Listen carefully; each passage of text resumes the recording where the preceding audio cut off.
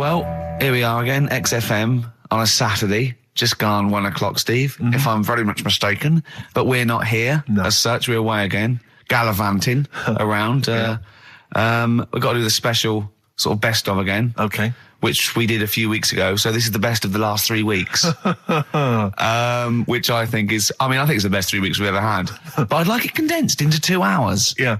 Yeah, some great music as well in there. Yeah, there'll be some great music interspersed with fine chat that you've already heard. Yeah. Except this bit. This bit's new.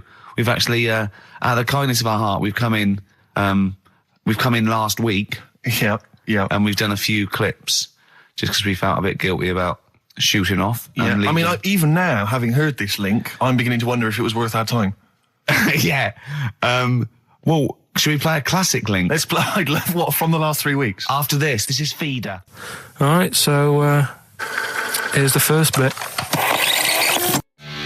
Ash, and Sometimes, lovely song. Got to apologise to our producer there because he was worried about there was nothing wrong with it. It's just like saying you like watching birds in the garden. It's just that I think you're better than that. I know, it's cheap, isn't it, to say like I like tits. Yeah, I like cocks. So we're a bit more literary now. One of my favourite things is Fanny by Gaslight. Really? That's interesting. That's interesting. I'm a big fan of Moby Dick. The book, Moby Dick. Yeah, not the medical condition. There's nothing in No, it's the big, horrible thing that used to swallow semen. Yeah. Now, in the winter... Yeah. Steve. Go on. There's nothing I like more than to keep my hands warm in a muff. No, sure. You mean those kind of furry things that sort of classy-looking ladies... Yeah, posh ladies often put their hands in. You know when you have a nice, like a party and they're leaving. Party, a winter party. And you might take the wrong hat or something. There's nothing I like more than to see two posh women with their hands in each other's muffs. Oh, that's always And they're going, oh, this must be yours. Yeah, that is always funny. Yeah. That's always funny. Yeah.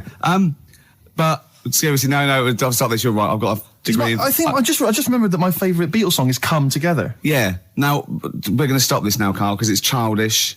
You're right. I've got a philosophy degree, for Christ's sake, and it's about time. Who's your favourite philosopher? Do you mind me asking? Well, I would tell you, except when I ever talk about it, I go into a Cockney accent. Really? So it can be like my favourite philosopher. I like a bit of Kant. Right. Is that Immanuel Kant, the philosopher? Yeah. That's strange. Yeah. That's strange. What's his name again? Kant. Oh, yeah. That can be weird. Can be strange. Look at Karl's face. Look at his face. Look at his face. Join in, Karl. Undo your trousers. We'll be like Stan Boardman when he told the Fokker joke. Yeah. We won't do local radio again for 10 years. Finally, White Van Man, what do you make of the fact that Sainsbury's are bringing in square tins? Is that a concern for you? Is that true? Apparently so. Why? Don't know. Like it's easier to stack. This is what the guy in the Sun has said. That should be interesting. That should be... His comment on Sainsbury's are bringing in square tins is that should be interesting for meatballs.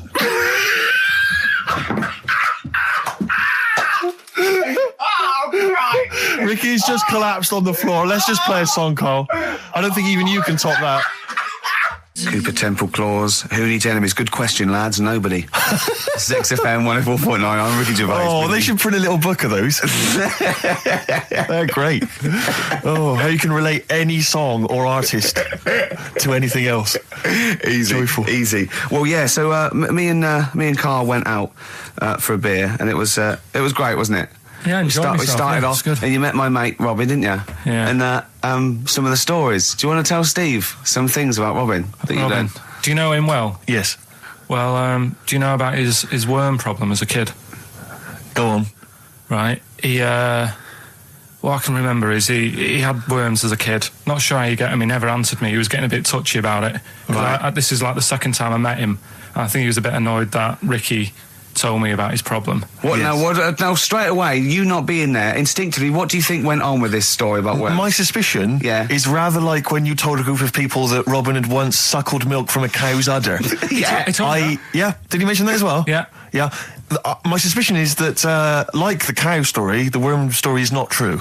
But why would he get so sort of uppity about it. Well, Because it's not true. imagine if that wasn't the first time he'd done it. Imagine if he did that every single time he was with somebody for the first time and Robin was just met them. He will tell that story to anyone. But they do say there's no smoke without fire. Robin. I also told him that the way Robin cured these worms was because the doctor told his mother, right, to hold a piece of ham or cheese near Robin's anus so the worms would come out for the food, and he believed it. I'll tell you why, though. I said to Robin used to sit on spam to try and get the worms out, and he believed it. But Steve, right, do you remember that story about 3 or 4 years ago where there was some bloke in the army? He went away to somewhere, Vietnam or whatever. He was messing about in the woods. Messing about in the woods? Shouldn't he have been fighting? Whatever. Yeah. Right, and he walked through some lake, and I think he'd cut his toe or something on something, and some worm of some sort crawled in the gash. Yeah. And it was in his body, and the doctor said, we've got to get this out of your body. So what they did was, they said, right, the thinnest part or something of your body that things can crawl through is on the top of your head. So they wrapped Where the skull is. So they wrapped some bacon. No, they didn't. They did. That's right. thing. So he's gone in via the toe. So what we do is, I'll tell you what, that worm's probably heading straight for the head. We'll put a bit of bacon on it. The thinnest part of the body is the skull. Of course it's not the thinnest part of the body. It's where your brain case is, isn't it? It's the skull. There was a reason for it. And it was like they stuck some bacon on his head. And as ever, the vital piece of information, i.e. the reason, Karl seems to have forgotten. Because the worm was in his body, and they said everyone likes the smell of bacon. Including worms. Even a Vietnamese lake worm. They love bacon. Remember last week when I said about the little fella with the bone with no brain, and you were proved wrong? No. We were saying it wasn't a little fella. We were saying it was a stillborn child. It wasn't a little fella. You're changing it now. You weren't having any of it last week. Right, hang on a minute. I'm getting confused. There was a Vietnamese snake that went inside of a soldier. A little, like, maggot or some sort that you have to get out of your body because it causes problems. Yes, and so in order to get it out of the body, they strapped bacon to his head. Yeah. That is great. This doctor. And did that work? I think so. They had a picture of him smiling.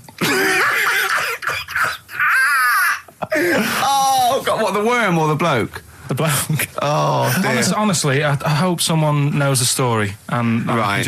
It was about 3 years ago, I reckon. Okay. And, it did work. GI bacon. So this is why the worm burrowed out of his head to get the bacon. Get to the bacon. Right. That's great. So this is why when Robin was telling his story, I was a little bit disappointed if it wasn't true. Right. Because in a way, you know, Robin's never been to Vietnam. No, but do you really think that Robin? Well, as Robin said at the time, Karl, why would I sit on ham then tell Ricky Gervais? It's a very good point. Because if he was a kid, you do daft things like that as a kid. Right. He is telling Ricky Gervais though. Yeah. And then, bless him. Okay. And then anyway, Robin left, and I tried to chase him, but he got away. He knows that and then we had a few pints, and then Karl embarked on some of the greatest stories ever told. Can you tell the story about your dad? Let me run it by. I haven't spoke to him all week, so let me run it by him. Okay, play records. Because what we got? We've got one of Steve's tunes. Yeah, well, bizarrely enough, this comes from the Teachers 2 soundtrack, the soundtrack to the current TV series. There's a slight whiff of nepotism in the air. Yeah. Rick, would you like to explain why? Well, that's why you're doing it. My girlfriend worked on it. But you were going to play this anyway, weren't you? Well, I was, actually. Bizarrely enough, I was going to play some I Am Clute, and this is from, as I say, the Teachers soundtrack. This is called To You. It's a good track. That's I Am Clute, a track called To You from the Teachers soundtrack. That's also got, I noticed, the Electric Soft Parade, The Hives, Star Sailor, Feeder, Turin Breaks, Mercury Rev on there. It's a good little collection. Lovely. Karl has just had confirmation. He's looking smug because someone phoned up and went, it is true, it's a Laogai chi worm and you wrap bacon around your head. That's all the bloke knew as well. Yeah. And his name was Gary. Yeah. So I'm not having it. No. And he said, see, that's why the Robin thing isn't so weird. He said, but when you said he tried it with cheese, he said I was having none of it. He's got standards. Strokes, hard to explain. Like Karl, really? Yes, yes. So, Karl, concentrate. You go on. So, we'll leave the worm with the bacon wrapped round the head, shall we? Well, if you're ever caught in the jungle... Yeah, always carry some... bit of Danish. Good advice. Lovely. I'm Ricky Gervais, with me Stephen Merchant and Karl Pilkington, our producer. Right. In inverted commas, heat put. Yeah. They know. They know. How are you doing, all right, Karl? Yeah, didn't they also write something about me, bald round head? Yes, perfectly round little bald man head, they said, so... Because you need to know that when you listen to the radio on that. Really matters what my hair's doing. Your hair, have you given it a little polish? Because you look like a cue ball at the moment, and you've had a shave in it. I've never seen such a round head. It actually looks like a plate with ears. Yeah, well, for those that have never seen Karl, I actually, if you remember, I think he looks a little bit like Mr. Spoon from Button Moon. He does. If you've ever seen that show, and also he looks like, you know when they say they find with a little 4-foot human and it's actually 500,000 years old and they give it a name and it's the first, Australopithecus into. He looks like one of them as well. Perfectly round little. He is the missing link. He looks half human, half monkey. Because he's got a slight slouch as well. So it's like those pictures where you see it going from an ape to a man. He's one of those in the middle. Yeah, and of course his monkey hands, his hairy little wrist to those skinny little things that he can get oranges out of holes with, and it's unbelievable. Why are you so all shaved and polished and everything? Got a wedding. What? Got to go to a wedding today, so thought I'd clean myself up a bit. Yeah. Shouldn't you be wearing a suit or something? No, I'll go home and put something on. Oh, okay. But Suzanne said, make an effort. I sort of had a shave and that, and then I came out of the bathroom. She said, "Oh, your head looks a bit sort of eggish." She's right. She always worries about when I have a shave because I just, That's your girlfriend, Karl. I know. Saying that. Just think. So don't worry about Heat saying it. The funny thing is, it's Boyd Hilton, I think, of Heat that wrote it. And he's got a little bald head. Yeah, no, don't slag him off. Yeah, but on the end of his review, does it say, written by Baldy Boyd? No, because it doesn't matter. It's a magazine. Don't worry about it. Looking forward to the wedding? A bit boring, isn't it? But you've got to do it. They're probably listening. Should we do a shot? No, it'll be a great day for them, but I know what will happen. Suzanne will see, all the fuss and that, and then she'll get ideas, and I'll have to let her down and all that. Why is it you don't want to get married again? I always forget. It's just... who's it for at the end of the day? I've been with Suzanne for 11 years, right? Sure. We're happy. Well, I am. That's what counts. You're never happy. I am. I'm all right. Yeah, no, you're happy with Suzanne and everything, but apart from that, you're never happy. You are the most grumpy, moany thing in the world. I mean, I get annoyed, but I'm always happy. I was annoyed here. I was happy coming here, but there was a bloke behind me walking and scuffing his feet. He had a pair of those stupid skulls on, and he was clicking and scuffing. Wear some shoes. You don't have to click. Pick your feet up. Flip-flops annoy me. But I'm happy. I'm just annoyed. You are just like, oh, the world's on me. It's rubbish, this. I know the world's great. It's just sometimes people annoy me by being there, But Steve said I should be locked in one of those towers that princesses used to be locked in fairy towers, because everything annoys me. But you're grumpy. I'm not. I'm all right. XFM 104.9. We're not here. This next clip is one of my favourite clips. Look. It needs no introduction. Here it is. Right, okay, educating Ricky. What have we got? Airy Chinese kid, go on. Right, yeah. This is the... I didn't want to do this. What do you want to do it? Well, I wanted to give you 3, and I gave you one. It was like the alien man gets a beard or whatever. Yeah, which was total rubbish, so this one should be better, maybe. Hairy Chinese kid. Right, well, we've talked about hairy people in the past. True enough. Aren't we? Yeah. The little kids who grew up in woods and hung around with wolves and that. Yeah, again, you're confusing it. Yeah, they're not, there were some people that were born very hirsute. They were not the people who were brought up with wolves. Yeah. You just put that together in your Homer Simpson type mind. Right, well, this is like a sort of close to that sort of story. Yeah. But the weird thing is, right, Chinese people aren't that hairy as a nation. No, seriously, that's a well-known fact. They don't have that much body hair and stuff. Okay. So this little kid who was born over there, he was like covered in stuff. Was he? And it was only his nose that wasn't hairy. The rest of his body was caked in hair, right? And his hair sort of What grew. sort of hair was it? Was Thick hair. No, what I mean is, was it sort of like a pony's mane, so he just looked like an Ewok? You know what I mean? Just like hanging down sort of straight, dark hair. In the picture, it looked like it grows from his eyebrow. It grows from his eyebrows quite thick, and then it just goes all the way over his head. You don't think it was just really long eyebrows that he'd done a comb over? No, it was all over his body. It had a picture of like his back and that. Yeah. And Had he styled it? Had he styled it at all? Did he have it in a quiff or? no, it was just hanging everywhere. all over him. Yeah. And they were like, this is a bit weird, happening in China, where we're not normally that airy. That was the scientist speaking there. And the local press and that were getting him down, calling him monkey boy and all this. Oh. And Thinking Chinese press. but the doctor, Yeah. Oh. They're cruel, aren't they? It's like those game shows.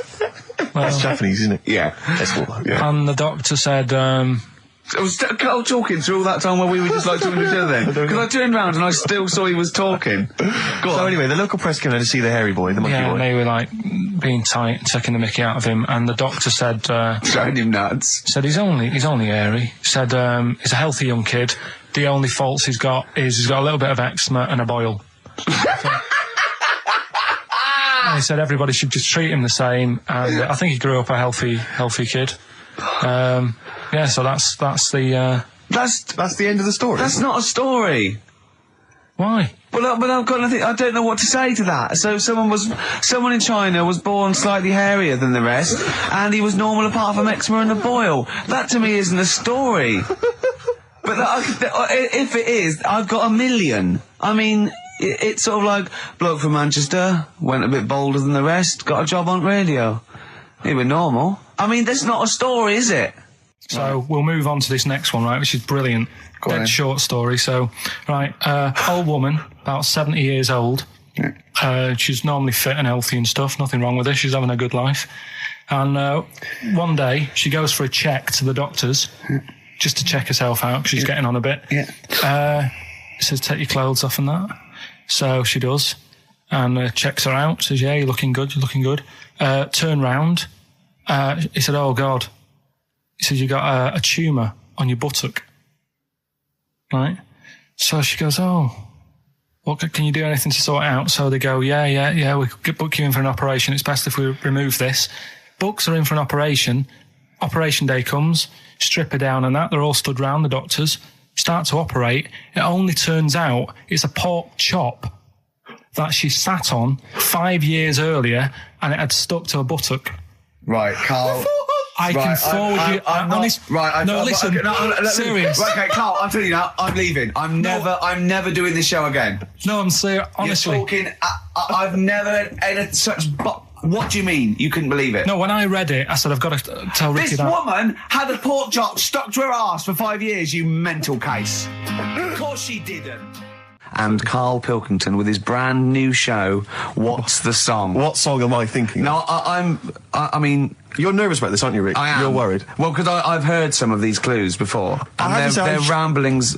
Sometimes they're close to ramblings of a fool. Right? And it really is like those, what am I thinking? Yeah. I don't know, though. I actually was genuinely impressed by Born Slippy. I have to give him the benefit That's one of the better ones. Because that was short, sweet, and it worked. Some of these, you say they're not going to be quite as pissy. Some of them are like Emily Bronte novels. Now, listen. We're just going to go for it then. You do it, and we'll just get people to call up because I want to see the general public's confusion trying to work out. Well, why don't you give us your next clue, and then we'll play a track, and then we'll hopefully have people on the line after the track to try and answer it, and you can recap briefly. So give us your clue now for what song am I thinking of? Right, this one. It's about a woman. And she's just normal, nothing wrong with her, or so she thinks, right? But there's the twist. Is this like the Tales of the Unexpected? And she's got she's got her mates and she's having a normal life, having a good time and that. And then this thing happens, right? And she starts to stink. And she can't have a bath, right? And she really wants to have a bath. She's dead sweaty and stuff. She's going about her daily stuff. She can do everything else normal. She can eat, she can talk, everything. But for some reason, She can't have a bath. Is there a coal mining husband in the bath? Yeah. Is this born stinky? She can't have a bath. So a woman can't have a bath. Yeah. Even the rest of her Or a life. shower. She can't. Okay, leave it there, Rick. Don't try and guess. It's not for us to guess. The general public can phone up and ask questions, so I just I'm go not sure for they it. can they? I think so. Guess. Otherwise, we don't want just people just phoning Well, up and I'll tell getting you it. what about this? Why don't they can ask one question? Yeah. They can ask one question of Karl, then they have to make a guess. Okay. 08700 800 1234. Have we got someone on the line now? We'll just No, go let's do it. for Let's it. go for one. Let's go for one. Yeah, This I'm is excited. edgy radio. This is Letting dynamite Karl stuff. Right. live. Go on. Hello, XFM. Hello, I'm ringing about what's the song? Absolutely. What do you think? Well, I'm going for Dirty Diana. Dirty Diana. See, that works. That's a great guess. It does. Yeah, but it doesn't work because why can't she have a bath? Okay, so the answer is in I was there. going to ask you. Well, that's your one question. That'd be the answer. That would be the answer, I'm afraid. What was your name? Shelley. Shelley, thanks very much. Shelley, I'm I afraid the answer- should tell you that, you know, that you should never take this personally because no one can really get into the mind of Karl. So don't, you know, beat yourself up about this. I don't expect anyone to get these clues. No. So well done. That good is guess. a fine guess. A Thank strong you. guess. Thank you. Okay. Anyone else there? Let's hello, XFM. Who's that on the line? It's Chris. Hello, Chris. A question for Karl? Before you give us your guess? I haven't thought of a really good question or anything yet. You just want to go for the guess? No, what I thought was, I'm sure Simon Mayo used to do this when he did the breakfast show on Radio 1 years ago. No, it didn't. So you've just pinched this idea, Karl? If you're going to rip someone off, Karl, do not rip off Simon Mayo. I haven't ripped this off. I thought this was a new idea. I was going to do it with sound effects instead, but that's Yeah, he used to do that, and he used to get his team to play other characters. In the You story. idiot. Well, no, hang on. Not you, Chris. I'm saying you idiot to Karl. Yeah, but nothing's new anyway, is it? So I'm not getting annoyed about it. Very true. What do you think the answer is? Is it Cornflake Girl by Tori Amos? Good answer. She couldn't have a bath because she'd go all Go floppy sloppy and and that. then go down the plug hole. Good answer. She's all soggy. Yeah. So It's not, you- is it Cornflake Girl? No, it's not, but That's a great answer. It could have been. All right. Okay. You're already seeing the error of this, aren't you? I think this is great radio. I'm I know. really hooked on this. I'm But genuinely excited This now. is really like that. Those so-called lateral thinkers. A man got into a field and dies. Why? Yeah. He ran out of air. No, Yeah. not the one I'm He thinking was of. shot. Well, No. Yeah, That was a good answer, Well, but couldn't like Simon Mayo sue you or something for doing it? Will you stop? Don't mention that. Yeah. Listen, I think if you're going to steal ideas from someone, it should be a brain box like Mayo. I mean, he's the man to The steal only from. example of one I can ever remember hearing in his show, because I was quite young then, was some people were pretending to like tap someone's phone or something, and then they got caught, and the answer was just bugging by whistle because they were Genius. That was absolute genius. That's Yeah. absolute genius. See, Chris, we're gonna- I Karl, don't know if that's the sort of Karl's ever standard been you've got to that come up bad. against. Yeah. Thanks very much, Chris. the phone lines are hot. hello, XFM. Hi, is it Candy Perfume Girl? Is it what? Candy Perfume Girl. Candy Perfume Girl? Yeah, Candy Perfume Girl. Is it? Well, who's that by? Madonna. No, it's That sounds like an obscure album track. No, Wow. it's one of her songs. just That think is it. about it. She stinks and everything. She's a normal life. I didn't say she was a sweet or anything. But for some reason she can't have a bath or Is a this shower. a big song? Just to give him a clue. Is It's it? a bigger song than Candy Sweet Girl. Thank you was a very much single. indeed for your guess. It clearly isn't Thank right. you. Cheers. Sorry. Okay, one more, then we go to a record. Come on. Okay. Go on. Hello, XFM. Carl, Yeah. is it High and Dry by Radiohead? High and dry. High and dry. Now that's great. She smells, which is another word for high. She's dry because she doesn't have a shower. Karl, if it isn't that, yours will never be as good as that. He's the winner. Whatever you're thinking of, that clue is brilliant. What's your name, mate? It's Richie. Richard. I mean, you can't beat that. That's a bit too lateral. Don't be stupid. It's perfect. He's made yours into a clever clue. He's made high, she smells, dry, she never gets in the bath or shower. It's not that, is it, Karl? No, it's You not. don't even get that, do you? Not really. Have you ever heard of the word high being used to mean sort of smelly? No. No. Oh, what? That was where you went wrong there, mate. Richard, I'm declaring you the winner, even though that isn't the I answer. don't think Thank we you. should give up this early. Can we Rick. just What? let's play a song and, Let's play a song. Give it one more chance because Yeah. if people think about it, it is really easy. I'm not So, going to find out the answer now because I've got to go out. okay, we'll do it very quickly. Stay in for 10 minutes. We're just going to play a new Coldplay track out. Okay, let's hear Brilliant. Coldplay and then we'll come Cheers. back with this. XFM 104.9. We're not here. It is a bit like being Dennis Norden, playing some great moments from the show.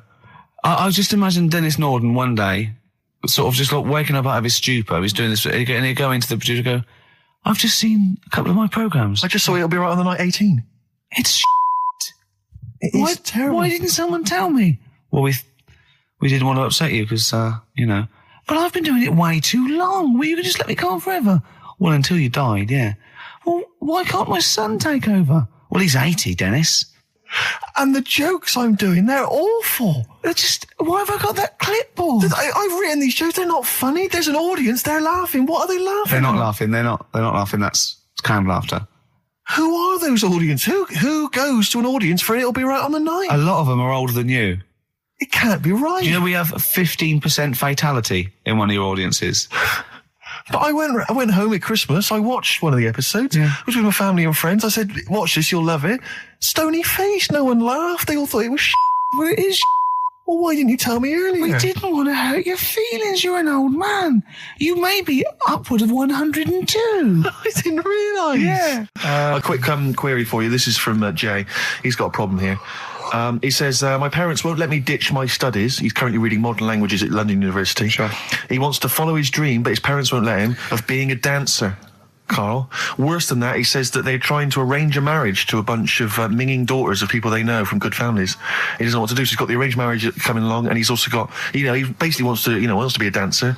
His parents are forcing him into something more practical. Well, the first thing, right, I don't think Live your dreams? The arranged marriage thing is such a bad idea. Okay. Because I think too many people go on looks. Right. And then you soon get bored of that, and you find out the person who you're knocking about with is actually not your type. Right. Why don't you arrange marriages for people? Well, I'm just saying, right, so I'd say, Jay, go along with that. I wouldn't worry about it. Okay. I mean, if they're really ugly, then, don't go along with it. But if they're half bad, put up with it. That's Sure. all right. The dancing. Brilliant. Right? That's that solved. Brilliant. I wanted to be a dancer. After I did the boxing, right, I joined a dancing thing just near Man United's ground, right, called Twiggy's. Went along, I wanted to learn some moves. How old were you? Well, it was when Michael Jackson was, pretty big, so about 83, 84, 85, something like that, around there. Wanted to do it. When I went, it was shut, and it had become like a warehouse for toilet rolls. So in a way, I wonder what would have happened. Sorry. How is that an anecdote about you going through dancing? You've told me before you did boxing for a while, you did dancing for a while. You had the true fight in the boxing. You didn't even get in the. That's not an. Imagine if that was a film. This is a boy's dreams of becoming a dancer. Oh, it's shut. Next on. I mean, how is that a story? Yeah, if that was Billy Elliot, do you think it would have won quite as many awards? Yeah, brilliant. Footloose. All right, Yeah. I'm fed up. They banned it. Let's go. Oh, it's shut. Flash dance. First, there was. It's a warehouse. Never mind. I'm just saying, you'll find something else. I think I got a go-kart after that. I bought a motorised go-kart and kept myself busy with that. So. There's always other Just things. think, Alan Bennett has to sit down and really sweat over his stories. Yeah. He just opens his mouth. You are a living Alan Bennett character. So that's solved. Well, Jay, don't worry about that. There's no emotional problems I can foresee if you follow that advice. So the advice there is do an arranged marriage. If she's not ugly. minging, she's not completely minging. Yeah. And don't worry about dancing. Get a go-kart. Cheers. Great. Well, I didn't really want to make it a Christmassy type show because I don't really like it. Oh, he's done it again. What, you did Christmas once, didn't like it? No, my dad always said... All right, steady on. Dad said Christmas morning was for for me. So he used to stay in bed. So he never... That's brilliant. That's a great thing to say, isn't it? Yeah. Christmas morning's for you. Run wild. Do what you want. Just don't bother me. I'm going to Honolulu for 2 weeks. That's great. Dad, it's Christmas. Do I have to do anything? No. So my mum used to get up because she used to like to see my face light up, when I open my presents. And then to give fireworks. And then then I'd have to go to my bedroom from about 6 o'clock onwards because my mum and dad were into having big Christmas parties and I wasn't old enough to go. Right. So they'd say, right, you've had your fun there, you go up to your bedroom, stay in there. Really? Yeah, I remember one year, right, I got a train set, that's what I wanted. Yeah. Right? It's brilliant. Playing with it all day. I thought, I don't mind about the party, I'm happy staying up here playing with this. Brother comes in, he's had a few, right? He's going, yeah, I'll give us a go on your train. How old is he? He's a bit older than me, so he might have been like, let's see. Well, let him be 18. Yeah, probably about 18, 19, And how old something were like that. I had a train set, so I don't know, about 14. something like that. Yeah. Right, so I'm playing on that, loving it and stuff. And then he comes in and goes, oh, give us a go. He turns the transformer up to like 14. He went really fast for about 5 seconds, broke it, and then he went back downstairs. Wow. So Christmas, I hadn't even got to Sounds Christmas like Day. the Conservative government with British Rail. Satire, that is. Rick, I just thought that there's satire. If there's any satirical shows listening or magazines... It doesn't work in any way, because there's the analogy falls down apart from there being a train. Think it through, though. British Rail was trains. Yeah. And the government broke the trains in many... Well, they didn't break them, like, not officially breaking them, but they kind of... It does work. It's perfect. Oh, I'm pretty pleased with that. And I can't... And no one's asked him to be on Have I Got News For You? It's weird, isn't it? Because it's strange, that. When you've got a satirical mind that's as quick as that. Yeah. All and right. he's broke your little train set. So what did you do? I just like watched telly and had some sausages. I bet you were happy with that, though, weren't you? Oh, it's a bit annoying, though, isn't it, when your main present of the year has been broke. And did it ever get it fixed? No, that was it. Put away. I'm intrigued why your parents wouldn't let you come and join in the festive fun. Was it like really debauched down there? Was it like eggnog everywhere? Well, no, but I mean, that's fair enough. 6 seems a little bit early, but I just think, if you're a kid, he had his fun, put him to bed at 8, maybe. And Do you think so on Christmas Day? I thought that was a day for family. Well, not if there's a party going on. Well, don't have the party on the Christmas Day. Well, that's another option. Yeah. Your parents are weird, aren't they? A strange breed. Well, I think that was the year, right? You're talking about buying presents and stuff. I think I did treat my mum to... I didn't buy my dad anything. I think that was like when I got a bit older, he used to get me dad something because he wasn't that bothered anyway. No. So, got me mum. There was a cheap shop, right? Of course. Thank God for that. Called Snips. Right? So I went in there and I thought, let's see what I can get her. And remember Victoria Plum? I don't think so. Well, it's like a fairy character. Right. I mean, mum's into gnomes and stuff, right? So I thought, right. She must be pleased with you, then. Victoria Plum. I was thinking, is that one of the neighbours? Is it like a brandy Do you liqueur? remember Victoria Plum? Victoria Plum. Victoria Plum, yeah, it's like a little fictional sort of character, right? Okay. So I saw it. I thought, yeah, she'll love that, right? So I did my paper round, saved up for 2 weeks, right? Aww. Got that sorted. Went to Snips, bought the Victoria Plum. Next day, I'm in town with her, right? So I think, I know what I'll do. I said, come in here a minute, right? So we go in and we're looking around, and I tested her, right? I went, look at that there. That's all right, isn't it? And she goes, oh, it's bloody awful. Oh, Karl. Oh, Karl. Oh, God. So then Christmas Day comes. I said, don't bother opening it. She said, no, why? I said, Oh, no. Why did you still give it to her? So, well, it's too late. I'd already bought it. Oh, Karl. So she opened it, and I was like, and she said, oh, that's nice. I said, why are you saying that? I said, the other day, she said, it's bloody awful. She said, oh, no, I thought you were pointing at something else. Oh, no. So that's why I don't get anyone anything anymore. Oh, God. Play a record. Oh, God. Oh. So we get onto conversations. Talking about, he's asking me stuff about evolution. Tell me that. Why did the giraffe? What's that rubbish about the giraffe getting a long neck? I said, well, it didn't try and get a long neck. It was selected because, Anyway, I went into evolution from him, and he said, but why would evolution do that? I went, well, you think that evolution didn't do anything? There's not this consciousness. There's not this will that a giraffe has to stretch its neck to reach the leaves. One had a long enough neck to survive and pass it. He was going, yeah, but why did evolution? This isn't. But by the way, this isn't the most stupid thing. This is warming up. This is about 8:45. Right? He said, why didn't evolution make a giraffe good at carpentry so it could build a ladder? Right. Yeah. Okay. All right. Okay. So he's thinking around it. He's trying to pick holes in evolution. Yeah. We get on to, I said, well, things that I said, we can see the speed of evolution in lower life forms like bacteria, viruses, they evolved. That's why soon we won't have an antibiotic that can kill some certain bacterial strains. And he said, and this is about 11:30, and I said, I'm going to bed, right? He said, in the future, they reckon that you'll be able to wake up and eat a yogurt you can have a chat with. I don't know what that means. Let's put a song on, right? And we'll come back to it. So you're going to explain that? Yeah. You've got an explanation? The verve and Sonic. on XFM 104.9. I'm Ricky Gervais, with me Steve Merchant and Karl Pilkington. So let's just get this right. What did Karl say? He's just specifically giving those words again. He said, they reckon, and I said I'm going to bed. He went, no, really? I said, no, I'm going to bed, Karl. There's no point now, because it's just like you're talking gobbledygook. You know what I mean? I might as well talk to a pot plant. Yeah. He said, in the future, they reckon, I don't know who they are. Sure. I don't know, people who post things on the internet that he reads. I think the Telegraph. Anyway, complete the sentence. They reckon that in the future you'll be able to wake up. I love it. There's always a little scenario, an embellishment, like this little. Oh, hello, darling. It's your yogurt. Hello. You'll be able to wake up and eat a yogurt you can have a chat with. All right. Well, thanks for that, Rick. I'm looking at you. I'm going to throw that over to Karl now. Right. It's when I was away on holiday, right? I don't normally buy the Telegraph because it's too big and that, innit?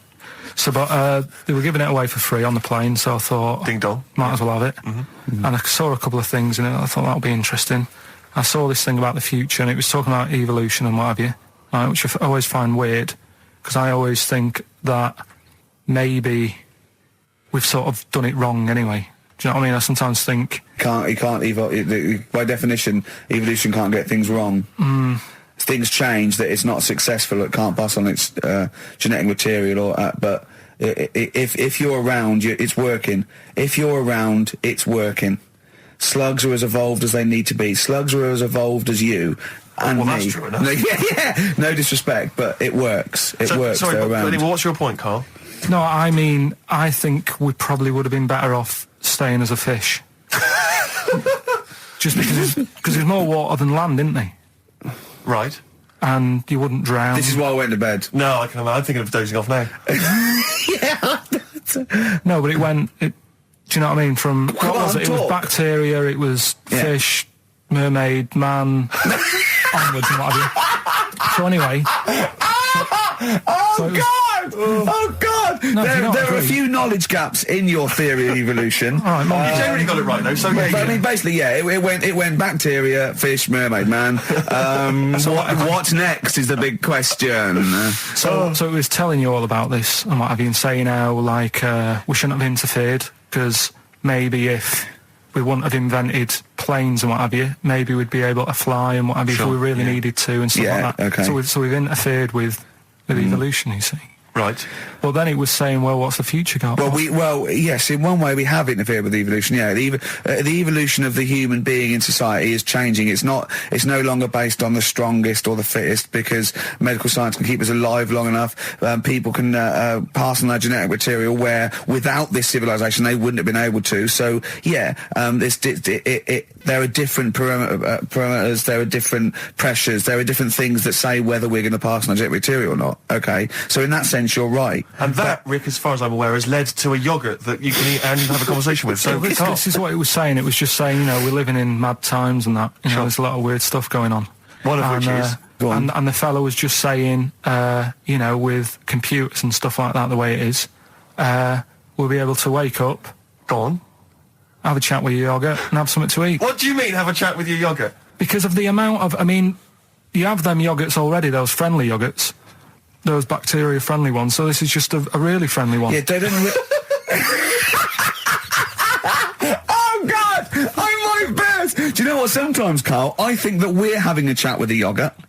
Do you know, there can't be any difference. Yeah, but then I'm always reminded that would be more entertaining. That would be more informative. That was Jane's Addiction. This is the Best Of Show on XFM 104.9. I'm Ricky Gervais, with me Stephen Merchant. Yes. This was a clip show. We recorded this a couple of weeks ago. I hope you had a Merry Christmas. It's not over yet, because tonight at 9:50 is the second part of The Office Christmas specials. It's brilliant. Watch it, and we'll be back next week live. I'm Ricky Gervais, with me Stephen Merchant. Bye. Have a great new year. Class. Rock the Casbah. I love the fact you had at least 3 minutes to get that right. I know. Prepare and get that right. I know, but my mouth was full of Maryland cookies. Yeah. Last week, this would blow your mind. He came in, do you know what he'd bought for himself? About 10 penguins. Who buys penguins still? I know. Or wagon wheels. Oh, I've never liked wagon wheels. You've not been a fan? No, but I was sorry about that. It's The Clash and Rock the Casbah. Talking about records, have I told you that time my brother-in-law, he was moving out of his place, and I think moving in with my sister, and I was about like I don't know 13, and so he was about 30, and I moved in, and he brought round all his records when he was storage to leave them at our house, right? And he had all these old sort of records, 50s and 60s records, no, I was right, and they put them upstairs, and I was looking through them, and it's just all like Elvis stuff and Beatles stuff, and there was a mate of mine who loved Elvis, okay, and he had loads of chemicals, yeah, he had loads of chemicals, and I was into chemistry, and he said, "Let's swap me some chemicals for them," so I sort of nicked about 5 Elvis singles, and I got all these chemicals, and then the guilt just hit me. I just thought, well, he's going to notice that. And one night, I just came downstairs and I confessed to my mum. And she went, all right, well, I won't tell him, but you've got to be good. And it's sort of like I was just really, really good for a year. And then I remember when I was about 18, my brother was talking about it. And he said, did you ever play those records I left for you? Brilliant. He told my mum, he said, these are for Ricky. She just didn't tell me. She was sharp, wasn't she? She used opportunism there. Oh, that's genius. And that was it. That's why I was good. But you've never stolen anything since, have you? No, I don't. Except that spate of shoplifting after that to teach your mum a lesson.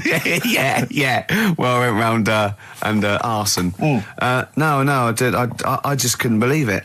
That's it was terrible. Like when you're born, you're a little baby, wrinkly and stuff. When you get older, you sort of morph into a baby again. And you go through the same phases. So when you're young, you buy singles. You get old, you got nothing to do all day. You got all your pension money. What will I buy? Cliff Richard's on the telly. Here's my video, buy me song. You see, that started off as quite a sensible point, because I actually think they do it. But what was all that alien stuff about when you're born, you go wrinkly and you go wrinkly again? So sometimes you mix like normal things that human beings say with I don't know what. Well, look, when you're a baby, you've got a little bald head, no teeth. You get old. What happens? Are you a philosopher? You're an official philosopher. Because, I mean, it sounds like it. Oh, Karl, play a record. You're a gem. You're a diamond. But we're talking about MTV, right? And I was feeling a bit nervous, wasn't I? About like, you know, the way I look. Right. And what have you. And then I watched a bit of Celebrity Big Brother and all the fuss that Mark Owen's getting, and he's not that good looking, is he? He's a very. I want to be Mark Owen's mate. If anyone who knows Mark Owen or Mark Owen's listening, I want to be his mate. I think he's brilliant. I think he's a nice lad. But what I'm saying is, right, all the girls go mad over him. Yeah. And he's not that good looking, is he? Well, no, he's got. He's in a certain way, isn't he? That sort of non-threatening. But he's not stunning, is he? Do you know what I mean? No, but no. Well, what's your definition of a stunning? Yeah. Well, who do you like? Someone who you look at and you go, God, they're good Which looking. bloke do you fancy? What bloke do you think's attractive then? So if I was into men, yeah. In fact, you can still say a bloke's a good looker without fancying him. Who do you think is attractive? Probably. I mean, it depends what you're looking for. No, just look. Just look. Different looks as well. Of course, yeah. Who would you say was attractive? Who would you say was like stunning in your definition? A good-looking lad. Yeah. Good-looking lad. Oh, look at him over there. He's.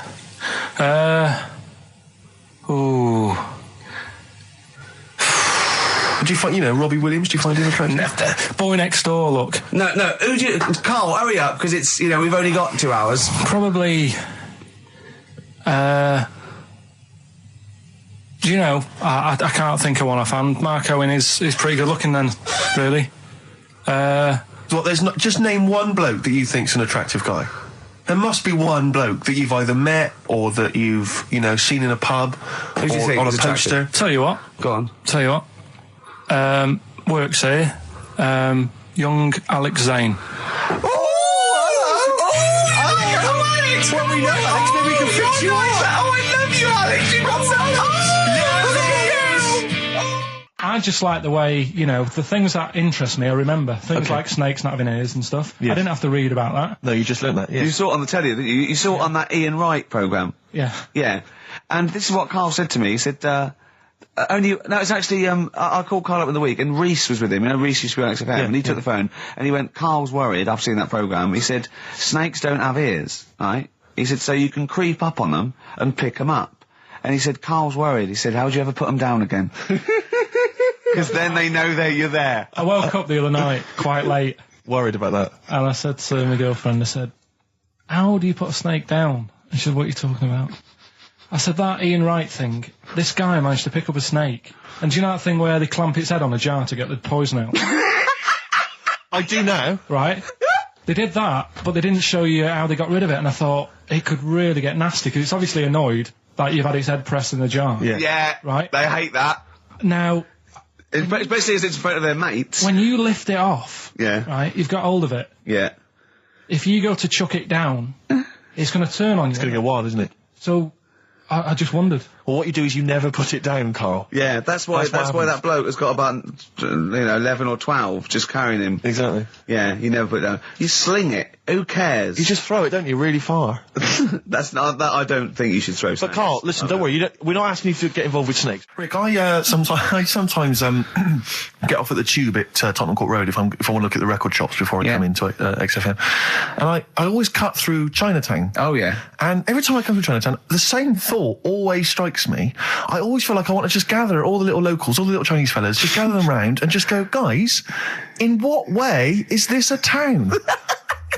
It's not, is This is not, at best, what you've got here is a novelty street. Yeah, Gerrard Street is not a town, No, mate. it's not a town. You've had this here for like 100 years. It's not expanding. Yeah, yeah. You can't just call it Chinatown and claim it's a town. If I was them though and you did it, I go, what are you talking about? It is a town. It is a town. It's What, our in what town. It is a town. It's our town. We got all lots of stuff. Where's your church? Where's your mayor? We needed. We got a betting shop. Not enough. It is. See, all you've got here is restaurants. No, that does not a town make. no. Got a little supermarket with snacks. What does it sell? Snacks. Specifically, I would imagine crackers. Yeah, yeah. Do you want to buy a dragon? Do you want to buy an ornamental dragon? If I wanted to buy one, this is where I would. Do you want to buy a gold dragon? Is it made of gold?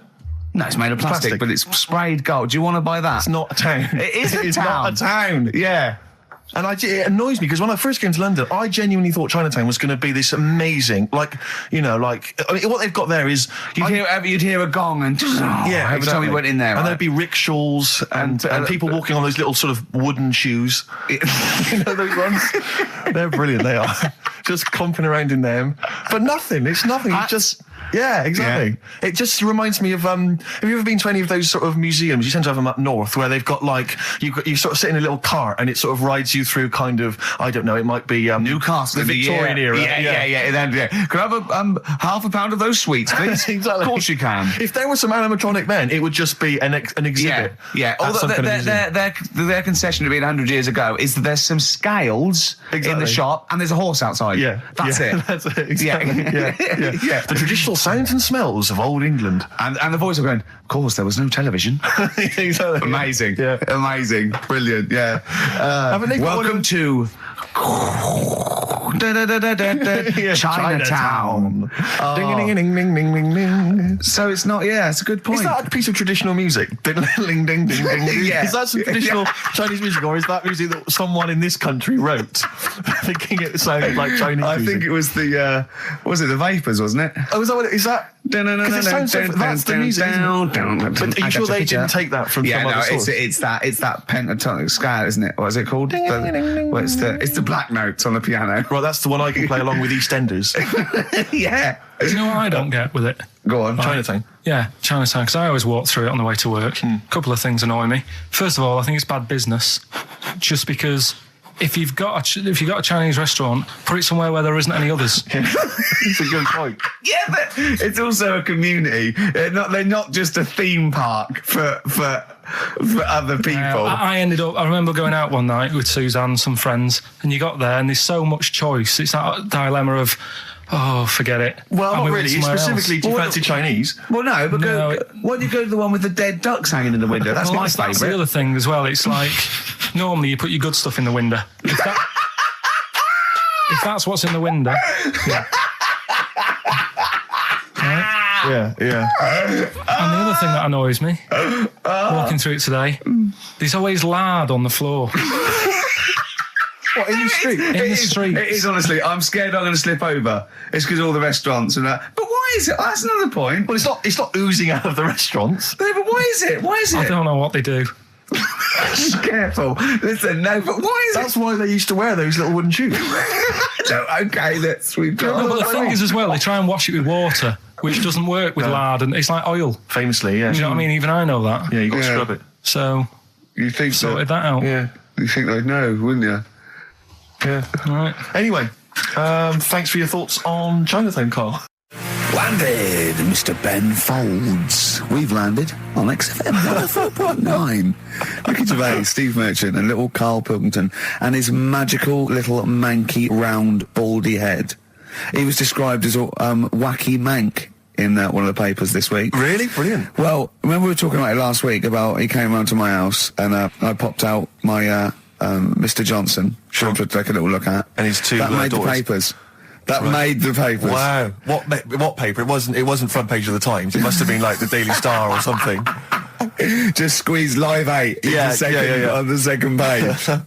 Yeah, so wacky mank. Wacky Mank. That's Wacky great. Mank. Wacky Mank. We had an email from someone that reckons they remember you from body popping round Salford Way. Yeah, Eccles Precinct, apparently. You know that, don't you? I wasn't doing it round there, though. What do you mean? I was round Stretford. Stretford-Arndale. And what were you doing? What sort of body popping was it? Just a bit of everything. Caterpillar.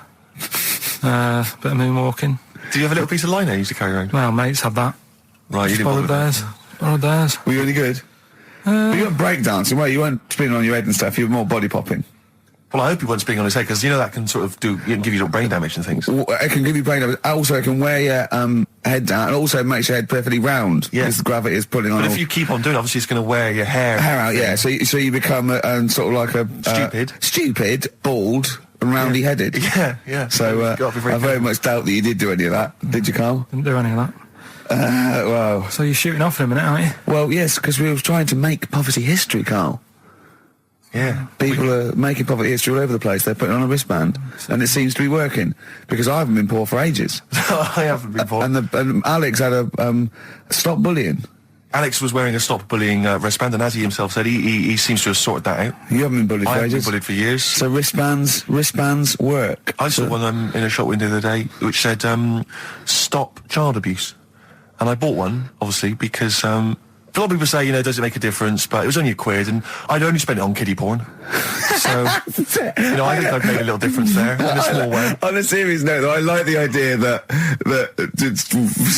child abuse. If you're a paedophile and you're walking along the street in your Mac, right? You got a puppy in one hand, a bag of sweets in the other, and you see this wristband, and you go, "Oh, stop it." Oh, okay then. Yeah, I All right. thought before. That's All made right, me then. think. Okay, fair enough. Yeah, Yeah. I won't be doing that again. Yeah, he was hanging around in Topshop for unsavoury reasons. You saw them in there for only £1. Carl, we haven't got long, have we? We've got an hour and a half because we've got to shoot off. I've got to shoot off down to Live 8 and introduce Rem. So we got a lot to pack in. We got the Rockbusters, and then we give away. I just saw those. I'll finish the sentence in a minute. I look forward to it. I'm getting excited. Yeah. I'm getting excited. So we got so much to pack in. Yeah. I haven't got time to finish all my. So listen, right? You know the things we're giving away. The signed little Homer. The Nigel Tufnell thing and the Flanimals, right? It looks brilliant. They've done a brilliant job, the people here at XFM. So take back all you were saying about them, Karl. And also, we should say as well, you've still got a chance to win that, because if you get today's Rockbusters, you go straight into the hat for Yeah. the big draw, so you've still got a chance to win all those top prizes. Play a record. Bit of monkeys. Yeah. Linkers, Pleasant Valley Sunday. All right, so that, Karl. It's all right, yeah. What's it about? Well, if you heard, it was a sort of description of, typical suburbia, isn't it? Here in status symbol land. It's a sly dig. When the monkeys get a bee in their bonnet about something, you better not. You do not want to be on the receiving end of that. Yeah. We've got a good song with a story later. Go on, what we got? Don't want to tell you yet. All right. Now, is it as pitiful as last week's, where you somehow misheard that Eric Clapton song? What was the Eric Clapton song? Well, Wonderful Tonight, and he was convinced it was about a bloke in a wheelchair for no reason, no evidence at all, other than she's walking around with me. Yeah. Well, yeah, walking around with me. No. I walk mean, into a room and everyone's head turns Yeah. to look at her, which you didn't seem to Helps hear. him to bed. is he's drunk? He's had a few. Never mind. Yeah, well, you're totally wrong. Big day, Again. Karl, though, isn't it? Because there's lots going on, and I know Karl's it's very, very important for him that he champions Live 8. I don't know what's going on. I don't know what... I am sick of it, to be honest. Sick of what? Just sick of reading about it. Sick of this Live 8 thing. Sick of it all. Brilliant. Fed up with it. What annoys you With it. particularly? It's not only that today, though, is it? On the way in today, right, saw a gay fella on a Is that bike. weird? On a bike, rushing. What time did the gay march start? What time did they have to be? Why are you looking at me? I don't know. No, but he was rushing, left it late, so he'd had a late night again. So my point's right about him. What right? was your point about just to people who've just tuned in? Well, the fact that they go out late, so you know they sort of have a nice night out from about 11:30. They're ironing the jeans at like 10:30. In their jeans. At 10:30. Their leather trousers. But anyway, right? So They're cutting the back out of their leather trousers about 10:30 at night. I'm on the way in, right, and I see one stressed out, rushing, right, on a racer, wearing high heels. Oh, I love you. He's 50's dad, isn't he? He's angry. He's just angry. If you're a gay fella and you're proud to be gay, but you also want to make poverty history, you don't know what to do today, do you? You're all racing all over the place. Must be murder. It seems a bit unfortunate that they've put them on the same day. Yeah. Well, you But can get little leather studded wristbands that say make poverty history. Yeah. So you can join in on both You could parts. kill two birds with one stone. Yeah. Yeah. But why is Live 8 stressing you out? It's for a good cause. You must have. I know we've discussed this in the past, and you don't really know what you're talking about. But I mean, maybe that's the problem. I'm just, I don't know. I mean, I could have told them ages ago that there was no way that they were going to pay it back. I knew that was going to happen. I love that. But they didn't consult you, did they? When they were handing out this money willy-nilly to people who were dying, you could have had a quiet word with them. All I'm saying is, you right, could have said to Harold Wilson, Harold, you're not going to get this back, mate. You are not going to get this back, Obvious. mate. when I wanted a mortgage, I had to supply 3 wage slips, is what I'm saying. I was double checked out loads of times. I'd like to see, have you ever seen that guy Alvin Hall, who gives financial advice to perhaps teenagers who don't know how to spend their money wisely? All right. Perhaps like send him over there. He's the guy with the bow tie. Oh, yeah, You know yeah. what I mean? Yeah. Like, send him over there and just sort of have a chat with him and say, Yeah. make a list of what you're spending it on. So it's basically, will you be annoyed if they drop all debt and double aid and everything? No, because I mean, you know, people sometimes need help and that, don't they? You've got to help people out, but Yeah. it's how many times is the thing. Do you know what I mean? Let them off. But do I? I've got this monthly payment at the moment, haven't I? Yeah. I'm paying for tools for people out there who need Right. a drill to build a house or whatever. Yeah. Am I now in my right to say, well, you can't have it all? Do you want the drill or do you want the debt cancelled? This is what I'm saying. I'm Okay. just, I'm all happy to help people out. Do you think they're Got taking us loads for a of mug? charities. Is that what you think you might be taking? We'll see, won't we? Time will tell, won't we? You know what I mean? If next year at the same time Geldof's putting on another gig, I'll go, what's going on now? Gilbert putting on another gig and the mean fiddler. What's going on now? I think you're missing out on the true meaning of today, Karl, which is an opportunity to see Keane for free. I think that's the problem. I don't want to go. I don't like crowds and that, do I? Right. Can't be dealing with that. Don't like big crowds. People, because I was talking to people at work about it, and they were saying, it's a big occasion, it's one of them events, like, you've got to be down there, because in years to come, when they say, were you there, I don't see what's good about having a memory being stuck in a crowd of 150,000 people. I'd prefer to do something nice, say if I have like a nice cake and a cup of tea, right? In years to come, when they go, do you remember that day when we were all cramped and what have you? I'll go, no, I was having a nice cake and a cup of tea. So I've got a nicer memory than them. So I believe in doing something nice on a big occasion, do you know what I mean, on a special day. Do something nice, remember that? The thing is, you have got a nicer memory than them, because when you look back and they say what you're doing 20 years ago, your memory will tell you you were actually having a cup of tea and a cake, but with a chimpanzee that could talk English. That's what your memory will tell you. You're thinking, I was out with my mate. I was out with my mate Marty. He's a chimp, and it just you'll be in cuckoo land by the time you're 50. You'll be just going, that was great that day. Remember Suzanne? I don't know what talking to Suzanne. She's left you. She's left you. She's had enough of you waking up. Well, she's going, down in Hyde Park watching Bed-Shaped live. She's not worried about cake and a cup of tea. Have you ever done a march or anything, though? Have you ever sort of... What are you saying? Have you, you're having a go at me for not getting behind it all, right? Which I am, because I've got more standing orders going out of my account for charities than anything, right? But have you ever got behind a problem? No. I don't think I have, to be fair. No, I am quite slack in that respect. It does take a lot of effort, though, doesn't it? Well, it depends. What sort? Well, if you're going to do one of those walks from John O'Groats to Land's End or something, that's a lot of time commitment. There's one, I tell you what, there is one that looks alright. On Portland Place, just off Oxford Street, there's always just a little Chinese fella sat on the pavement, right? Oh, I've seen him, yeah. What's that all about? Yeah. He's just sat there with a poster, but you don't know what it's for because it's in Chinese. Yeah. So he's just always sat there. But that's for me, that's the sort of march I want, where you just... And he's only there when it's sunny. If it's raining, they don't bother.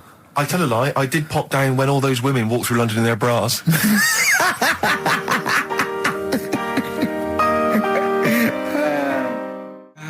Embrace and Gravity on XFM 104.9.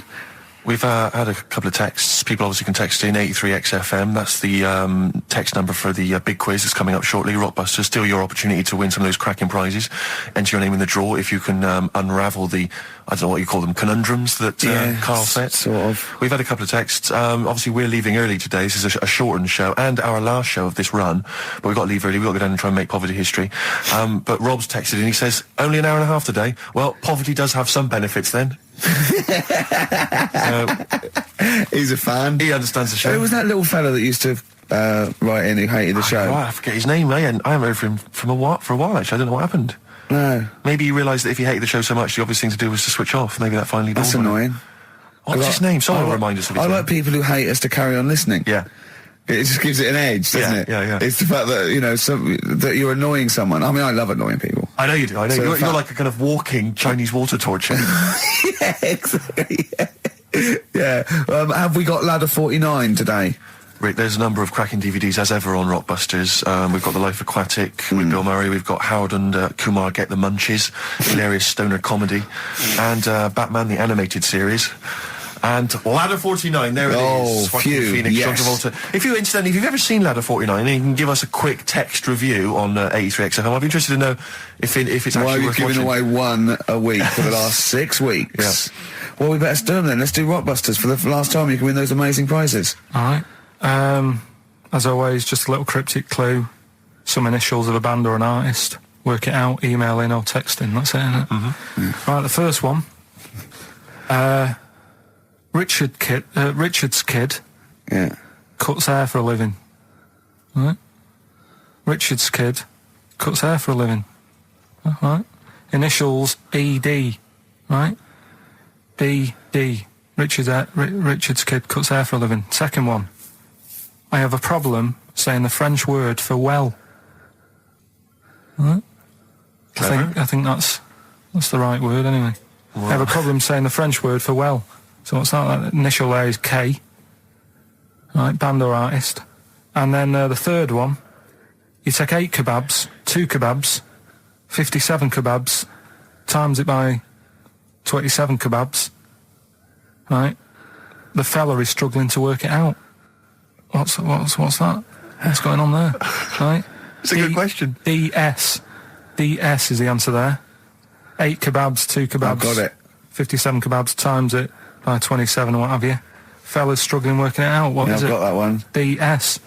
So just email in ricky.gervais@xfm.co.uk or on the text 83936.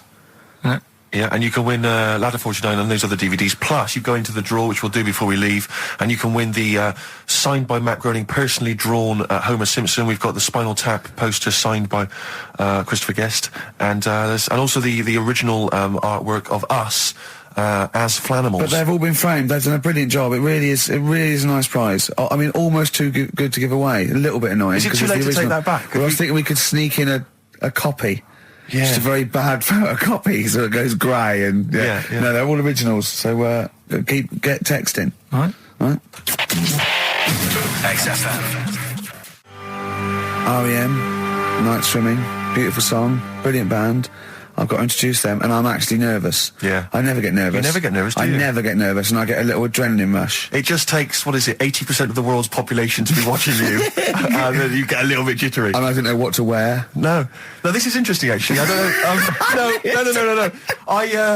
I for a moment there, I was thinking maybe Ricky's got to pop home first before he goes down to bring on the band. But if you are watching it, or if you're there, obviously not there, if you were there, you wouldn't be listening to this, but if you're watching it on TV, do check Ricky out, because how do you describe that particular look? Ricky's wearing sweatpants. I assume they're sweatpants. They're not pyjama bottoms, are they? They're sweatpants. They're sort of... And you've got just a white T-shirt, cheap and plain white T-shirt. Yeah. And basically Ricky is wearing... It's like he's made so little effort. The only way he could have made less effort was if he wasn't wearing any clothes. If he was just wearing his underpants that he slept in. But he's actually bothered to put on a T-shirt and a pair of sweatpants and some trainers. Yeah, well... Jonathan Ross is going to probably be wearing a suit, one of his, expensive suits or whatever. And, yeah, but he won't be as comfortable as me. Well, true. Did it not occur to you for a moment to maybe make slightly more of an effort? Perhaps put on a jacket? A jacket looks silly with tracksuit bottoms. Well, again, you could have changed the tracksuit bottoms. I mean, they're a mainstay of the outfit, are they? It's like they're not changing for anything. Yeah, I've got very little things that I haven't got a drawstring or elasticated waistband. No, sure. I don't want to be bothering with buttons and zips and hooks. There's going to come a point, isn't there, where you're just going to wear, I don't know, smocks. A baby grow. Baby grow. A baby grow with a flap. That'd be great, wouldn't it? Those little mittens. Yeah, all in. Yeah, that'd be great. And then an oven glove, so I can just get stuff out of the oven, eat it, let it drop everywhere. Yeah. Right, and then just get out of the baby grow, put a new one on, a clean one on. Or those kind of red flannel things with the which cowboys wear. Yeah. The kind of buttoned up bit Yeah, at the back. the old cowboys. Yeah. Grandpa, he comes out with the shotgun. Exactly. And yeah, the long johns. Well, how's it going with Rockbusters? Anyone got the answers? Actually, one guy has texted in, James in Deptford, he's offered some answers, and he says here, the guy that hated us, famously, of course, we should have remembered, Dickie Anderson. Dickie Anderson. Richard Anderson, of course. I don't know if Dickie's still listening. If he is, obviously email in ricky.gervais@xfm.co.uk and tell us what you've been doing, how you've been keeping busy and stuff. Yeah. Nice to hear from him. Chris Campling hasn't called, has he, either? No, The one that thinks that not only is this whole show scripted, imagine that, right, but that Karl is a character created by us. Yeah. He's actually an actor. Oh, if only we Look could at take credit that, for a that. shaved monkey we got.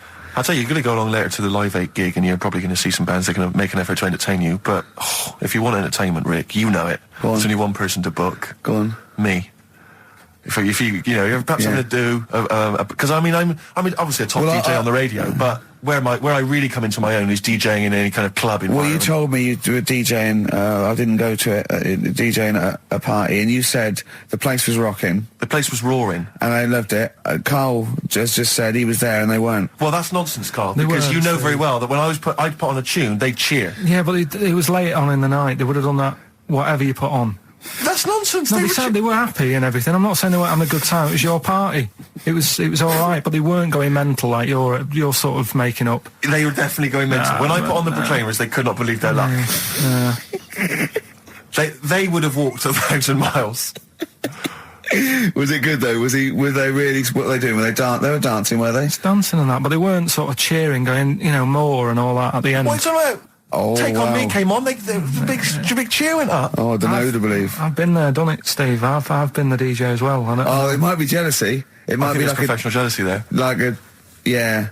I think it's because my fortunes are on the up and these are on the down. We all know famously that he had Pilkers making music, his Didn't DJ happen. outfit. Didn't happen. I did enough. I just wanted to do enough to pay for the equipment, and I did. And that was that. But I don't like crowds, do I? But you're safe, aren't you? You're behind the little thing with the flashing lights. But there's still a lot of people and that forced fun. Don't like that. Forced It's not fun. forced fun. They haven't got to It dance is. if they don't want to dance. Yeah, don't like it. What do you mean your fortunes are on the up? Anyway, DJing. Well, I'll tell you, I was hired. Well, I say hired. I did it as a favour to a friend. His wedding the other week, and I got there. I was thinking, because everyone had their little role to play, and then people were doing a good job. I love you taking it seriously. And I going to a spent wedding. ages putting together some CDs, special selection CDs. I love that. Because what I did was I burned them on iTunes. Did you turn up with your own headphones round your neck? Own headphones, wearing a suit but headphones. Metal case. Didn't need it. Just had them all in one small box. Brilliant. Boom. I thought this is good stuff. I got some classics here. Give me an example. Give me an example of that, like the first hour, the warm-up hour. Rick, I'm coming straight in with Frankie Valli, Oh What a Night. Brilliant track. I mean, when those beats start at the beginning, who's not getting on the dance floor? Wait a minute, what's this following it up? Go on. It's the Jacksons. What, I Want You Back? I Want You Back. Brilliant. It sounds good at the moment, Karl. Yeah. So I'm thinking I'm gonna roar this, because they laid on a good spread. The ceremony was nice, food was nice. I'm thinking this is going to be the piece de resistance. Yeah. Alarm bell started ringing. Why? When I realised there was a marquee outside. Of course, it's a balmy summer evening. I'm stuck inside on the dance floor, so I'm thinking I'm going to be struggling here to get them in. Even with flavours like this, I thought I'd struggle, Rick. So I'm sat there in my suit.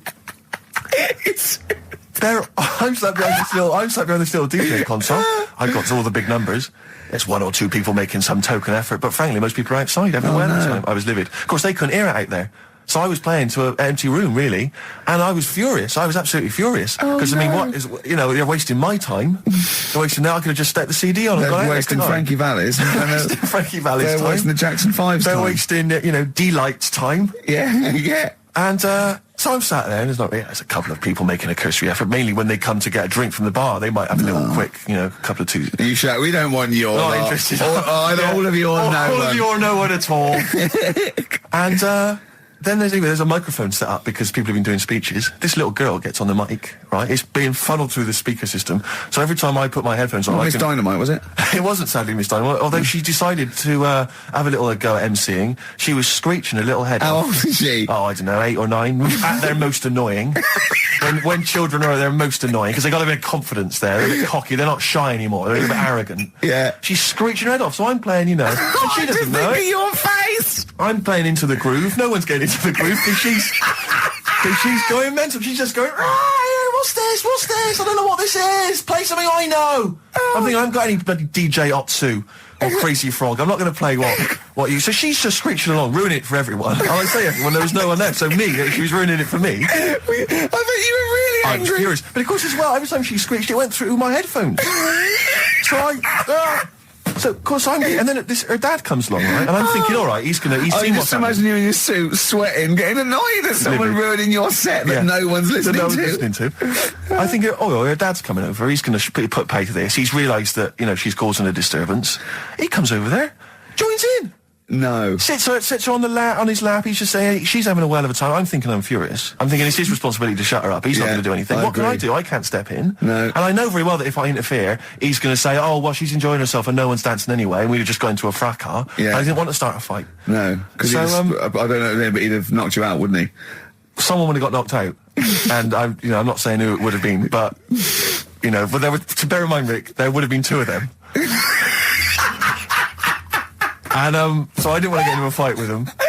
And, anyway, so I'm playing. Anyway, so my friend came along. He realised what was happening. And I didn't have the guts to unplug the microphone. Because he'd have known, you see. Yeah. So I got my friend to do it when she had her back turned. So he pulled the plug out. The microphone went dead. She went, what's going on? I went, I don't know what you're talking about. I said, I don't know. She said, where's the microphone? I said, you must have broken it. I don't know what's going on. Someone will probably make you pay for that. Anyway, at least we shut her up. That is great. But it really went from bad to worse. And there's that thing when you panic, you start panicking. So you're putting on a lot of flavours that you would have saved to the last hour. What are we talking? Boom, boom, shake, shake. Exactly, you're throwing him in early. Love Shack's coming on way too soon. Really? Oh, Love Shack before 11. It's heresy, but I had to do it. But anyway, in the end, I made the bride go and get some people in. I said, look, it's your special night, all right, and they're going to enjoy this. I'll be honest, love, this is a washout, and it's up to you to turn this wedding around, or I'm walking. I'm walking, and I tell you, they're going to have a sour memory of this evening unless you bring some people in. Everyone in dancing. So she got him in at the end, and I'll tell you this, Karl. I mean, I don't know what you say, but they were loving it. They were absolutely loving it. A bloke came over and said, have you got Amarillo? I said, no, but I put on something even better, Delilah. Wedding crowds always go for Delilah. A song, of course, about old man killing his wife. But it always goes down very well, strangely, at weddings. They get into a sort of hokey-cokey thing. They went berserk for it. And I was following it up with, I had the monkeys, I had all sorts going on. Brilliant. Of course, you know what happens. What? I'm going great guns. People are absolutely loving it. They're rocking it. I throw in, I had something cracking on at the end. Come On Eileen, of course, was on. People were going berserk for it. Which is unfortunate because the bride's name was Eileen. Yeah. And then the bride pipes up. I'm throwing the bouquet. So they all traipse off outside again. I was furious. Oh, no. I plugged the microphone back in. I said, what are you doing? We got, but they went out there. And, of course, you can't get them back once they've done that because all the women are running around. I got the thing. And then they got to wave everyone off, throw the confetti. They ruined your day. I was having a great time and they ruined it. She ruined your special day. She ruined my special night. Oh, no. It's on her head. What would you put on about now, Karl? What if I was DJing? Yeah. Probably a bit of world party. Go on. Interesting. put the message in the box, put the message in the car, drive the car around the world, and I'm imagining that message is make poverty history. That's World Party, put the message in the box. Can I just say quickly while I think of it, we get a lot of emails from people, a lot of texts saying, can you send a big shout out, stuff like that. I've just looked at one now, Scott and Julie in Australia listening, they want a big shout out, big shout to them. But there's so many people that do it, and I'm obviously just want to say, sorry we never get to your emails. We're very, very lazy. We never really get to look through them. But we obviously do appreciate you emailing in, texting in, stuff like that. And also, can I send a big shout out to my grandparents, who I believe might be listening on their new digital radio? They're pretty high tech. Very nice country. Yeah. Are they the merchants of Bristol? Merchants, yeah. Props to them. Props to them, yeah. It's a slightly truncated show, isn't it, today, Carl? We've got Monkey News I would trust. I don't like change, and that's what's happened. I'm not. You don't, do you? You're like Rain Man. Yeah. He really is like Rain Man. Anything change, he's got to get in a little routine. You can't. I don't like to. I'm not like Suzanne's mum and dad and what have you, where routine cannot change no matter what. Like what? Well, we've talked about it where if it's a Tuesday, I'm having sausage, egg and chips no matter where I am. That's what they're like. Right. That's what they'll remember, actually. When I'm saying about stuff about Live 8 and all that, people will remember. If people said to a dad, you remember Live 8? Okay, what day was it on? Tuesday. Well, I had sausage and chips. Nothing changes. But the thing is, today, normally we have a bit of a, I know what we're doing where and all that, and it's all sort of messed up. We don't usually know what we're doing where. We say, what should we do next? But I know, like, Rockbusters has been done early. Right. So that's normally done at about 5 minutes. That's really throwing you. I say, I just don't. I don't like all this change and that. It's messing about, isn't it? Rain Man. So what do you want now? Well, what about song with a story? See, right. Well, last week. Look at him. He's in a genuinely foul mood. No, he's actually rocking. Yeah, he's actually rocking like Rain Man as well. Last week we did, like you say, Eric Clapton. This is the section where we play a song with a story. I think every song, if it's a good song, it's got a story. You've got to listen to it, sort of, from the start. You get in the middle, you're going, oh, how's it going to end and all that. Yeah. You wait another minute, you know the ending, you're happy. But the thing is, as Steve said, sometimes you're disappointed with it, so it's not a good story. And as Steve said, I'm not sure you're finding what you need in a song for a story. Why don't you read a book, a novel? If you want a really good story that engrosses you, why don't you read a book? You're not going to get it from a pop song. I haven't got time for a book. Song's 3.5 minutes. And that's it, is it? And that satisfied you? Well, yeah, it gets you thinking for a few minutes, then you move on. Then you stop thinking. 2 minutes 50, this one, right? It's brilliant. Go on, Ed. It's about, last week we talked about the little crippled fella, right? This one... as I say, I don't think we say cripple anymore, but go on. All right, this one, someone emailed in saying, if you want a song about that, this is a song you ought to listen to, right? Right. It's about this fella who, basically something happened. I think he's in a wheelchair, right, for some reason. You thought that last time. His wife, likes going out.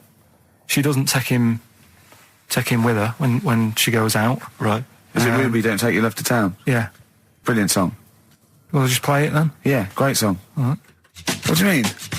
Oh, it's a good story. It starts off well and that. You're feeling sorry for him, but then he says, where's my gun? Yeah. Because she's a slut. Why? Because she's going off. Yeah, but what does he expect her to do? What? Just because he paralysed his legs fighting for his country, presumably in Vietnam War, says that crazy Asian war. So he's gone, he's fought for his country, he's taken a bullet, he's come home, he can't walk, he should be a hero, and then his wife's going out putting it about downtown. Why do I never meet women like Ruby? XFM. Forever Lost, the magic numbers on XFM 104.9. Well, the concert's kicked off, Steve. Yeah, I'm a bit annoyed that we're still here, really. Let's try and wrap this up quite quickly and then shoot off. No one's listening anyway. Nah, we could talk about anything. Well, we do. Yeah, true. It makes no difference. We could do a lot more swearing than we normally do. We could do even more. I was talking to Karl the other night, because I've been rewatching for some reason that film Witness with Harrison Ford, where he's a policeman that has to protect a little boy who's part of an Amish community. Amish? Yeah. And I tried to explain to Karl... You look plain, John Book. Exactly, yeah. Exactly. And I was obviously trying to explain the Amish to Karl. He'd never heard of them. Completely stony-faced. Amazing. Now, for those... Okay, you'd explained it to him, have you? Okay, then. Yeah. Now, I don't know what you said, but I'm assuming you got it right, right? Karl, now tell me back now, what are the Amish? They're just people who sort of live like in the olden times. So to them, they're sort of in about 1842 or something. So they're getting old papers and that. They haven't cut up to. No. They haven't cut. They don't have telly. They don't deny that the 20th century has happened. They just don't want to be part of it. They look up and they see planes and they know what they are, and they go into the town and they see it in the window of Dixon's, a telly. They just don't want to be part of it. No, they're still living. They are still living like it's that's what I mean. Yeah, but they know about everything else. They just don't want to be part of it because they think that the sort of the revolution was a bad thing. They think that society became more and more depraved, and they wanted to go away from it, and they want to go back to old values, and they think they don't need TV and jets and that way of life. They can survive in the old way because the old way was better. Missing out on Live 8. Yeah, but they haven't had Band-Aid yet. Yeah, I think this is the problem that Karl had. He in his mind, they were just a bit delayed, so that in his head they were slowly moving towards the 20th century. They wouldn't be able to watch most of these bands, all their electric guitar. They'd be allowed to watch Tracy Chapman. Yeah, doing an acoustic set. Yeah, between the bands. Yeah, that'd be all right. But no, in Karl's mind, it's like if he. Although they wouldn't like Fast Car. They wouldn't like a scene about that. They go, I don't know what you're talking about. Pony and Trap. You got a pony and trap. That'd be all right. But are they still? Do they still get sort of rubbish posts and that saying we need your money for this, or get behind this charity? They live in an isolated community. They're farmers, aren't they? They're farmers. It's an agricultural community, and they're obviously very staunchly religious. In actual fact, it would suit you very well because you hate crowds, you hate groups of people, you don't like the modern world. You'd love it down there, wouldn't you? He wouldn't like getting up at 4 o'clock to milk a cow, though, would he? Well, no, but he'd get used to it. Go back to bed, couldn't you? It's probably out. I mean, have they got anything to do with the Hare Krishna people? No, nothing at all. Because out of all the religions, that's I'm not a religious person. I don't understand. You're only saying Hare Krishna because you've got the head. That's the only reason you think it'd be. I'm halfway there. Yeah. But the thing is, out of all, you just what was that? Money just fell out of my pocket where I'm nearly laying down. That's the danger of wearing sweatpants everywhere you go. I'm only ever lying down in a chair. No, I'm I've never been a religious type. If people want to do it, I let them do it and what have you. Good of you. But out of all of them, I want one that's not going to take over your life. I don't want one where you've got to get up 3 times a day and you've got to go and pray and that you've got to get up early. Forget that. It's getting in the way. But if it's something like... I was walking to work the other day, right, across Oxford Street. There's a little Hare Krishna fella there. And he sort of had... he had a leaflet and stuff. And he said, are you interested? And I said, what do you do? And he said, well, we're against getting stressed out and what have you. And he gave me a plum. They hand out food for some reason. But I sort of asked a few questions. It's just the imagery. These 2 bold people, one of which is wearing an orange smock, holding a plum in the middle. He hands the other one a plum. It's almost like you can imagine some kind of religious painting. Yeah, exactly. Yeah. But what is their sort of main thing? Because he didn't really tell me that much. He was a Japanese bloke, so I didn't know what he was saying that much. Why? He wasn't speaking English? Not very well. He wasn't the best sales bloke to send out for them, is what I'm saying. Yeah. But what's that? Are they? You're saying they're nothing like? Well, I believe Hare Krishna is a kind of as an offshoot of a sort of Buddhist faith. It is. I think they are Buddhist, aren't they? Yeah, and obviously their kind of trademark, as it were, is that they have to say. I believe they have to say Hare Krishna, Hare Krishna in a certain rhythm, in a certain order, a certain amount of times per day. That's why you see them all down the street saying Hare Krishna, Hare Krishna, because it's actually a sort of religious chant which they're obliged to do. So you see, even if you go into the Hare Krishna faith, you may find yourself, in Tesco or whatever, forced to say Hare Krishna, Hare Krishna. Out loud, not just thinking it. Yeah, no, out loud. You can put it on an iPod and you couldn't put that on an iPod. No, it doesn't count. No, I think you have to actually say it. So I guess that kind of eats into your social life a little bit. And there's the wearing orange as well. Particularly frustrating, I imagine, if you're in a cinema or a library. A little bit awkward there, midway through Or Star you Wars, live whatever. next door to a bloke called Harry Krishna, who constantly thinks you're calling him. Yeah. That probably. Yeah. So that's in essence. I mean, I don't think we've quite done the Hare Krishna faith. It's full service there, but so interesting to you. I mean, you got handed a plum. You've been treated well by them. Yeah, well, but he couldn't tell. I just wanted to know how much time it would take up. What are the benefits? You know, what can you do? What can't Well, I you think do? the benefits are they probably don't get stressed out. They've probably got that sort of that zen, that chi-ness about them, where they try and interact and Quite meditative. yeah. Yeah. I've got some nice trainers as well, don't they, with their orange. What are you looking for then in a faith, Karl? You say what are the benefits? I mean, obviously Catholicism, you get the communion wine and bread, so... Yeah, but I can afford that. Right. Probably just I like the Crusaders. I was forced into joining that as a kid because a mate sort of joined it, and he sort of said he'd join in. I sort of swore at him. I said I'm not doing that. Right? Yeah. He said, right, if you don't come with me, I'll tell your mum that you just swore. So I was like, oh. So I went. So I went along, and they used to just go on the Friday when they played, you know, Sabutio and stuff. And then I went on one Sunday, and it was totally different. There was no Sabutio. There was no sort of, you know, Table tennis. the thing where you hold a thing and knock things over. Skittles. There was all that on a Friday. Went on the Sunday. It was rubbish. He said, right, sit down in this room. They gave me a Bible. Thought, this looks too heavy, this is too big, I'm not interested in this book. And I never went again. I used to hide on a Sunday when they came round. And that's been the only sort of... I suddenly, why did it suddenly turn out to have to hide on a Sunday when they're coming round? Because they wouldn't leave. They wouldn't leave. Who was the it? Were they house. adults? It was well, he seemed like an adult to me at the time, but he was probably about 27. Well, that is an adult. Yeah, but do you know what I mean? He seemed a lot older when I was a kid. Yeah. And he came knocking and that, and he used to say to me, Mum, I'll just tell him I'm ill or something. And he used to hang around to see if I'd eventually come out to play and that. And if I did, I think they would have grabbed me and took me there. I love the idea that for you religion has to bring with it some kind of gift. It's like, you know, join our faith and you get an alarm clock radio. It's like something like I think religion does bring a gift. Usually, it's the gift of the Lord. Well, the gift of everlasting life, isn't it? And that's the problem with it, you know. A lot of people believe in it because they think... But for I'll be Karl, all right. his feeling is like, that should be a given. That's safe. I'm definitely going home with eternal life. But what Yeah. else can I have? Is there Why an do you iPod have to in have it? a religion? Because obviously I don't have a religion, I don't miss it, and I wouldn't want one. I'm an atheist. And that's out of belief, that's out of logic. And we don't get into the politics or the morality of it. Why do you feel you need a religion? Why don't you just get a hobby? Well, I didn't want one. I don't want one. I just was saying that, you know, if I was to get one, which one would I go for?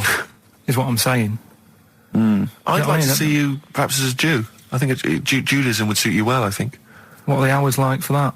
Tough. Can be tricky. That's what I mean. I don't want anything that's, you know... And they have a day where they don't eat and stuff. I couldn't be doing that. So they have days when they eat too much. Yeah, but what happens if I'm not that hungry that day? Like I say, I don't like change. You know what I mean? I like my Cheerios in the morning.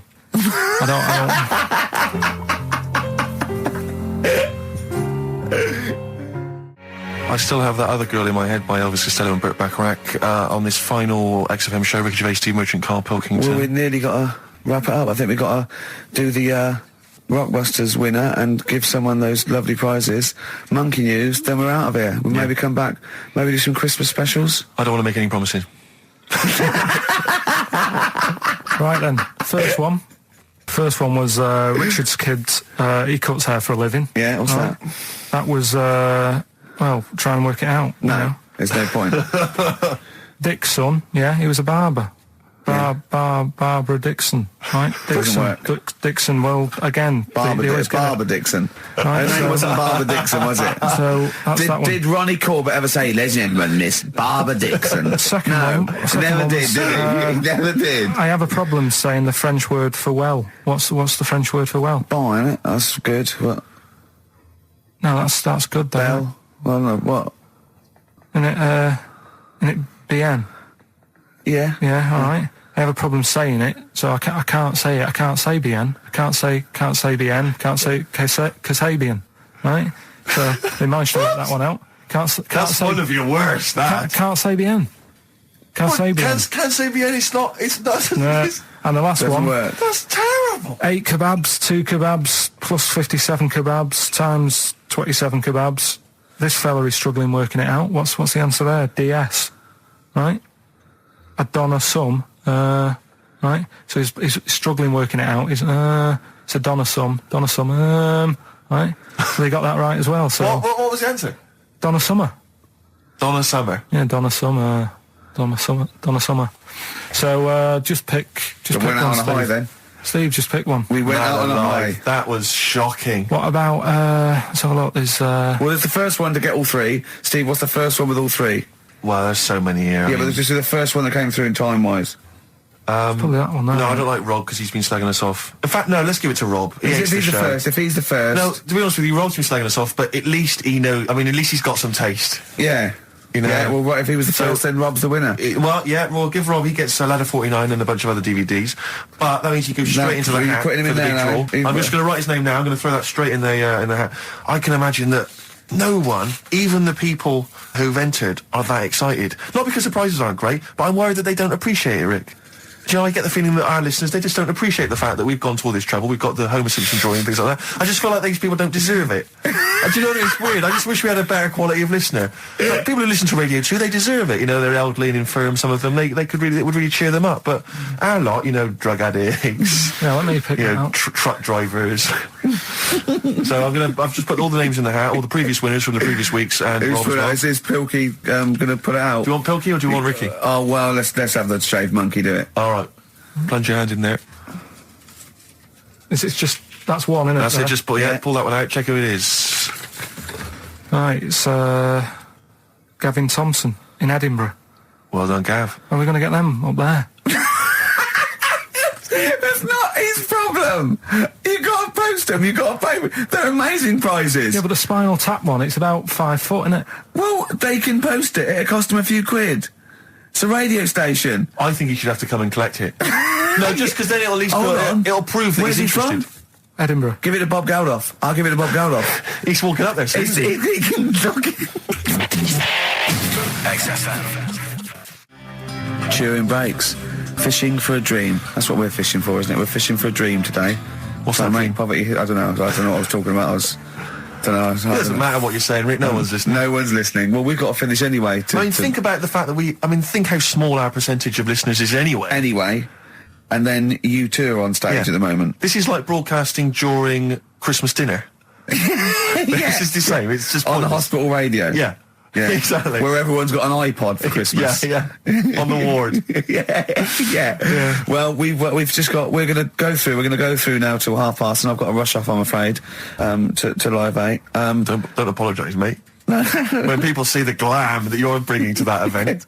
They don't even care about the people introducing it. Comedians going, ladies and gentlemen, just get on with it. No, I agree. No, I've got a good joint here. Two blokes will get on with it. Bring on Madonna. But we're going to give it to them. Karl, we're going to go through to the end. We've done everything we have to do. Monkey news. The final monkey news of the year, possibly. It's been a joy. I'd just like to say, on behalf of myself, Steve Merchant, and this little bald mank, it's been a pleasure. Yeah, speak for yourself. Yeah. But, we should just point out as well, if you miss Rockbusters while we're away, yeah, right. You can log on to xfm.co.uk/Rockbusters, where you can actually see Karl himself introducing you to an interactive game of Rockbusters. Looks very much like Blockbusters. It does, surprisingly. But yeah, you can join into that. And there's also talking of monkey news. There's a link on the website. I'm trying to think where you go. I think if you go on my little biography bit, someone's done some animation to some old monkey news. Oh, it's brilliant. Which is Great. all right. Yeah. So if you're having withdrawal symptoms of monkey news, then you can find some classic And it's monkey news on animated. there. Classic monkey I feel news. drained today. Do you? Go on. This is the strangest radio show in the world. Yeah. Isn't it? Yeah. Because when we can do that, we can talk about this and go, Phil Drain today. Just like he's not, like no one's listening. Because that's the sort of thing you say socially and no one listens. Like just when you're watching up, I feel drained today. It's rhetorical. Yeah. You're not expecting anyone, not even your loved ones, to go, oh really? They just go, that. But to do it live on air, Yeah. no one's listening. What I mean is just give us a jingle. But the Exactly. But the truth is, the contempt we have for our poor listeners is the truth is, the unbelievable. listeners aren't listening, and we don't want to be here. So this really is one of the most pointless things ever. No, I would have been quite happy to do a full show. But you know what? The flow of it's just. I would love to listen to this back in 10 years. This actual show, let's keep this forever. Let's keep this show forever. The show, we went early, we were bored. It was a day we're trying to save Africa, but we're a little bit annoyed that no one's listening. Yeah, right. Right, once and for all, the final monkey news of the year. Oh, go on. What were you going to say? No, I was just going to say, if you're not into the Live 8 and you're gay, you're not listening. Because you're on a walk. Right, okay. Right. Oh, chimpanzee that monkey news. Right, there's this card game going on, right? in the big hotel in Vegas. Right. The Luxor Hotel in Vegas. Yeah. It's a major card game. All the big players and that Sure. were involved. Right, they're all invited. Anyway, so they all meet up in this dark room at the back of the. Oh, there we go, dark room. At the back They didn't work. They didn't see the little 4-foot hairy fella. It was brilliant at poker. Like I say, it's a big game, and that everyone's been waiting for it. So it's played in the back room, not in the main entrance bit, right? So anyway, like I say, it's dark in there and what have you, and the players went in. There was already someone sat in there, right? Right. But they couldn't quite see. Was he him. a short, hairy bloke with slightly longer arms than legs? Couldn't see him. Where his arms slightly longer than his legs? Couldn't see Strangely him with enough. it being dark. Was he and what have you. holding his hand of cards with his feet? Anyway. So the cards were dealt, right?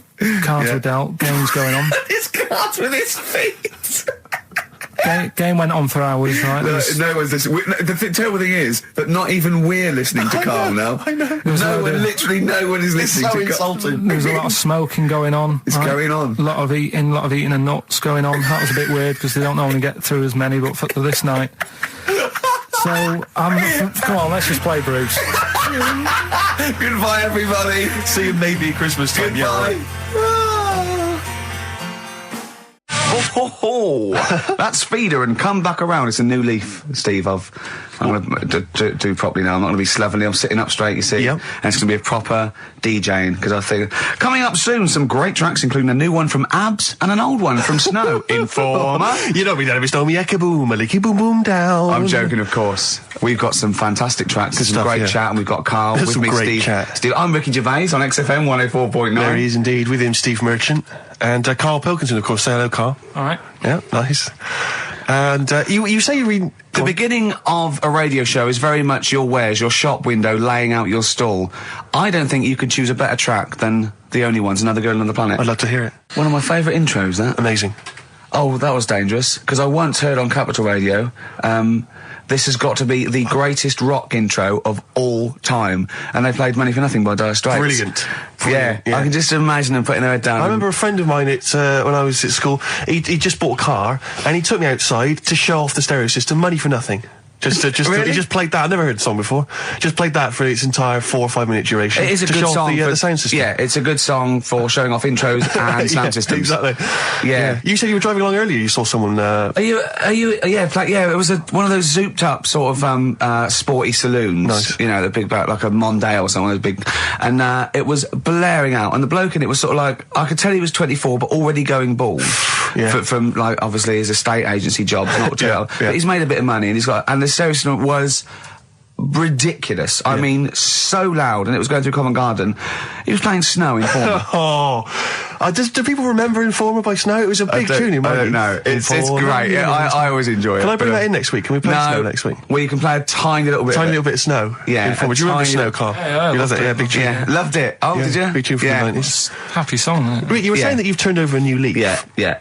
Is that in all aspects of your life, or is that just in your broadcasting career? Because the reason I bring that up is because, do you want to describe what you were eating just now when we came in? Because you're a 40-year-old man. You've put on a little bit of weight, so presumably you're watching what you eat. Well, no, but it sounded exotic. I went into a cafe and they didn't have a cheese sandwich. Right. And can I describe what it looked like to me? Right, it looked to me like a big slab of cheese. You've just got them to just cut off a big block of cheese, like the size of a CD case, or one of those double albums, right, of cheese, right, and just lightly melt that for me so it drips over my hand and it gets really greasy in the bag. But just lay some strips of bacon on the top. Yeah, but listen, you've embarrassed yourself. Is that what it was? No, it's a croque monsieur, so it's French. It's a what? A croque monsieur. A croque monsieur. Yeah, and so I thought, I've never heard of a croque You're having monsieur. See, you embarrassed yourself. Is that how it's pronounced? Or is it croque monsieur? Oh! Hey? You didn't expect me to be bringing out the French. Eh? Tu aimes la musique pop? Oui, je t'aime la musique pop. Le plume de ma tante. Où est le syndicat d'initiative? That means my aunt's pen. So what was it then? It was a croque yeah, and it was just too greasy. It was just too, and it was all wobbly. I like toast, I like it to be crisp. Sure. That's the thing with like, what? This is rubbish. Play Coldplay. Back to form there, Oasis, and Little by Little. This is XFM 104.9. I'm Ricky Gervais. Who are you? My name's Steve Merchant. Good to see you. Thanks. With us, the producer in the studio is Karl Pilton, and he'll be doing the buttons. Yeah, you made a good effort there, but once again, got bored. Words to your enemy, Rick, and they defeated you once again. Just run out of steam with the sentences. Every week I think, well, I'm really going to make an effort now. I've chosen some records. Yeah. That's it. That's as far as it goes, isn't it? Yeah. Maybe you should write out what you're going to say at the top of the show. Write that out. Get a nice big crayon. I like to keep a little bit of, a little bit of something, a little bit of spark, a little bit of liveliness to it. Sure. How are you? Good to see you. Yeah, it's great. It's great to it's great to be out of the house again. Yeah. Oh yeah, just I was going to say, because we've been doing this for a long time now with a little break, but XFM are bringing new listeners all the time. I've heard 4 or 5 a week. Really? Yeah. New listeners tune in to XFM 104.9. Radio 1, beware. Yeah. Yeah. And we might take it for granted the people that know who we are, know who you are, know who Karl is. Sure. Now, if you're a regular, then you know exactly who we are. But for those of you who don't, I'm Ricky Gervais. Ricky Gervais, BAFTA award-winning actor and writer. Steve Merchant, all those. A friend of yours. Yeah. And this is the important thing. Karl Pilkington. Absolutely. Our producer. I say producer, he was the bloke who was lumbered with a job. When I said, listen, I used to run the desk in the old days when I was like, I used to press the buttons and run the desk and everything. And now I said, listen, I've been on the telly. I do not press my own buttons. And Karl said, well, I don't really work weekends. And they went, well, you do if you want to keep your job. Absolutely. And we were lumbered with him. And then we discovered that he's not just a little dork, a little manky sort of idiot. Sure. He's got a nice shirt. He's got, you know what I mean? He's got something else. Absolutely. He brings another dimension, yeah. Yeah. And, he started having a little chat, and we discovered that he had quite a lot to say. Well, I think you're absolutely right, and I think I was wondering maybe we should maybe play another tune, but after that, I just think we should re-familiarise our radio audience with Karl, and any new listeners, just somehow going to let them get to know the real Karl again. Well, if you are new, you'll find that we like some old songs, some new songs, some chitter-chat. We get serious sometimes, there's some tears and some laughter. Yeah. We kicked off with Oasis' new one, Little by Little. We're going to go back in time now to Iggy Pop and his Stooges with I'm Bored. Coldplay and In My Place on XFM 104.9. I'm Ricky Gervais. With me, Steve Merchant. Hello Steve, there. Lovely to be here. Yeah. Karl Pilton there, pressing the buttons. Great to be here. Yeah. How long can you maintain it? I'm bored already. Yeah, already bored of doing that. Bored already. Every week you start it the same way. Yeah. That was not bad though. You actually grammatically made sense, which is really impressive. Yeah. Thanks very much. A rare treat indeed from Ricky Gervais. Some of the listeners have already worked out. Got nothing to say at all.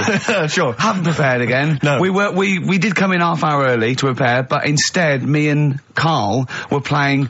You had to flick the football into the bin. Right. We had 5 goes each, or the world was going to end. Okay. And that took up.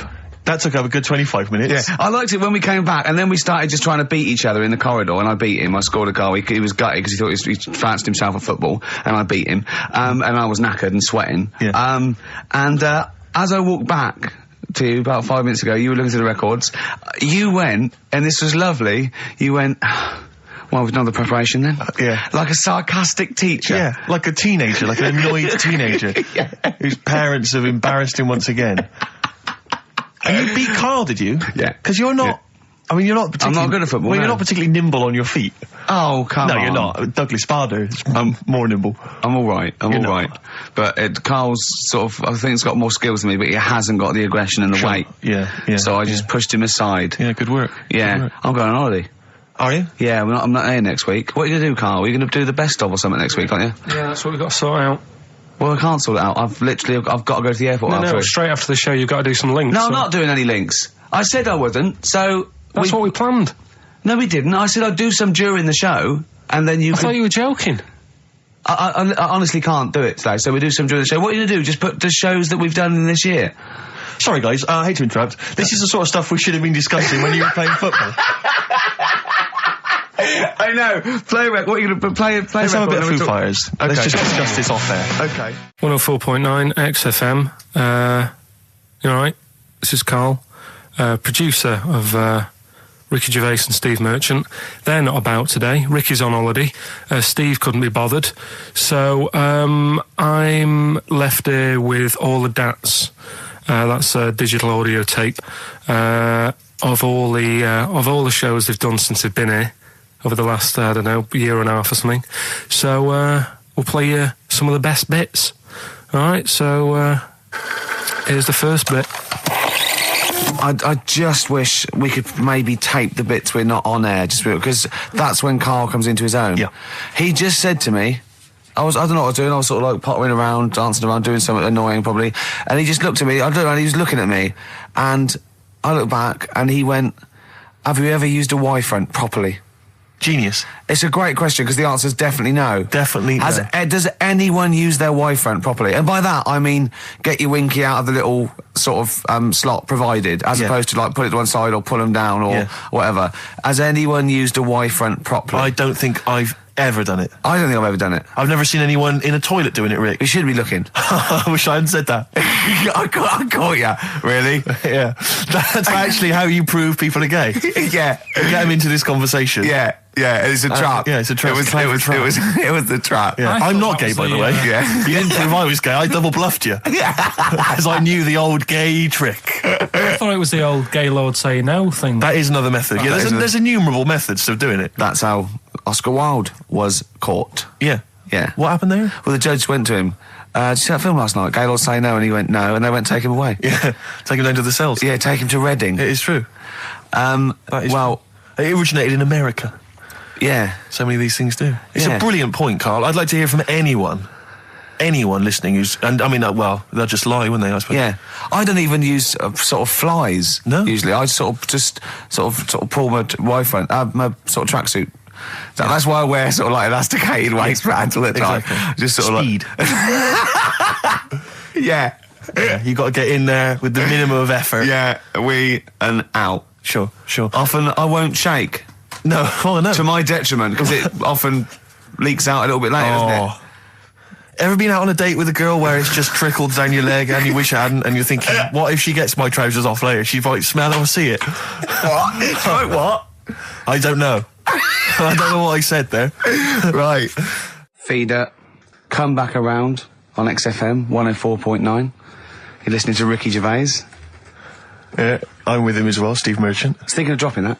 What? Thinking of dropping that, just going, because it's just too, that's all that. I'm Ricky Gervais, with me Stephen Merchant and Karl Pilkington too. I mean, get to the music, so it's, hi, I'm Ricky Gervais, this is XFM. Sure. Here's Radiohead. Yeah. Something like that, come out, that was Radio at XFM, I'm Ricky Gervais. Tony Blair, what's he all about? Yeah. That sort of, snap, fast, because I quite, on a serious note, and you've always been saying it, I listened to an old show, because when Karl was compiling those things, I listened to an old show, and I listened to me, and I'm really concentrating now, because I sounded like the most inarticulate, brain-damaged older drunk I have ever heard given a show. Yeah. I mean, I was shocked. Not finishing sentences, leaving out words, slurring, just doing noises that you understand because you know me. Yeah. So I'm really going to make an effort for the listener. Yeah, it's not going to happen, is it?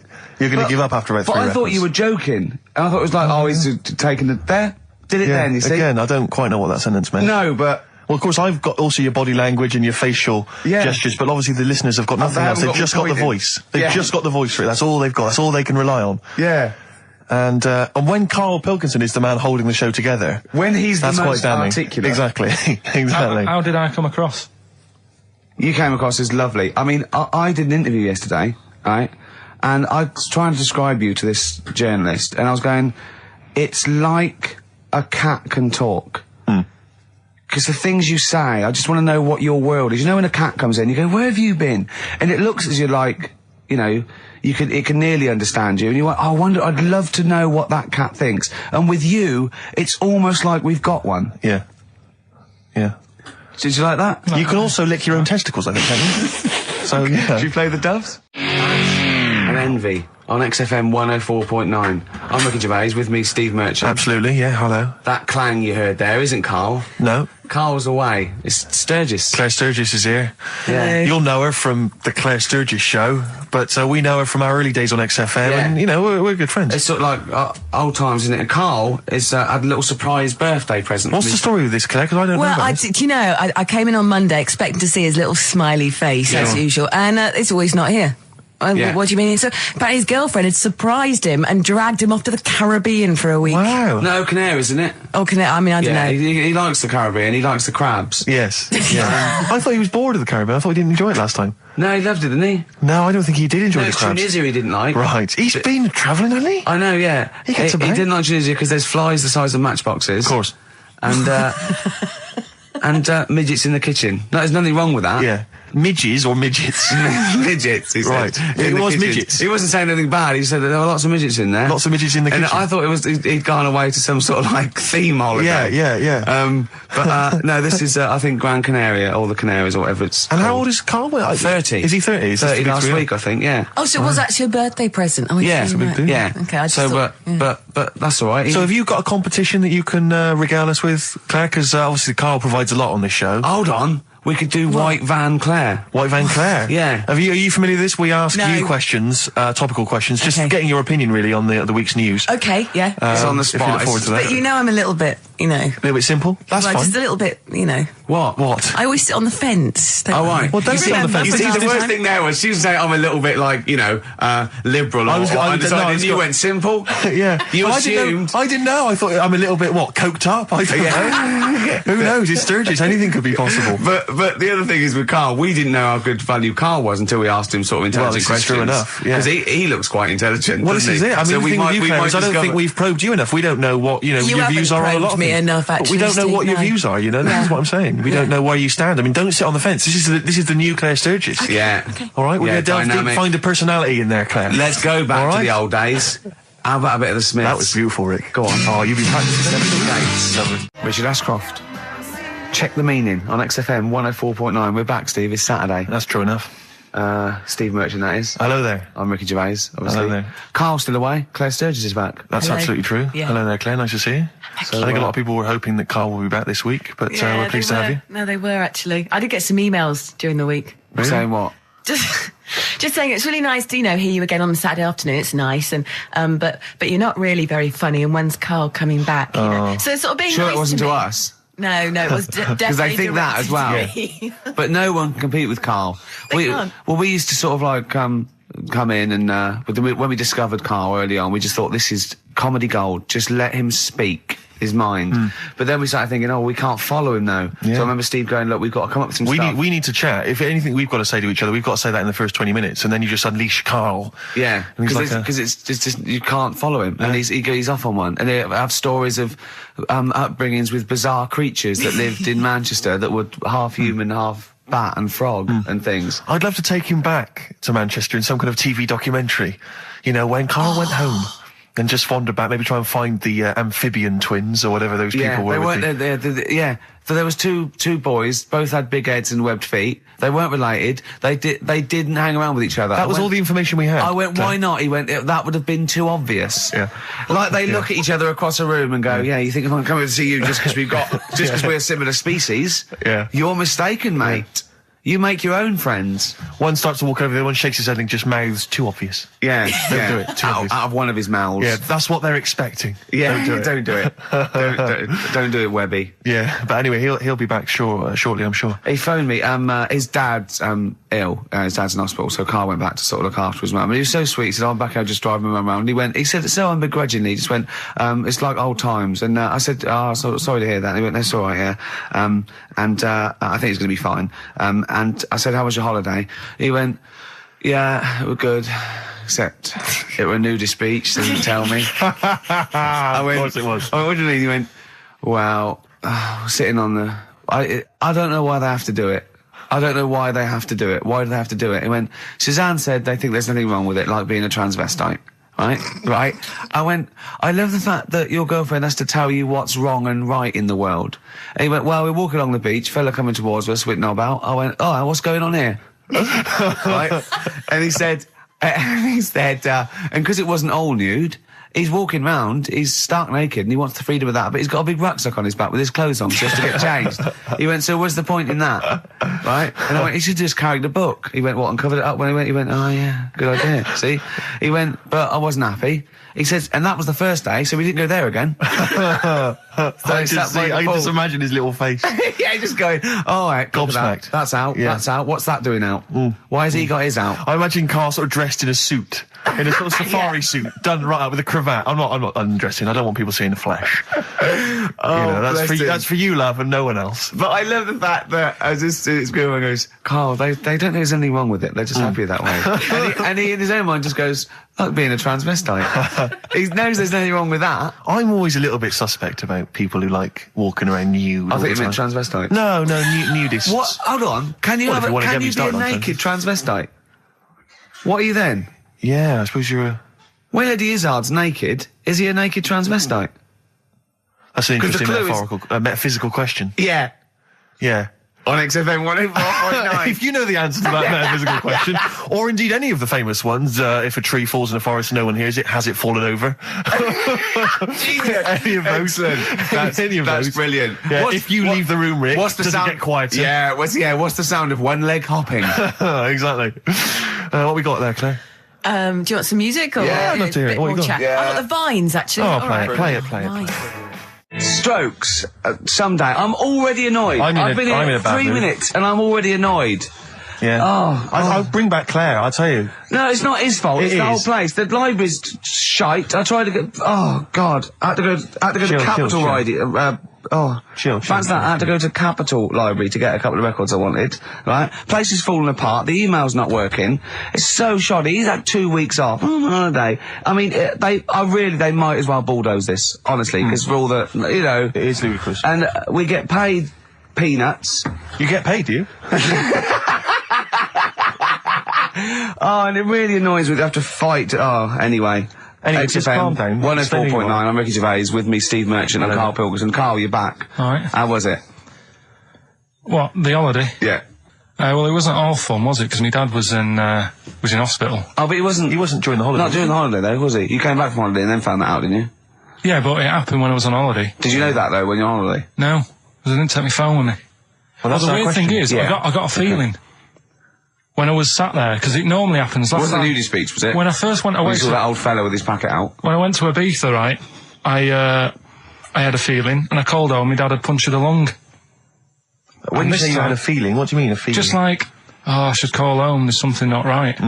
But this time, very specific feeling. How did that manifest itself? How did you get that? What kind of feeling? That tingling thing? I'm getting a bit of a lung feeling. Yeah. A bit of a dad lung feeling. That feels like a punctured lung. Hold on. Anyway. But anyway, the holiday was good. We talked about it last week. Well, let's probe Karl about his holiday, because that's the sort of thing that audiences will stay tuned for, Rick, I'm pretty certain. Yeah, sure. Find out about you know more about this radio business than me. You've hooked them already. Indeed, yeah. Well, also I'm thinking we've got nothing. Now. We may as well save that. No, I resent it. I used to put a lot of work in, but no, I think of the money, which is, for me, pretty shoddy. Well, you know what I mean? I don't usually get out of bed for lot of cash. Well, exactly, yeah. And, the whole thing is, the whole setup. It was raining today. I thought I should have a cabin. Then the sun came out, so I walked in again. Ah, dear. How are you? But, I'll tell you what, I got a bit criticised last week as well, that I only played ballads and same songs, so I'm going to rock out this week. Oh, I've been down to the Capital Library to get some good tunes. And, what about a little bit of AC/DC? Oh. Took me all night long. Let's hear it. Doves, Caught by the River on XFM 104.9. I'm Ricky Gervais, Steve Merchant, hello, Karl Pilkington and everything. No, I'm going to be honest with you. Go on. A little bit hungover, didn't feel very well. Yeah. I don't know if I'm hungover or still a bit drunk, but I don't feel... You sound like you're still a bit drunk. Yeah, so what I'm worried about... You do every week, so... But what I'm worried about is that the standard will slip. Yeah, Sure. if I'm not right on the ball. And the other thing is, I haven't had a lot of time to prepare the show today, Okay. so I don't feel, 100%. yeah, I haven't done the Carl. Right.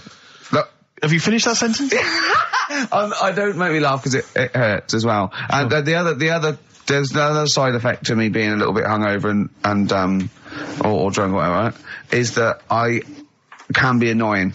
Right, yes. Because just to amuse myself, I sort of like turn my body off a little bit and just poke and like that and annoy people and that. I want to sort of like. Well, you do the physical equivalent of freewheeling.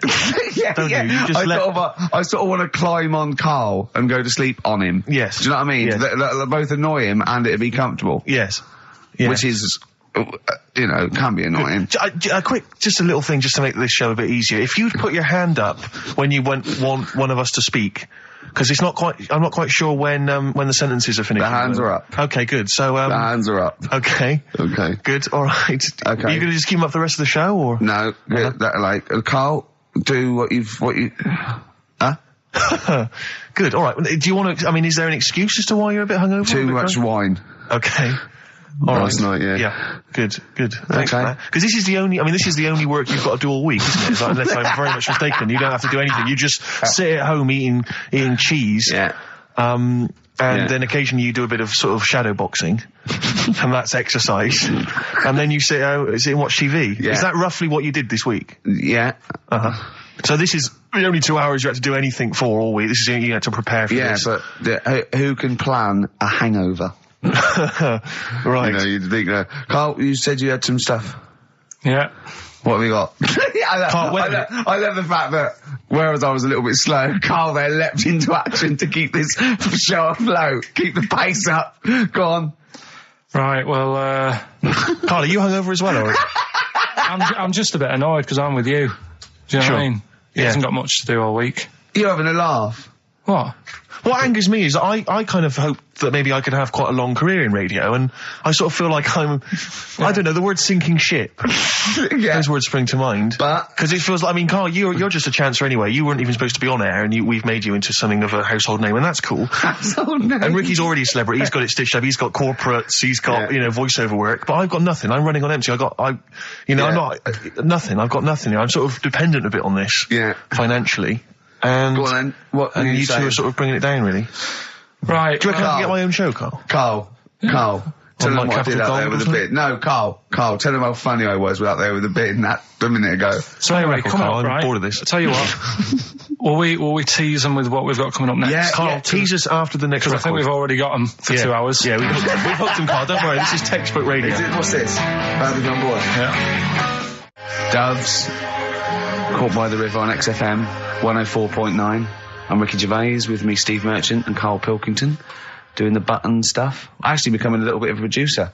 Karl, he's put a bit of work in, hasn't he? He's come up with a few games, and we made him.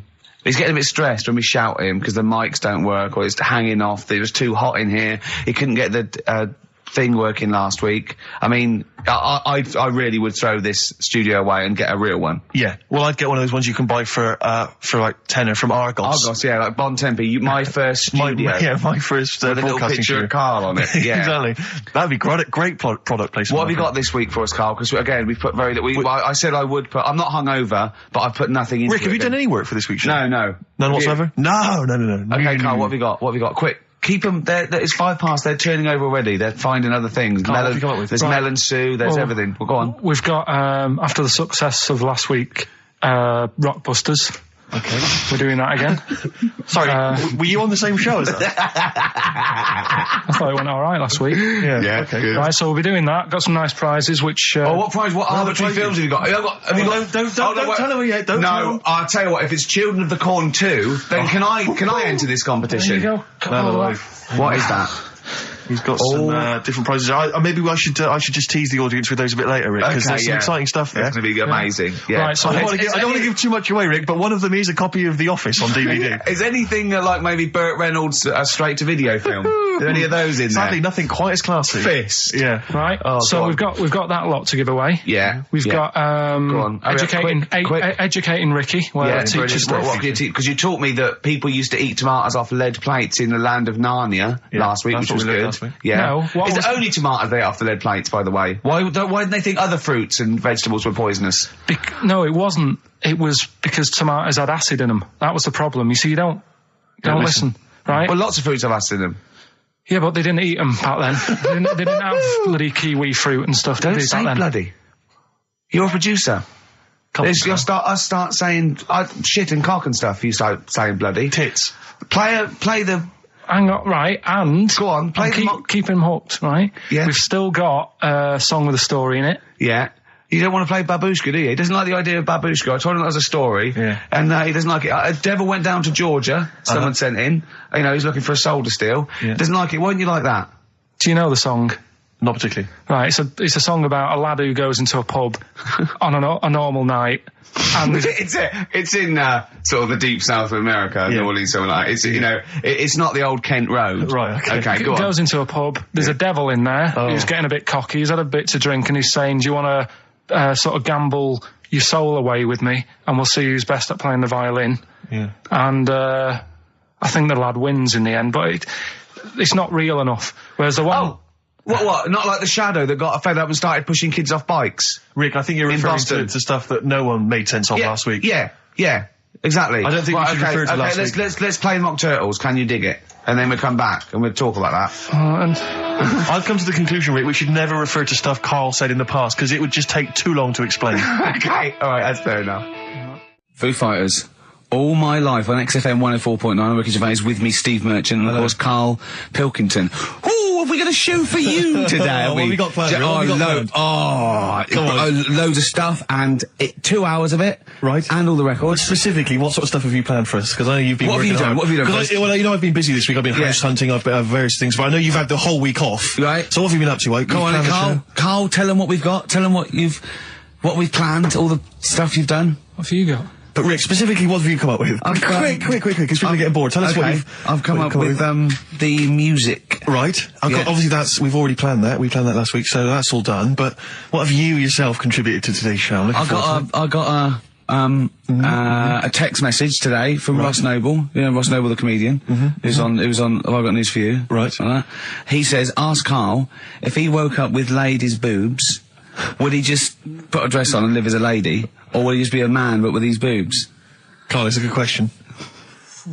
I know that happened to Ross, so he's throwing that one out at you. It did in a way, because he ate pizzas for a year, didn't he? Yes, he did, yeah. And he got a lovely pair of breasts. Yeah. Go on. Probably just find a loose-fitting jumper, go to the doctor's. What would you say to the doctor? How would you explain this phenomenon to the doctor? So you'd be happy with this because you believe in shite, like no. Go on. But it can happen, because I told you a couple of weeks ago how that can happen. How you can wake up with breasts if you're a fella. I told you. Go on. Haven't you remembered? No, it's funny that, isn't it? Go on. Have you, Steve? No, I don't remember this. Did you tell us on air? Yeah. It can happen if you go to Argentina and have a steak. You can wake up with breasts. Because I'm sure I'd have remembered that. Pull the other one. Look, he likes that. Is that what you've come up with this week? That joke? Yeah. Brilliant. Play a record. It's going to be a dynamite show. Listen, look, I'm going to play some classic tunes today. I'm going to educate the youngsters, Steve. Right, now, you've all heard of Lou Reed, you've all heard of Velvet Underground, but, have you heard of Venus in Furs, Karl? Shiny, shiny, shiny boots of leather. Oh, and the very hot chilies there. Oh, yeah, indeed. The Zephyr song, Red Hot Chili Peppers on XFM 104.9. I'm Ricky Gervais, with me Stephen Merchant. Hello there. Over there, little Karl Pilkington. Indeed. See the write-up in Heat this week? No, is it good stuff? Basically Karl's show. Yes. Which is fair enough. No, I mean, he's the only one doing any work. I know. He's the only one contributing. We thought no one had noticed, but Heat were on it straight away. Yeah. They picked out. I read it to him over the phone. It said 2 hours of black music and everything. Right. Karl Pilkington. He does Educating Ricky, a strand where he educates Ricky, and Rockbusters, which is loosely based on Blockbusters. It says you know basically you'll be tuning in for that. And I read that to Karl, and he went, oh. And I was going to drop it. You weren't, were you, Karl? So he believed the hype. Yeah, I think you've got to, I mean, it's like... You've got to mix it up, is what you're saying. A Keep it lot fresh. of people are saying to you at the moment, are you going to do another series of The Office? It's kind of like that. I've got to decide whether it's right to move on with it or do something different. Is it dead in the water? Yeah. So what's your decision? I mean, maybe, are you... We'll probably keep it for this week. Sure. And see how it goes. Okay. You got anything else on the back burner? Any other ideas? Nothing. You're I'm still sort of. Do you know I came up with a load of game items? Well, I remember there was one that was based on fast food. There was, the rice is right. The rice is right. Now, just run the rules past me again. We had to identify whether it was a Chinese meal, rice or steam rice. Well, either. Basically, it was a Chinese restaurant or an Indian restaurant. But is it true that you played this at home with your girlfriend and it was clear you could always tell which was which? Because one had an Indian sounding name and the other was Chinese sounding. No, I managed to, it did work once. I managed to pick some sort of duck dish that sounded a bit Indian. Right. But then it wasn't Bombay duck, was it? Which is actually a piece of fish. You don't know. He wouldn't let me put, that whipped cream in the fridge. I saw that. I thought that's fun. Yeah, he wouldn't let me put it on. He was shaming phone. Oh, yeah, but every week we have this. Do you know the other week, Steve? I didn't tell you this, right? He comes in straight away. I'm trying to talk about sorting the show out. What we're going to do? How we're going to keep it good for 2 hours and that. Grabs a pen. He says, "Let me draw 666 on your head." Because you can see the scale. I said, don't do that. He goes, all right, then how about we meet halfway, put 333. Every week it's the same thing. But I quite like the cream. Did you get any cream on him at all? No. Is it the spray cream? Yeah, he said no. Carl, could I just make some, just spray on some glasses? Just some round glasses on your face. Father Christmas! Hello. It's nearly Christmas, hello! Come on, it is Ricky Gervais' show. Yeah, should we play a record and then come back to this mayhem? This crazy mayhem? Yeah. Foo Fighters. All My Life on XFM 104.9. I'm Ricky Gervais, with me Steve Merchant and Karl Pilkington. Indeed. Genius Karl Pilkington, as Heat magazine said. Really? Is that what he's referred to now? Yeah. Genius. Saying about people tune in just to hear his games, such as Educating Ricky. Have you got some Educating Ricky for me? Got some education. I need some education, Karl. I desperately need some education. I want to learn about Chinese kids that are born hairier than average. I want to hear about deaf girls that can hear after their mum hits their head against a wall. These are the things I need to know. I mean, I don't wish to be disrespectful. He doesn't look like a genius. He doesn't look like a genius. But then I don't know what a genius looks like. Exactly. So, Steve. I don't want to be look at Einstein. Yeah. His mum thought he was mental as a child. Where'd you get that information from? That was in the Einstein book. Well, it was in the Einstein book, then it's presumably true. Which Einstein book is that? His Theory of Relativity? The big book of Einstein stuff. Oh, yeah. Yeah, the big bumper book of Einstein stuff. It's for a coach trip, and you have to fill in E equals MC1 squared, 2 fish, or 3 hello, and then it's multiple choice, and you fill it. It's great. Did his mum think, A, he was a genius, B, mental? Most people go for A, but it is in fact B. She thought he was mental at the age of 28. Oh, Karl, you never let me down. You never let me down. So have you got Educating Ricky for me? We've got Educating Ricky coming up. We've got Rockbusters. We've got Rockbusters. Great as seen and talked about in Heat. In Heat magazine. It's got really tough this week now. We're not messing about anymore. Right. Got some good prizes. Absolutely, yeah, we'll talk about those later. Because, I mean, was it last week that you had the classic? Was it, I can't remember, I'm paraphrasing, Karl, apologies. Something like, I'm here in Texas, I've fallen in a puddle, and my knee has got wet. Yeah. Whitney Houston. Whitney Houston. Yeah. Also, it was last week when there was a little bit of confusion over the one for Holly Valance. Right? Of course. I don't think it was confusion. I think it was your error. Yeah. No, it wasn't. And it was Holy Valance, and you meant Pelmet. Then Becky, who called up that time and said, if you're getting mistaken with Pelmet, right, she sent me an email in a week saying, I've done a bit of research. Yeah. It was my fault. I've made an error. Yeah. It is a Valance. Okay. And I know about valances, as I told you last week, at the very end, my auntie loves them. Yeah. Right? She makes them. She started off just like putting them on top of the sort of window around the curtain. And then she thought, I can do more with this. Yeah. And she had a little coffee table that had magazines underneath. And she said, I'm sick of seeing them magazines when I'm sat down. She sounds like a Pilkington. So I'm sick of seeing them magazines when I sit down. So she put a valance around the table. She just got valances around everything now. Yeah. Then, next step, she tapes everything. She never actually watches telly. She tapes it all because she gets sick of listening to the adverts and that. Yeah. So she tapes everything. So she's got loads of videotapes and that. And the video used to get on her nerves. When she was watching a film, she'd see the clock changing. Oh. And it distracted her from the film, so she put a valance around that. That's genius. Yeah. So, that is or is it mental? Only Mrs. Einstein can tell. I don't know. She's even made her little Jack Russell look like a hovercraft. Yeah. It's great. So everything's got a valance. If you go round and you stand still for too long, the chances are she'll put a valance around your head. Yeah. This is this is Auntie who? Auntie Nora. And this is the one that farted for 5 minutes. She did. Lest our listeners forget. Lest we farted forget. for 5 minutes, called his mum, saying I'm farting. 2 minutes into the fart. She said about 2.5 minutes in. God. She said I'm about 2.5 minutes into the my fart. mum said, how long's it been going on for? She said, well, it was about 2.5 minutes before I called you. Yeah. And then it went on for a further 2.5 minutes or something. And then it stopped. And, She couldn't time it because there was a valance over the clock. Yeah, because it used to annoy her when she was on the phone and you put her off seeing the time. She was guessing it was 5 minutes. This was one consistent fart. Yeah. I mean, it wasn't making a noise. It was just... Oh, it wasn't making a noise? Just gas. Right, endless gas. So, there you That's go. fantastic. Well, we started off with a new one. A little bit of Foo Fighters. We like new and old on this show, don't Indeed, we like to mix it up. I'd like to play to the Smiths from their debut album, I Don't Owe You Anything. Red Hot Chili Peppers on XFM 104.9. I'm Ricky Gervais. With me, Steve Merchant. Hello there. Karl Pilkington. All right. Don't be nervous. We might see a difference in Karl. He's a little bit shy. There's someone here from the BBC filming this, part of that celebrity boxing thing. The Fight, I think it's called, and they want to get a little clip of this, so we're going to let them film for a minute, and then they're going to go away. Is that all right, Karl? Yeah. He doesn't want to be on camera, do you? Do you? I think it ruins radio, doesn't it? Do you know Well, what I not mean? for the people listening, it doesn't. Yeah, but it does, because people are like, he sounds like a bit of a looker. What, you? Yeah. And then they'll see it on the telly, and they'll go, God, yeah, his head is round. It is round, though, isn't it? So, guess what? I got a call yesterday.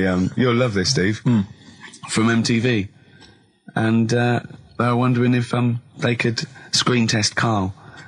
That's outrageous. I'm loving it, and I was going, yeah, and I said, yeah, it's fine. I'll come down with him, and I was saying, what about this and that, and they were loving it. I called him up, he went, oh no. I went, why not? He went, well, I'm looking at my reflection now in the mirror. He said, I shouldn't be on the telly. What would you wear for your screen test, Karl? What kind of look would you try and cultivate? Because you've got to bear in mind that the audience out there, they don't know what you look like. So, would you be a snappy dresser like, say, Jonathan Ross, or would you go for your kind of street cash look? Can't wear a suit. You can't wear a suit? Don't hold it well. So, I'm thinking, I don't know, I'll probably wear my woolly hat, because that takes some years off me. It does. He looks about 10 with a woolly hat on. Yeah. Okay. And, is it quite a cool woolly hat, or has it got a bobble? it's charcoal. I'd say it's the in colour. Yeah, okay. And I'll probably wear me anorak. Right. He's going for the... He's going for glam. He's going for quite a glam look. Yeah, no one else has dressed done for it. a jumble sale. Wow. Yeah. But I'm not that happy about it all, to be honest. Are you going to do it? You're not going to do it? Well, I'm sort of stuck in the middle, because throughout my life so far, I've never planned for anything, right? It's just always happened. Yeah. The time, you know what I mean, being in plays at school, never planned it, but when I did it, I went down the storm. It was a triumph, yeah, we all remember that. So... As I remember, you did Little Donkey. Did Little Donkey, yeah. And then later, someone was filming at the back. Was it your dad's mate? My dad's mate, well, Yeah. And on the camcorder, he listened to it back, watched him playing it. His dad says, just off camera, what does he say? I don't want to say it because I'm in charge of the show and I'd be irresponsible. He looks like a right twat. So he gets home, listening, watching that, and then here's his dad just off camera go, he looks like a right twat. Yeah, all right, yeah. What are you worried about? Your dad saying that Sorry, or the can I word? just interject? Because I'm really worried about this idea of Karl being on MTV. Because the problem is that, you know, let's be honest, Rick. I mean, we're getting by the skin of our teeth, aren't we? Really, it's only Karl that's keeping this afloat. Yeah. And if he gets on MTV and the world sort of gets a sense of him and they understand him, and he won't be ours anymore. We won't be able to control him. It'll be out there. It'll be in the. Well, that's the thing. No, that's the thing. That's the terrible thing, though, isn't it? It's like Karl is my pet, but I realise I've got to release him into the wild. And you know, because I love him, I know he's got to go free. Sure. But I want to. It's like Kez. Maybe someone will beat him to death, and we won't have to worry. I'll have you on, though. I'll have you on as a guest. Which gets me on to something we've got coming up today. Oh, yeah, he's got a new idea. Yeah. Right. Do you know, like, I've talked about ghosts, and we had that good discussion the other week walking to Piccadilly Circus Station, and I was telling you about ghosts, and you were saying, Karl, don't be an idiot, and all that. Spoke to a woman in the week, done a little interview with her. You've done a little interview? Done a little interview, 2 minutes or so, with a woman who's got ghosts in her house. So I look forward to hearing that later. That sounds brilliant. Coming up later. Well, I'm going to play a classic tune now. I've just gone straight for it. I've gone for the jugular. This is Ziggy Stardust by David Bowie. Oh yeah, the smooth indie sound of Richard Ashcroft. The Science of Silence on XFM 104.9. I'm Ricky Gervais. Joined me is Steve Merchant and Karl Pilkington. It was an excellent link, that, Rick. Did you say Nime at one point? 104.9? Did I? Other than that, it was textbook. Yeah, a desperate attempt at being articulate. Sure. But let myself down. With your See, this is the good thing about the boxing thing, because there's no chance of me, you know, slurring the words. No, I already slurred my words. Yeah, so no one, any damage will be totally fine. Yeah. Oh, the doctor's rushing in. I think there might be some kind of concussion. Jane just going, no, that's just the way he talks normal. But because I'm thinking maybe, did you start the show with that particular kind of manner? Just because obviously a lot of new listeners, I imagine, thanks to the massive poster campaign, and you obviously want to impress and charm them. There's a few examples today of irony coming back and biting you. Yeah. That seemed like a funny idea at the time, me posing that. But Jonathan Ross phoned me up when they first went up and he just said, I've just seen a big poster of a predatory gay. Yeah, you do look a little bit. Hello. And what's your name? Would you like to sit down here? And then you're in the background. And also, I think the funny thing about having you as a partner, I mean, the only good thing is that you know, you look weird and tall, like too freakishly tall and lanky. But in that one, no, because your background and you're smiling, you don't look as weird as you do in real life, or as freakishly tall. So it sort of ruins it a little bit for me. Look. Pilkington, what are you He's doing? not listening. He's just opening a packet. What are they? McVitie's. See, we should mention them. We get some free ones if anyone at McVitie's are listening, because we're not getting the perks of this. Nothing. I'd say I'm not getting anything. I really got in this game for the ladies, for the money, for the voiceover work. Certainly, I'm seeing hide and hair of that. But you're not getting the voiceover work because Jethro's getting all the parts that you might get. Yeah, sure. Yeah. Okay, Rick. Yeah. You were the voice of what? The drink driving campaign? You sound like a man who was run over in a drink drive incident. I mean, dear. It's like you don't drive. Yeah, but I didn't get any money for that, you did I? drink Oh, did I? heavily. I can't remember. It's like, I mean, talk I don't about drive, yeah. Well, that's good, I don't drive. No, it said don't drink and drive, so I've chosen just to drink. But at least I can formulate sentences using the English language, and I'm not getting the voiceover work. The English language of the 14th century. Well, it's better English language and English language. Rather than whatever kind of Middle England language you speak, the language of the hobbits. All right, Karl. See, you're eating a biscuit. I can't believe it. Are you bored with this already? Do you know what? MTV called me last week. They called me again yesterday and said, when can they come down to do they're coming down next Saturday, by the way, to do a little screen test for you. They're going to sort of just film you with a little camcorder. You said this. They're going to film you. Are you all right? Do you want to, are you hungry? Do you want to go out and have a meal? I can't believe you're eating while I'm on air. No one can hear that. Do you know who I am? No one can hear that. Explain who I am. Well, that's Ricky Gervais, right? He's made his name on TV. Yeah. Okay, he's done any number of corporate gigs, and they pay silly money. So, I mean, this guy's earning, and really earning beyond his talent. All right? So I think I deserve a little bit more than a little mank eating a biscuit while I'm talking. Rick Gervais? Yeah. Have you won a BAFTA? Yeah, too. All right, so just a little bit of respect. Yeah. Yeah. Karl, Well, what have you won? What have you won? I got a bronze certificate for doing a full week at school. That's great. It was only a bronze. What's that then? 3 out of 5 days. And I got me a little Crusaders badge, if you remember. What's the little Crusaders badge? The Crusaders badge for the religious club. So I was that the fella that you went and played You had to go ping pong ball, so they wanted to talk to you about God. yeah. Yeah. You got a Crusaders badge, did you? Yeah, that's why I went. That's why I joined. That's why I joined. For the badge? I like the little badge. Did 4 weeks and then packed it in. But we're talking about MTV, right? And I was feeling a bit nervous, wasn't I? About like, you know, the way I look. Right. And what have you. And then I watched a bit of Celebrity Big Brother and all the fuss that Mark Owen's getting. And he's not that good looking, is he?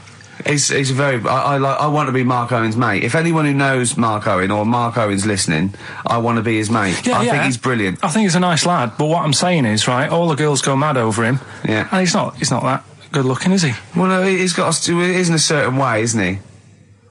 That sort of non-threatening. Yeah, but he's not stunning, is he? Do you know what I mean? No, but no. Well, what's your definition of a stunning? Yeah. Well, who do you like? Someone who you look at and you go, God, they're good Which looking. bloke do you fancy?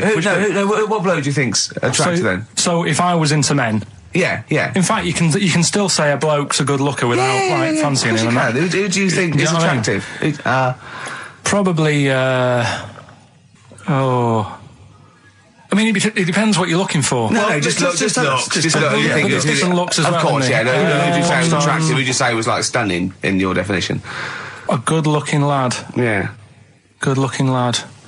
Oh, look at him over there. He's.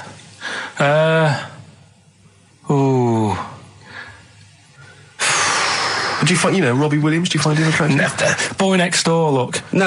Who do you... Carl, hurry up, because it's, we've only got 2 hours. Probably... do you know, I can't think of one offhand. Mark Owen is pretty good looking then, really. What, there's not... Just name one bloke that you think's an attractive guy. There must be one bloke that you've either met or that you've, seen in a pub Who do you think on a is poster. attractive? Tell you what. Go on. Tell you what. Works here. Young Alex Zane. Alex! Well, we know Alex, maybe we can fix you up. Oh, I love you, Alex. You got Richard Ashcroft, Science of Silence on XFM 104.9. I love that. Yes, correct. He's one of my favourite artists now. I just think he's so. I don't know why he's not ballistic.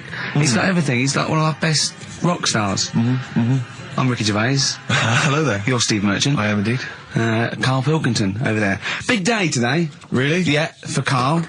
He hasn't been looking forward to it. He's been whinging in the week. A couple of things. He thinks he's overworked. He thinks he's overworked here, and he's stressed, and he's got to do DIY. MTV are coming in, right, to give him the chance of his a lifetime to do just a little screen test, and he's going, well, I'm not going to look good, am I? They're not going to have a why. He said, well, I've got a round head and I'll be wearing headphones.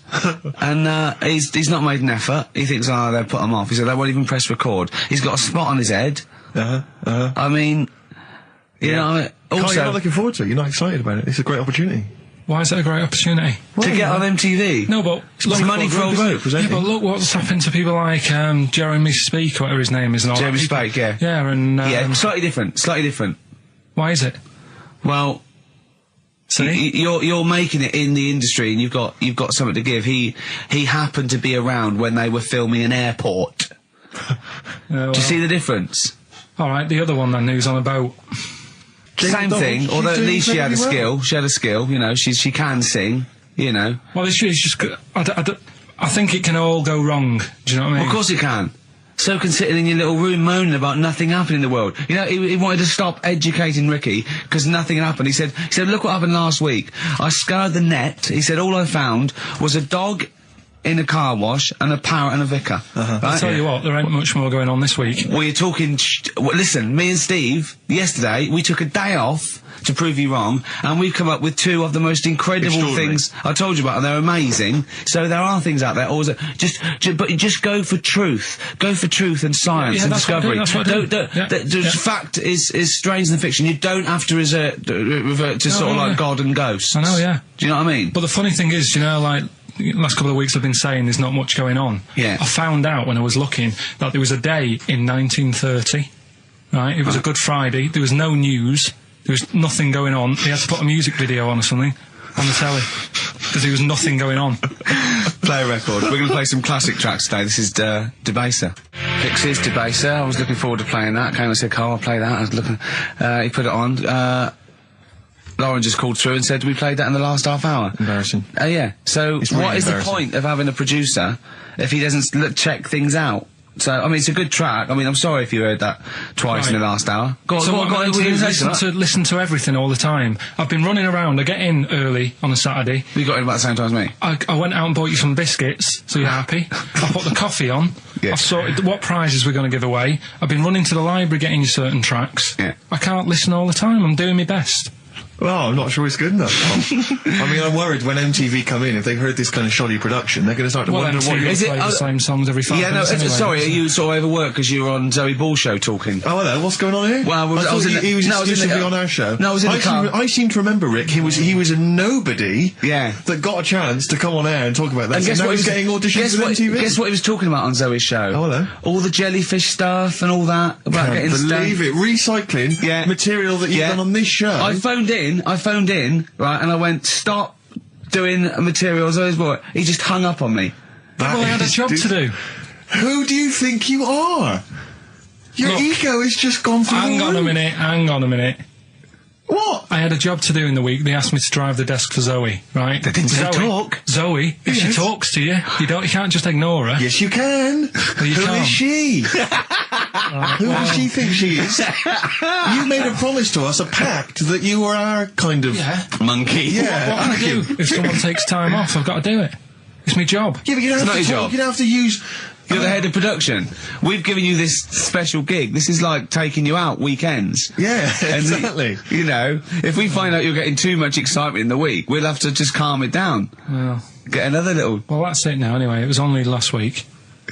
I feel like kind of solid. I feel betrayed. It's like you were having an affair behind our back. Yeah. And you rumbled He it. was doing all the stuff. He was doing all this like, oh yeah, jellyfish and this, jellyfish Yeah, because that. she was asking, and I thought it was a good way of promoting this show, actually. Oh, did you mention the show?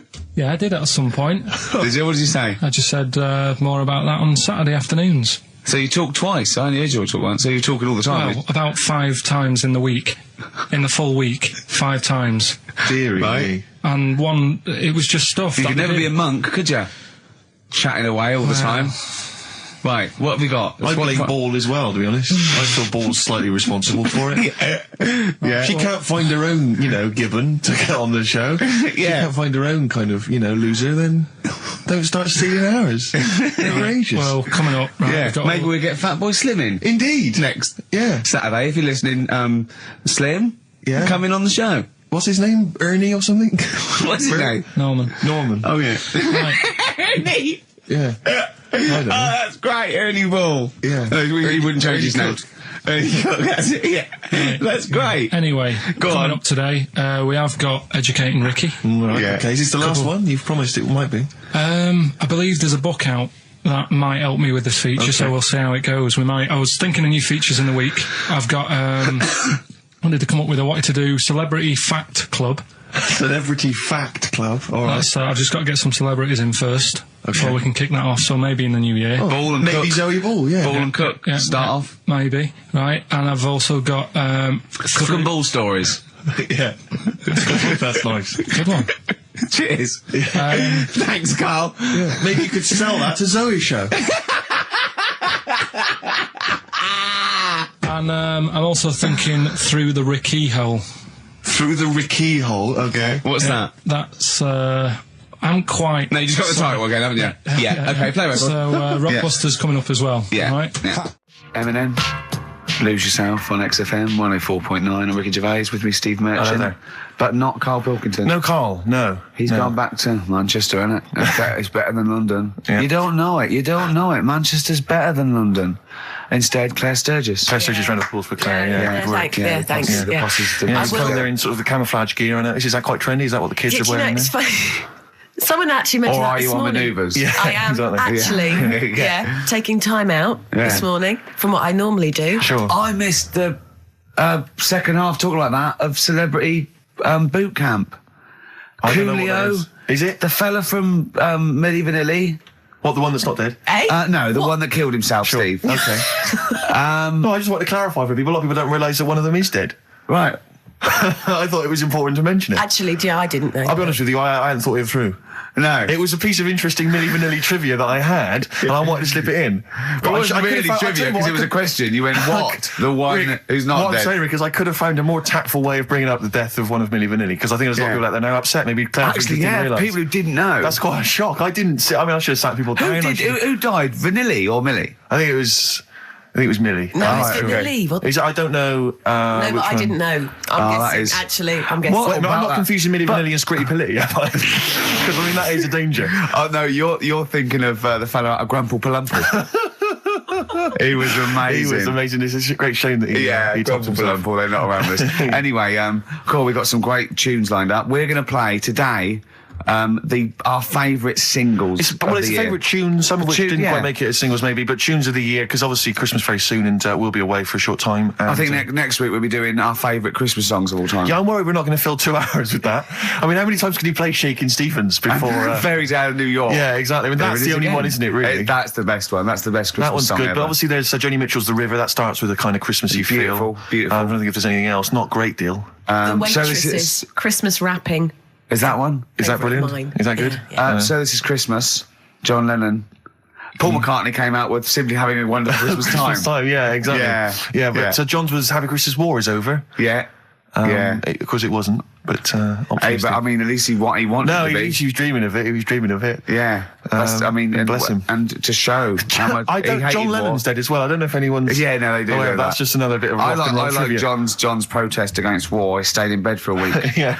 I've been doing that. I've been protesting against war for ages. Yeah. I'm eating hamburgers absolutely. against war. Absolutely. I just go into Burger King on the way here. I went to the counter. But of course, that's not product placement there. And there's a number of other burger joints that people may wish to go to if they choose. McDonald's. Yeah, McDonald's. But I went into Burger King because it's close. It's convenient, but then often McDonald's will be convenient. McDonald's is just convenient. Depends where you are. Just as convenient depending where you are. And I said, could I have a cheeseburger and small fries? Take away, please. And he recognised me. He went, "Oh, I've seen you on telly enough, won't you?" He went, "There's your meal." So I went, "Thanks." He winked and went, "I'll put large fries in." Brilliant. So that's so it's paying off at last. True genius is being rewarded but by I'm just intrigued the burger to know, joints. because I mean, there's been a couple of times where I've been with you, and we've gone in a restaurant and someone's given you a free meal or whatever. And it's the way that it's like you don't ask for it; it's just kind of offered. But I don't know what they're expecting in return. Nothing. I mean, do they think that you'll go away and you'll always think fondly of Chad who works in Burger King? I just think they think, oh, I don't know. They make. I'm going to give him a little treat. Yeah. I know, I don't like it, but then I'm always grateful, and I never... Yeah. But the thing is, I'm slightly embarrassed. Did anyone around you hear what had happened? No. Because I imagine the resentment, just the whole room No, turning they on didn't. you. I had to go around telling them. I went, I said, "Excuse me, did you hear that?" He goes, "No." He just gave me the free thing because I'm on the telly. And I went, "I don't recognise." I went, "You don't recognise me?" I'm terrified now that that someone could be listening at Burger King HQ. I'm assuming this is an unorthodox procedure. And that little fella's got fired. Well, they know it's Leicester Square now because I just mentioned it, so they know which Burger King it is. Oh my God. I don't know. What was his name? Ralph Littleton. He had a name badge. Number 342. Well, I just hope Littleton doesn't get in trouble. So, what are we going to play? That could be a sad Christmas for him. He's probably keeping his whole family afloat. Bit of Springsteen. Well, tunes of the year. I mean, I know people dismiss Springsteen, but as I say, the gig I went to see earlier in the year, I made Sturgis it. couldn't believe we were going to play Springsteen. Brilliant. I just think, leave aside what you think is cool and trendy and the fact that he's older now or whatever else. Really? Just leave all that behind and just listen to the tunes because, he remains a great musician. Lonesome Day? Lonesome Day, it's the current single and it's the first track on the album. Free chips. Absolutely. I was on the tube the other day, Rick. Sure. I was just coming into Finchley Road. Yeah. And I was on the train. I know you don't travel on the tube anymore. No. You're too famous. But I never did. No, fair enough. It's not that I don't recognise. It's just that it's beneath me. Fair enough. And they're on the tube in each carriage on these newer ones. There are kind of these flaps that are normally locked closed, and there was one of them that's swinging open. And inside there were various buttons like on, off, self-destruct, whatever. But seriously, like doors operating. Train quicker. Exactly. And you were thinking, you don't want some, kind of oik, sort of fiddling around pressing buttons and stuff. It could be quite dangerous. Yeah. So I got off of Finchley Road and I thought, I'll be a good commuter. I'll mention this to the staff. And they'll probably, you know, they'll thank me for it. And if it's an attractive young staff member, you know, I mean, they never are on the tube. Have you ever seen an attractive member of staff at a tube station? Oh, come on, steady They on. are such freaks. I mean, I know that's the pot kettle black. They're all from Devon, apparently. They're grotesque people, really. All right, steady on. And so anyway, I went up to this guy. I thought The uniforms don't help, though, do they? They don't. It's pretty grim. And so I went up to this guy. I said to him, "Excuse me, I just on a train there, and there was a flap open. I could see all these buttons and things." He went, "Right." I was like, "Yeah, well, I just think, you know, it might be, you know, wandering hands, a small child or something." Yeah. Right. Small child. He went, "What carriage was it?" I said, "Well, I don't really know what carriage it was. I just, maybe at the next stop someone should come and check." He went, "Well, how are they going to check if they don't know what carriage it's in?" And at that point, I just wanted to smack him in the face. I just thought, you know, I'm in a hurry. I've got no reason. There's no gain for me about telling this. It's not going to help me out in any way, not financially, nothing. I'm just trying to help you out. And that's your attitude. And I was absolutely livid. I'm getting so intolerant in my old age. I won't. What about the fact that the world's tallest man is living in a semi in Neasden? It's alright, isn't it? Something that someone told me in the week is that, do you know all these tall people like this guy? Yeah. Which is a bit weird they've only just found him, considering he's the tallest man. I think that's a bit weird. Yeah. Someone genius. told me that, do you know the guy who was in James Bond, the big bloke? Yes. Jaws. He's got the same illness as this bloke. Right. And what it is... It's called tall. It's something about... You're suffering from tall. You've got a small tumour or something just behind this part of your head. Yes. Oh, yeah. Just sort of in the middle of your eyes. Yeah. And the pressure on that makes you grow really tall or something. Yeah. So he needs to get it sorted. That's your advice to him. Yeah. Get it sorted. Okay, very finally, Karl, this is important. This is just projecting into the future. Just projecting into the future now, K-Man. Steve, have you seen that man in a jar without a brain? Sorry, is that something? Is that a product you can buy in like Sainsbury's? Is it a dream you had yesterday? And you wondered if you could. Can I? Yes, hello. Could you make my dream into reality, please? Oh, we can't actually, sir. In plastic would be good. Sorry, what do you mean? In the future, you'll be able to download your dreams and then just like act them out again, probably in the year 2000 or something. Soothsayer. No, there's some museum somewhere Yeah. that's got this little fella who was born without a brain, and he's in a jar, and it's just that he's got a really round head. Right. And when I saw this picture, I thought, God, it just reminded me of this little fella in a jar. Oh, and what do you mean he's born without a brain? He was born without a brain. So it's a baby.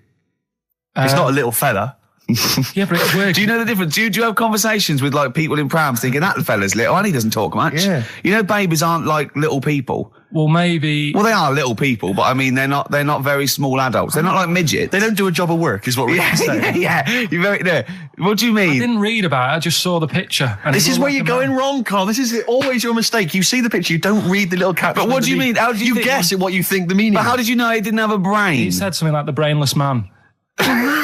Yeah, but people say that about you. It doesn't mean you haven't got a spinal cord. I bet somebody's seen it and knows what I mean. It's a famous picture. It's All right, call in 08700 800 1234. Once again, you win a prize if you can tell us what Karl is talking about.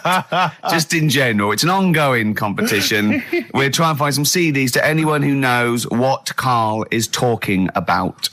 Well, we've had calls confirming that there was indeed a fetus or a stillborn child. A pickled baby. A pickled baby. No wonder it died. Born without a brain. But everyone has, pointed out that it wasn't a little fella. It certainly wasn't a little fella. No. But because it had been in the jar for a long time, I think it had aged a bit. What are you basing that on? You do carry on growing, yeah. Well, your ears and your nose. Your ears and your nose. And your eyes don't grow, so you could probably, I'll dig it out for you. Yeah. Imagine if like there was an experiment where they were raising a child just based on the information that we said on the radio. What kind of a person It was like would they download, be? yeah. And What kind of information would they and have? it took everything literally. Exactly. And I think, there's no irony or, it was just... everything we said they assumed was fact. Everything that Karl said. And they any assumed was question it had about the world, it could only ask Karl. Exactly. And it would See, be now, this worries me because without wishing to be disrespectful in any way, Karl, you know I think you're the best man on earth. When you have a child, we could be in a situation a bit like that. Do you know? Is it a concern for you? Do you think that, like, when your son's growing up or your daughter, and they're asking you questions, you're conscious? I mean, you yourself have admitted that you have a sphere of knowledge which you are an expert on. Ask your mother. You'd say, ask your mother. That's good. That's great. Fair enough. That's good. And I'd play with it. I think I'd be a good dad. Yeah, I think you would. But I wouldn't be the one who's shouting at it. No. Who would you get to shout at it? Probably Windsor Davis.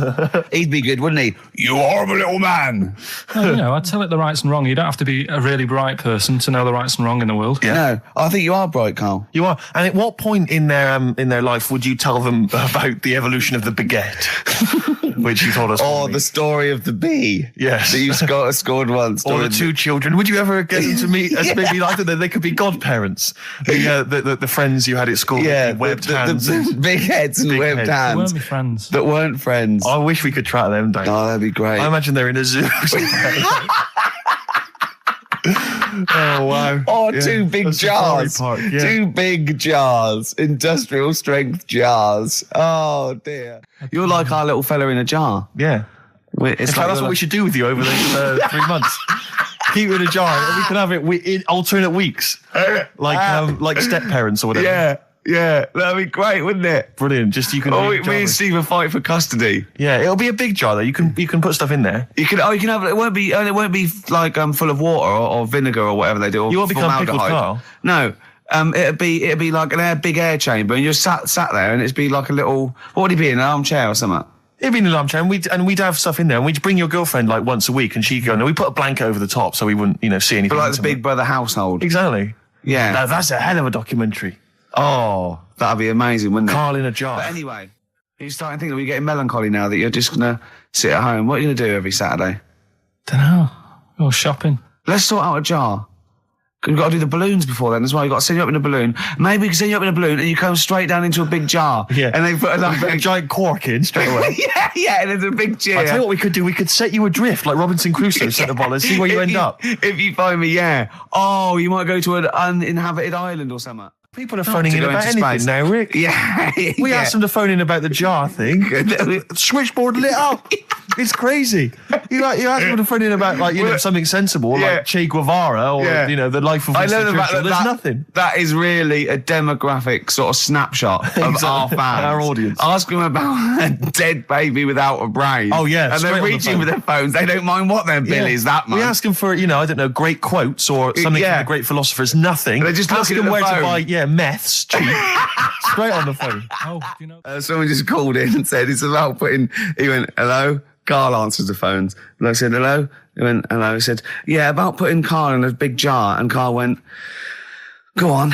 And the bloke went, "Well, then you could call him Karl Pickleton." And he went, "Thanks." I love the bothering. I like Karl Pickleton. That's lovely. That's so sweet. He spent 50p to tell you that, and you were worried. You just saw you going up in a balloon and landing in a jar again, didn't you? I always, if ever I've got like a question on anything, the internet's sat there and I can just go online and find out. The internet is good. It's brilliant. But it's not all verified. What do you mean? It's not all verified. It's not all necessarily factually accurate. Anyone can put things onto the internet. It's it's freaks and things that put on things one, right? Here's one that I read in the week. Right? Go on. About this woman. Yeah. She was a bit of a punk, and to get her hair done like she wanted it. Super glue. Right? No. She got lard. Apparently, it's a popular thing. You might know. Put lard on your head. Yeah. And you put it in the oven. Oh. Now, apparently, the heat that you get from the oven is different from the sort of heat you get from an hairdryer, right? And she had to do that to get the style that she wanted. But anyway, she comes into money or whatever, treats herself to a microwave, right? It's not true. Opens the door, jams the things, like the little catch, so the microwave works. She jams it with a screwdriver or a knife or something. Yeah. Puts the microwave on, sticks her head in, boils her brain.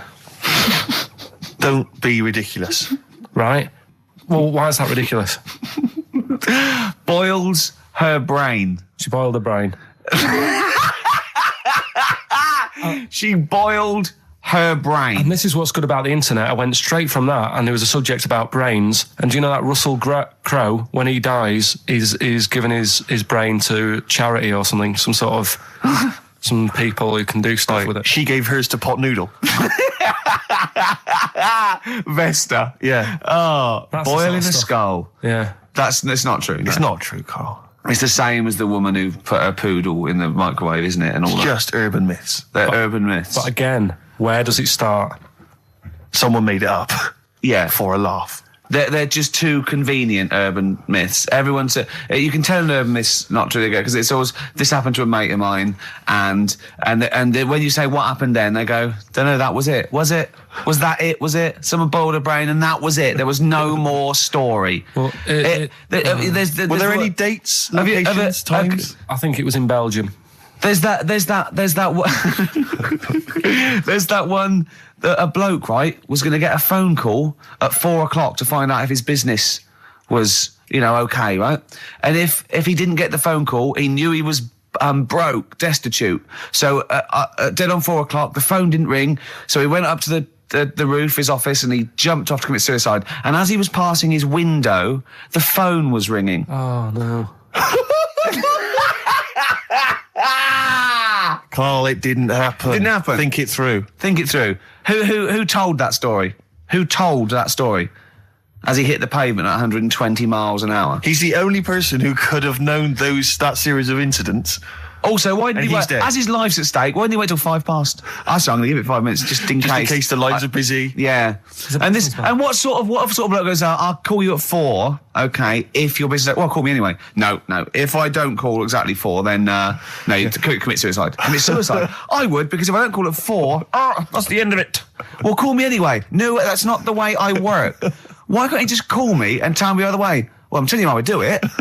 If you're bust, I don't call. Can't you just call to verify in case something goes wrong? What if it's engaged? It won't be engaged. Just commit suicide at 4, please. It didn't happen, Carl. The other one, right? A bloke, right? He's on a train station, and I'll tell you how I heard it. He's waiting for a cruise station, whatever, and he shits himself. As you do. And so he goes, my train's in 5 minutes, So he runs across to Millets and goes, quick, Levi's, 36. The bloke just puts it in a bag, he runs onto the train, he goes into the toilet, takes his trousers and pants off. He's soiled trousers Yes, and pants. throws them out of the window, I won't be needing those again, cleans himself off, open the bags, it's a jacket. Oh. No, it didn't happen, Carl. At what point did he go into it and go, quick, Levi's 36? And the bloke went, sorry, Levi's 36, what, a pair? No. Shall I wrap them? Them? It? Shall I wrap? Just wrap whatever it is. Do you want to look? No. I'm not looking when you're putting it in the bag, please. Right? 36 waist story. So, don't say anything. I've told you 36 Levi's. And put it in a bag and charge me for it. Yeah. I don't want to discuss it further. Yeah. There was one... Here we go. There was one about a woman whose husband died, and she had him cremated. Yeah. And made like a little egg timer out of him. Right. And she said, I did that so it can still help around the kitchen. Well, that might be true. That might be a joke. That's quite sweet. That might be true. It's a true story, again. It was all... No, not again, because the ones I just told weren't. Nor is the boiling the brains in a bag curry microwave. Head story, true. Yeah. They're too convenient. Will you be buried or cremated? What? Will you be buried or cremated? I don't know. By cremated. I imagine. Like you, Steve? I don't know. It's out of my hands. Yeah, I haven't thought about I've it. not thought it through, and No, to be I don't honest. care either way. Have you heard the one about... Sorry. I'm just worried that we're getting into a macabre world now of ashes, boiled heads. So I think we should play some music, let people just calm down. Levi's. Just think about some of the urban myths they've maybe heard, assess them. Maybe they are absolute bollocks. Yeah. And they can move on from it. Well, Yeah. it's just that the death thing, right? Yeah. There was an argument on there about, do you know that Twilight Zone or whatever it was, Tales of the Unexpected? Oh, yeah. Where the woman got buried alive. Yeah. They were saying how, like, years ago, they'd bury people thinking they're dead. Yeah. And they've recently, like, dug coffins up, and then the people who were in the coffin weren't dead. They might have just been, like, in some sort of deep sleep or whatever. Catatonic. And they've lifted the lid off, Yeah. and there's scratch marks on the thing. Yeah. And that's pretty scary. And Makes you think, I mean, I hope they check these days.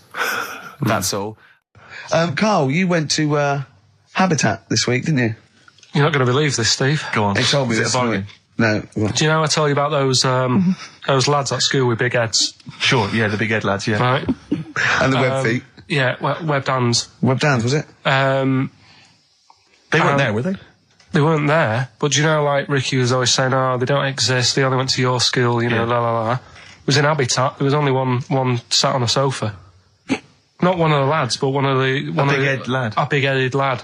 What? Is that like, when you say a big-headed lad, is he like Frank Sidebottom big head? I mean, is it like... I don't know what this is why, you know, it'd be nice to... You think it's maybe a medical... Well, it'd be nice to, if there's a doctor listening, sure. Right? Yeah, a doctor listening to XFM thinking, I must phone up and fuel Karl's obsession with the deformed. Yeah. No, but it's not really deformed. But how big is the head? Probably, you see, it's weird how it's always kids who I see with it, so I'm wondering whether they have a full-size head. Right. And then when they get older, it works out all right. Like jumpers. My mum used to get me jumpers a size too big, so it'd last a year. So I'm just wondering if it's the same. So how old are these generally? Are they not like adults? They're like kids. Well, when I was at school there, I was probably about 7, and this kid on And do they have to wear Sunday, any kind of apparatus to sort of keep their head from kind of, you know, not tipping them over or sort of staying upright? Like I mean, well, I'm just worried that the head's kind of too heavy for their body or something in there. No, it's not that big. Right. It's just not right. You kind of go, you sort of do a bit of a double take. Yeah. Like the fringe isn't sort of, you know, just above their eyes. It's quite high up. Sure.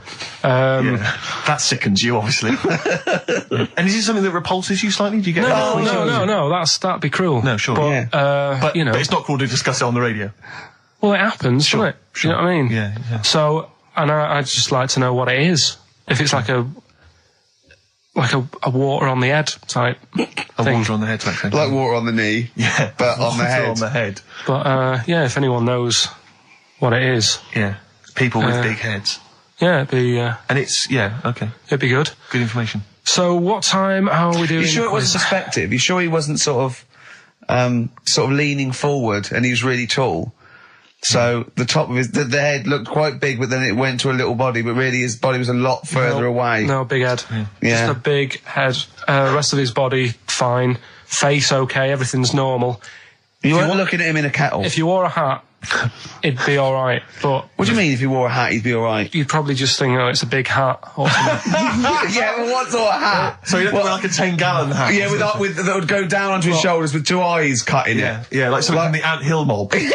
Yeah, Michael Bentine's potty time. Yeah. How would a hat help him? Yeah. Are you sure this wasn't a Diddy man?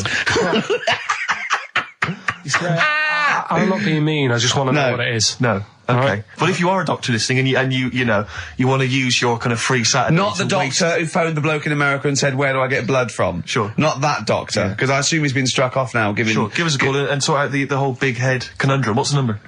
08700 800 1234. That's also the number to call if you have Bruce Springsteen tickets available. I will pay up to £47. Don't do it. Go yourself. Don't give them to Steve for cost price. Make a little profit. Oh, I mean, don't take the Mickey. You know what I feel. You've already ruined the thing. Don't ruin some more of my dreams. But I'll tell you what, if you do get Steve a ticket, he'll be so grateful that he will spend a bit of money on you, I imagine. Exactly. You'll buy the tickets and, give them something pretty special because you're earning now and, Yeah. So let me discuss that with them, Rick. I mean, let's not make any promises.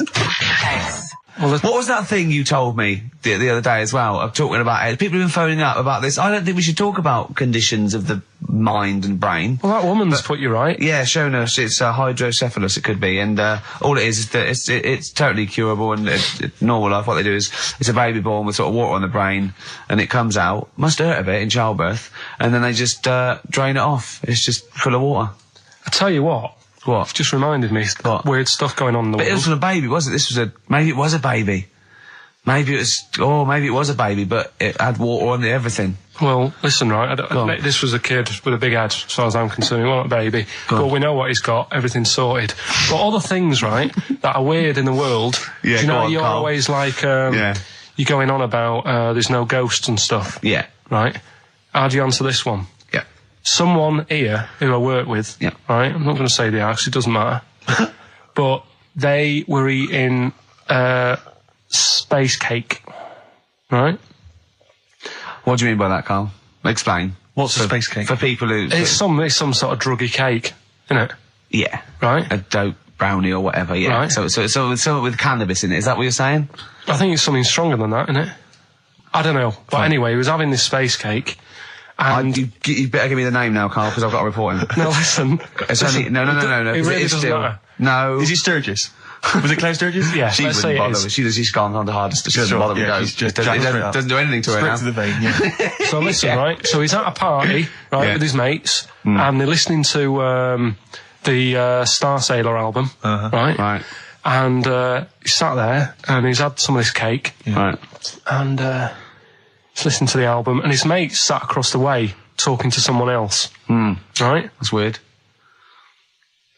The album's on, and he thinks to himself, this track's going on a bit. Yeah. And his mate across the way, who's talking to someone else, Heard him say it. and he goes, Yeah. yeah, isn't it? Yeah. So he goes, oh. Right. And he goes, See, usually at this point, I say this bloke taking drugs, but you started the story Yeah. with this bloke no. had done some But drugs. since, Right, Rick? No, if he was here now, Yeah. right, he would say, yeah, I know it sounds mental. Yeah. But it happened. And Yeah. it wasn't just a one question. It wasn't just like, oh, this track's a bit long, innit? Yeah, it is. He had a It whole was conversation. A whole conversation Sure. with the guy. And Yeah. But sorry, I just want to clarify. You mean he had the whole conversation telepathically? Yeah. Right. He didn't just shout across the room. And they've recently met up and like they've sat there and tried to like work out what happened. And it's never happened Presumably they again. don't have to talk at all anymore. Yeah. Why did they meet up? Couldn't they have just done it like from their own homes? Just stay at home. Do they have to have that cake before they Yeah, before they start have having the a chat. conversation? Hold on, wait a minute, lads. Why are we using our lips? Yeah. This is using way too many... Oh, take them. There you go. My only question with that is, being skeptics like Ricky and I, whenever we hear a story like that about the paranormal, the first thing we always look for is maybe some other explanation. Yeah. Maybe one vague idea. Lying. Could be lying. Chinese whisper. As I think you pointed out, there are drugs. It's often an issue as well. Madness. Yeah. Fear. Delusion. Sleep. Yeah. You know, there are so many things you go through. I'm going to go with the drugs before your dead grandmother exactly. pops into the equation. I'm for going to me. go with the acid. Right, tell the other story that you totally believe this as a true story, don't you? The fella with the being killed. Right, do you know how the other week we were talking about some fella who had his head cut off? And he said, when my head goes into the basket, I'm going to blink a lot, see how many times I can blink. But if you remember, when Karl first told me that, it was, I think it was Simon or Nick that pointed out. He goes, no, that's not quite right, Karl. Karl told me that he had his head cut off, and when his head was in the basket, it looked up and said, count how many times I blinked. Yeah, But sure. he believed that as well. Yeah, so he was happy. He was happy with that. Sure. Do you know what I mean? So yeah, a couple of weeks ago there was a guy, he had his head cut off, and before he had it off, he'd said, I'm going to blink to show that there's life after death. And he'd done he it. did 32 blinks, Yeah, right? sure. So you two were sort of pointing that down the other Yeah, week. we were sceptical of that. So I looked again On the internet? at some other website. Yeah. And there's a guy... Sorry, it's the website, just to clarify, the website is the place where you bought that property on the moon, didn't you? Because it was a bargain. Right. So, this guy... Been gazumped. Look, we'll see who's been gazumped when this world ends. I've Yeah. got somewhere to go, Yeah. all right? And I know you'll be calling me up, saying, oh, can I come with you? Haven't I you go, got, no, like, 'cause it 2 doesn't square exist, does foot? it? No, I've got acres. You're going to have to stand deadly still on the moon in your 2 square foot. I've got about 20 There's no place acres. for Suzanne, it'll just be you. I'm off, love. It's all those people with big heads and web feet that've been buying it all these years. Well, listen, right? Go on. Anyway, Play a record, tell us the story after it. We've been chatting for far Sorry, too long Karl. No, there's no record. Play a tune, we'll come back with What this. do you wanna What's play? this, another ghost story? Let's play one of my favourite songs of all time. I'm going on holiday and getting into a lovely serene mood. Sorrento is probably from that. It's Neil Young, After the Gold Rush. Beautiful. Still to come, that competition as well. Look forward to that. Carl's quiz. Yeah. What an amazing track that Beautiful is. tune, yeah. Neil Young, Dynamite. After the Gold Rush. So go on, Karl. Sorry. Go on, Karl. So let's take us back a few steps, Carl. What's the story? right, so I did some research, right? Let's just recap again. There was a guy you read about who had his head chopped off. He was guillotined. Yeah. He had said to the people around him, Count my I am going blinks. to blink once I've had my head cut off to So show the brain that life, can still... or the brain Yeah. can continue to work after Yeah. death. Okay, so yeah, we queried that. So you weren't having any of it? Well, no, possibly for a few seconds till the oxygen stops being fed to the cells because the blood has drained away. But, you know, nothing spectacular. So go on. Well, along the similar sort of lines, right? This is quite a few years ago. This fella sort of upset the royal family doing something, right? So they said that this isn't good. It wasn't Ben Oughton at that Jubilee thing, was it? I can't remember what it was. And they said, right, that was terrible. We're gonna cut your head off. You know, you gotta show people like you can't be doing what you've been doing. What was this, the 1970s? When you say a couple of years ago, you mean maybe sort of... Was it the olden days when the phones weren't very good? Ages ago. Yeah. Ages ago, sure. So yeah, fair enough. Yeah. So... Very philosophical. Yeah, imagine that when you're watching this story. This was literally ages ago. Yeah, exactly. Yeah, Simon Sharma's History of Britain. Yeah, yeah. Oh, So- and even before that, which is yonks before, when it was all mental and different. Sorry, Carl, go on. So he's having his head cough, and he's resigned to it. It's the day before. He's kind of got it into his head now that I'm not going to have my head much longer. Sure. So he said, let's make use of this. Yeah. He said, I wonder how long like the body can stay alive without my head on it, right? So they were like, I don't know. So Who were? so The jailers? whoever he was asking. These jailers with one eye. Yeah. Get out, punk. So he said, No, wait a minute, I've got an interesting scientific experiment, jailer. Well, Yeah. fair enough. What is it? So he said, what I want to do, right? He said, you know, surely it's my last right. You know, I'm going to be dead tomorrow. Sure. So let's He do a didn't test. draw it out this long, did he? Yeah, he said, let's test this out. You know, he said, do us a favour. He said, you know, it's my last day. What I want you to do is, you're going to cut my head off. Let's put a white line on the floor. Right. And see if, you know, because there's no point asking how far he can sort of walk without an head if there isn't a line, because you don't know what to count. Do you know what I mean? If he loses his head and he's running around all over the place, you can't really count That's that. not impressive enough, yeah. So they said, let's make a white line. Sure. Yeah. Who said And- this? He did or they did? I think they started to join in with him and saying, well, let's make this a... you know. You guess it. Go on. So, They got Norris McWhirter down. The Guinness people. Oh. Yeah. so they said, let's get this white line. Yeah. And, Dedication's all he needs. we'll do this tomorrow. And he said, all right, then, I'll see you in the morning.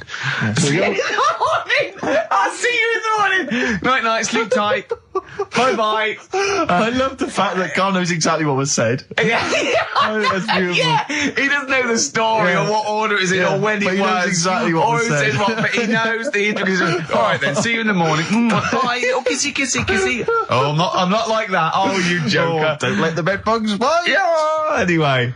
So he gets up. Do you want a paper tomorrow? No, I'm all right. Go on. He gets up and they say, right, you know, today's the day and that. And he said, well, you know, I've got used to the idea. So here's a white line for you. Got used to the idea. Go on. So they go, right, you ready then? And he said, I go on. And they cut his head off. And the body walked 32 steps without a head. Wow. 32 steps. Incredible. And that's the lesson, really. Did it get as far as it walked along the white line, did it? Yeah, it stayed along the white line, did 32 steps, and then started to stumble a bit, and it just fell over. yeah. But, you know, it was a test that your body can still keep alive for a little bit Yeah. when you've lost your head. Absolute twaddle. Absolute twaddle. What do you reckon you can do then without an head? How many steps? There'd be muscular spasm, right? Yeah. It would twitch a bit. It would, yeah. You could not distinctly take 32 steps. The body... Well, don't...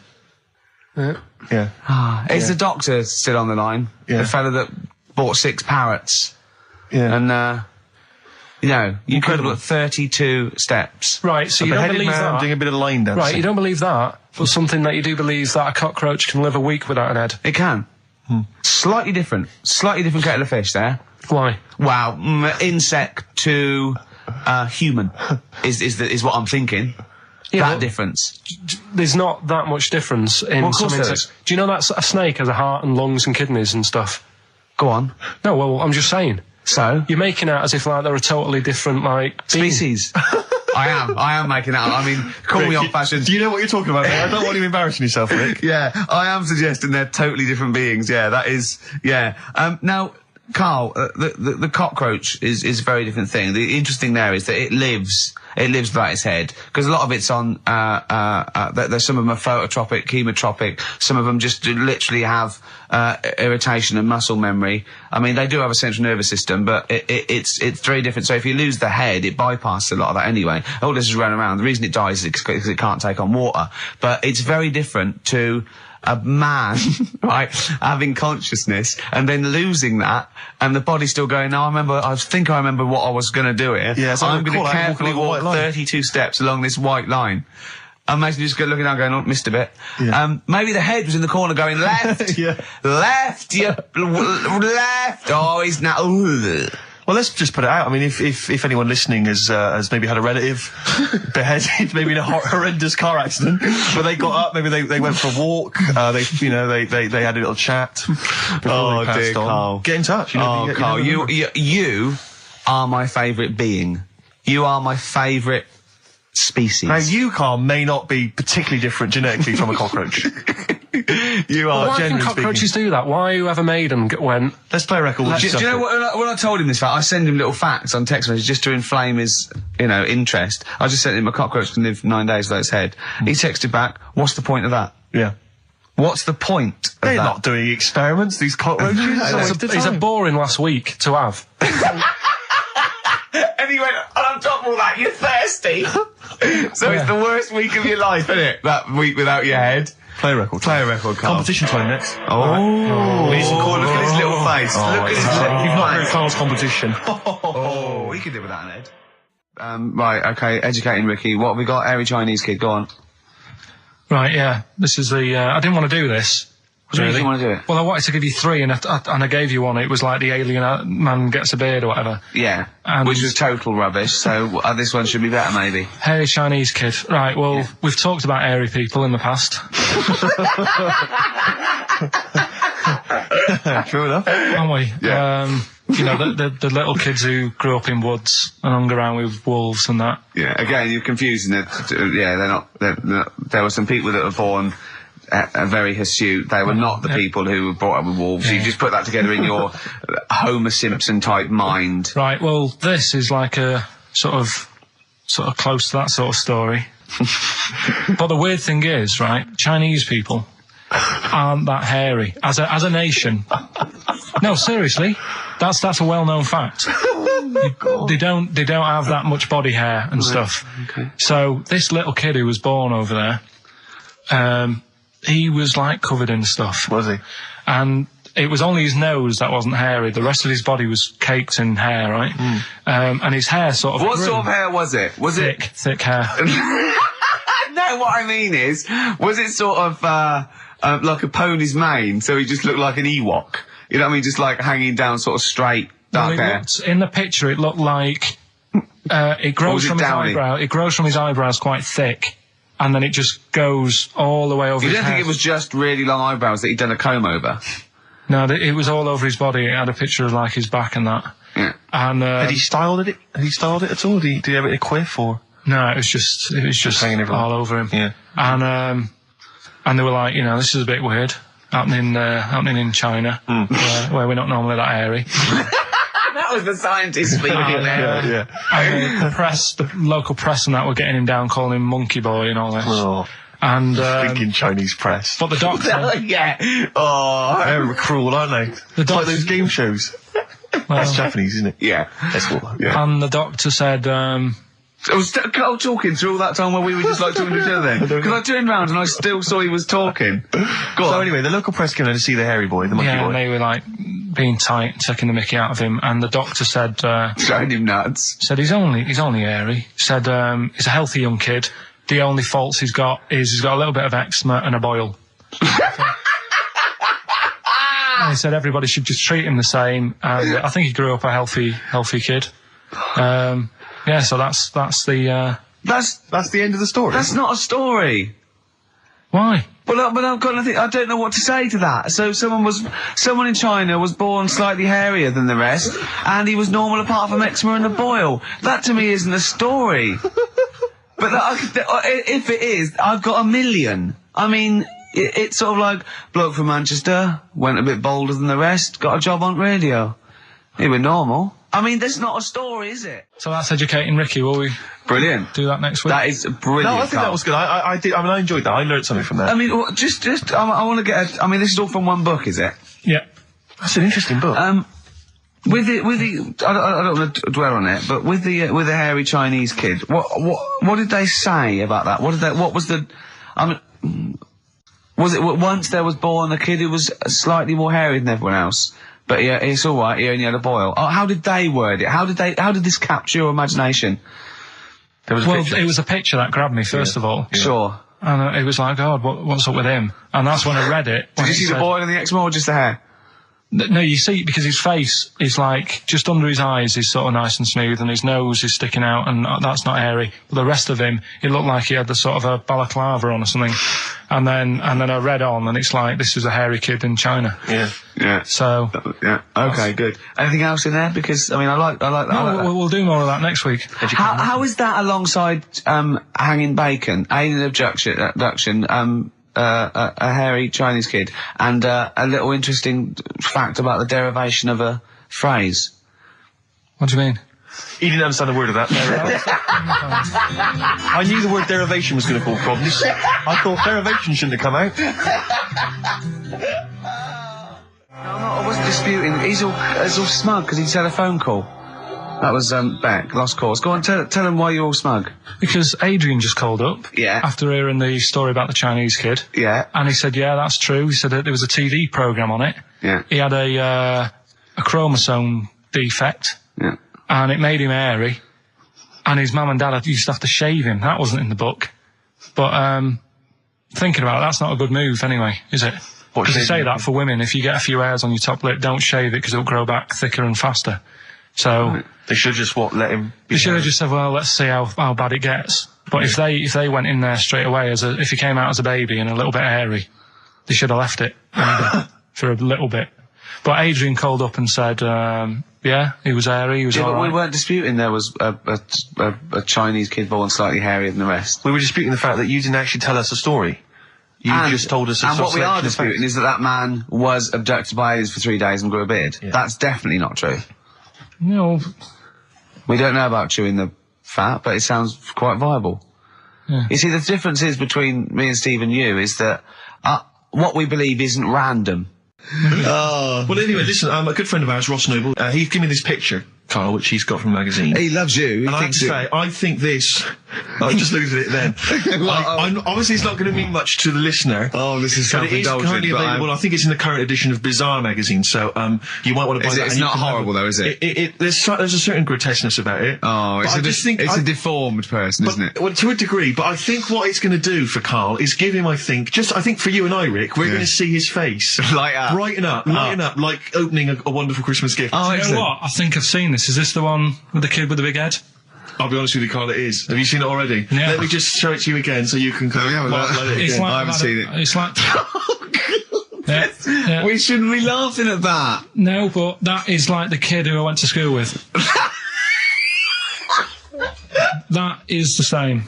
That can't be the same. So do you recognise him? Seriously, that is the same thing he had. I mean, I have to say, it does look like it's been computer generated. It's so odd. Yeah. But look at the child's face. I know. Look at his reaction. Don't take another photo of me. I'm not sure this is right. It's not right. But I was hoping that would give you, Karl, just a little glimpse of. We've had a request as well on the best bits. So someone wants to hear you talking about your mates with the big heads. I don't believe it, because every time we go there, we get some sort of complaint about something. About what? Just leave it. Well, that for some reason that always goes from the story with my dad going to Blackpool for taking those kids there. The what kids? And, leave it. No, what? No, I don't know. There's people that know what you're talking about. I'll tell you when we put a song on. No, well, I know what it is, but you can't just say that. Is it when? Is it when your dad put a kid in the wheelie bin because he was getting out of hand? Yeah. So we're going to be. We can't go through it again. It's too controversial. And it's in one of her magazines, and there's this article, right, about these identical twins, brothers, right? And one of them meets this girl, right? And it turns out she's got an identical... I've heard this. This is true. Right. They get married. She's got an identical sister. Right. So they both go out. So two identical twins, male, going out with two identical twin sisters. Yeah. So I was looking at it going, oh, that's weird. Because you see them, like, they're always wearing the same cardigans and that, and that's like... But then, but if you're an identical twin, then you probably would fancy the same sort of person, wouldn't you? But then, I was asking, she was going, it's getting near the, the plot, the murderer. If they had a kid, would they look the same? Yeah. Not necessarily, because it depends on what genes are passed over. Even though they've got the same exact sets of genes, that you don't pass on all the genes, do you? It's 50-50, but you don't pass on exactly the same genes in each sperm, let alone with an identical twin. Yeah, but even though you don't do that, like my brother and sister don't look like me, but you know they were related. Because they share 50% of your father's genes. Gobbledygook. Yeah. No, you share 50% of your father's genes and 50% of your mother's, but not the same 50% on 2 occasions. I think you completely lost him already. When you brought in the word genes, I thought you were thinking, what no, they wouldn't necessarily. They wouldn't necessarily, no. They could do by Did Suzanne look at you like Oliver Hardy looks at Stan Laurel when he's just like nailed his hand to a wall or something? She went, ask Ricky tomorrow. And then turned up John Nettles. And then turned it up. Yeah. Oh, that is brilliant. I think I heard a story once where 2 sets of Siamese twins married. What if you fancied the one on the left? Yeah. What if one of them was having an affair behind the other one's back? That'd be difficult to conduct, wouldn't it? You better show off he's waking up. What are you doing? What are you doing? What are you doing down there? What are you doing down there? Nothing. There's no one down here. Well, I think there is, because I can see her sister here. No. What's she doing? What's she doing? She's covering for him. What are you covering for him for? He's your husband. Is my wife down there? I read something about some Siamese twins. Go on. And one of them was saying, we get on each other's nerves and that. The other one was going, we don't. I didn't know this. I've never liked you. I've never liked you. One of them was going, I hate doing the washing up, but I let her do it. And the person doing the interview said, well, why don't you help out? Just dry up and get the job done quicker. And she was like, no, I can't stand it. I prefer just to hang around there and wait for the other girl to do the washing up on her own rather than help and get the job done. Sure. Just selfish. Well, there was one set of Siamese twins. One had a job and the other one didn't. That's ludicrous. Yeah. The other one was unemployed. The other one had a job. She had to go to work. She had to get up at 6 o'clock on her day off. I'm supporting you, literally. Yeah. Then they get done off the social for sort of... Yeah, because the other one was signing on. Are you living together? We're not. Like, that got a load of attention in the press, but the Trisha programme got nothing. Okay. Which, I know, Steve called me up in the week, right? 10 o'clock in the morning, I was at work, and he goes, She thinks so at 10 o'clock. She think preparing this show. Most people go to work about 8, 9. Are you watching Trisha and that? I said, no, what is it? He goes, oh, you'll be loving it, right? Freaks. Was it, Help Me, My Mum's a Freak? Siamese twins. Right. So I couldn't watch it, but he said, it might be on again because they repeat stuff on ITV2. Right. So I had my dinner late. Instead of having it at 1 o'clock like I normally do, I had it at 2:30. Yeah. Sat in the office, put the telly on, ITV2. These Siamese twins. Did it blow your mind? It was amazing. We talk about a lot of things on the show quite a lot. The airy kids crop up a lot. I was waiting. It's been 10 minutes and you haven't mentioned the airy kid. Right, and last week we were talking about Siamese twins, weren't we? So it was weird that this programme was on, but it was amazing. I mean, what I think you can't refer to them as Siamese twins. I think they're known as conjoined twins. Why? I think Siamese is maybe considered derogatory or as an old antiquated phrase. Yeah, I think it's because the first famous ones were actually from Siam. Right. And that doesn't exist anymore. No, it's conjoined, Karl. Yeah. Get the phrase right. But you think that if that's happened to you, that wouldn't be that sort of offensive. The names that you must get called. Right. You think that's least of your worries? Siamese twins, I'd say, well, that's, yeah. Now, were you stunned by where they were connected? Just live with it, we'd say. Because they were connected, of course, at the forehead. Oh. Sort of, which was quite extraordinary. God. What if one had bad breath? That wasn't a question that Trisha asked. Annoyingly, because I know that much of the audience was thinking that. There's a few things that didn't crop up. What questions would you have asked of them? Because what things did you feel weren't mentioned? I'd love to just watch Karl watching amazing things. Exactly. Do you know what I mean? It's like early learning thing. Mouth slightly open. Yeah, some mouth slight open, saliva. dribble, looking round to see if anyone else has seen it. You know, I hate that. Like when a cat sees a bird land on the balcony. Exactly. It can't believe it's luck. I'd probably say, how do you buy her a birthday present? A surprise gift, yeah. Because everything's ruined. Sure. Right? I'd probably ask... Yeah. Well, did you not think it was interesting that one of them had a boyfriend? Well, that was a bit weird, wasn't it? Uh-huh.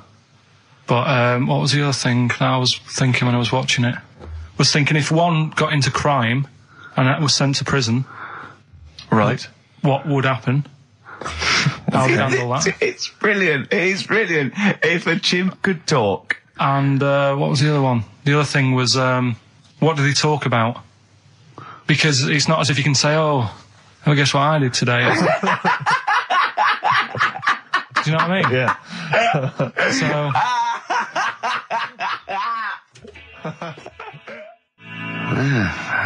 Brass in pocket, and if they're pretending to be good, they're doing a bloody good job of it. I love them. That's Ricky Gervais on XFM 104.9 with me, Steve Merchant and Karl Pilkington. Karl is still buzzing about these conjoined twins. It's just... One of them, of course, had to be... Because one of them was sort of shorter than the other and had to be sort of wheeled around on a kind of trolley thing by the other. This isn't Molly and Dolly, is it? No, they're not called... One's called Reba. I forget what the other one's called. Sheena, maybe, or something like that. Do you remember, Karl? No, I wasn't that impressed with the names. It's just... Yeah. So you immediately put them out of your mind. Those are rubbish names. Forget, Karl, forget.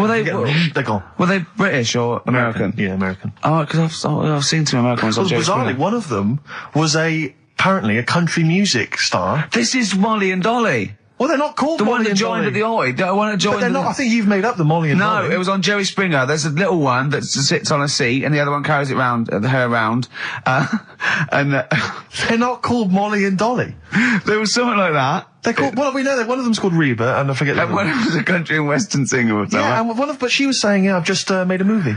It's coming out shortly in theatres." Is your sister in it? Yeah, and the other one said, "Oh, I'm not involved." It's utterly bizarre because they live there. They work so hard to live their lives separately. Yeah, they say it's all. Yeah, exactly. of course. So, Yeah, they try not to. So she's talking about her music career, and the other one's sort of not taking any kind of credit for it, which is nice. It's weird though, because when she was singing as well, the other one just stands there. She doesn't join in. She doesn't sort of dance. Offer backing vocals. Do you know what I mean? Make a group out of it. Yeah, a duo. Yeah, well, but it seems like we're sort of being horrible, but we're not. No, we're not. I mean, we're laughing at Karl's amazement at this phenomenon. Sorry, I just got to say we're not. Taking the mickey. The really weird thing about all this, right? And it's annoying because you were saying about, what should have Trisha have asked and all that. Yeah. But one of them mentioned that one of them was adopted and the other one wasn't. Don't talk rubbish. No, seriously. I didn't understand it, right? Of course you didn't. And then Trisha sort of said, well, let's have a chat. And they were like, no, I don't want to go into that. What do you mean one was adopted? That's what he said. One of them... don't quiz me on it, but that's what was said.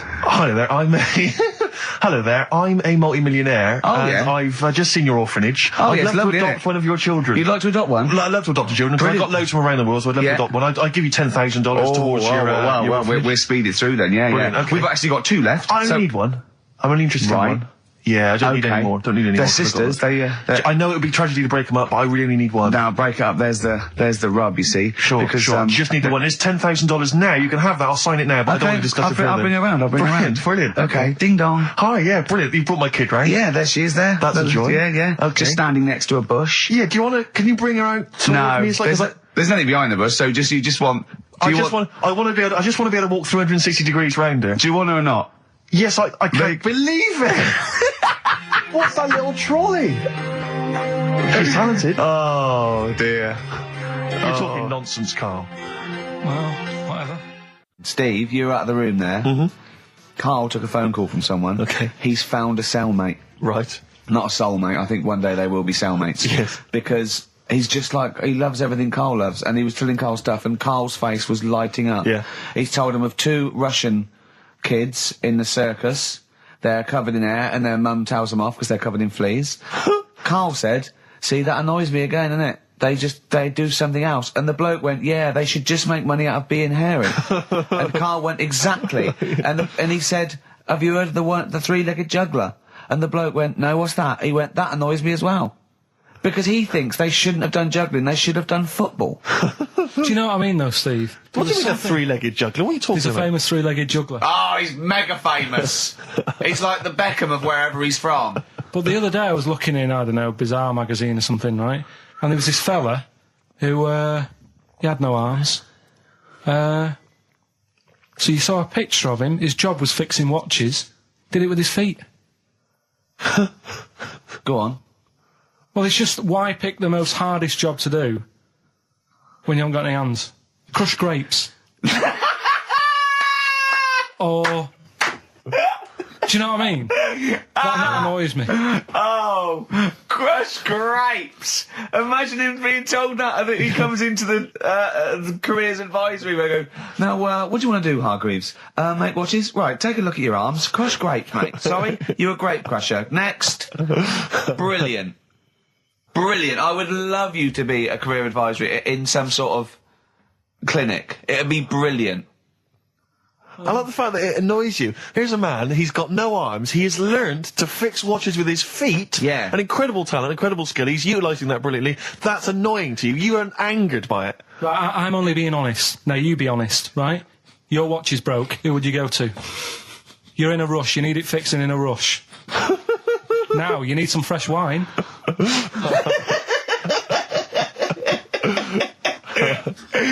Be honest. Oh, you're amazing. But what's this thing that you've been talking about, this video? Freaks, right. It was a thing that was banned for like 50 years. I think it's been taken off again, but I don't know why, if it's just been deleted, right?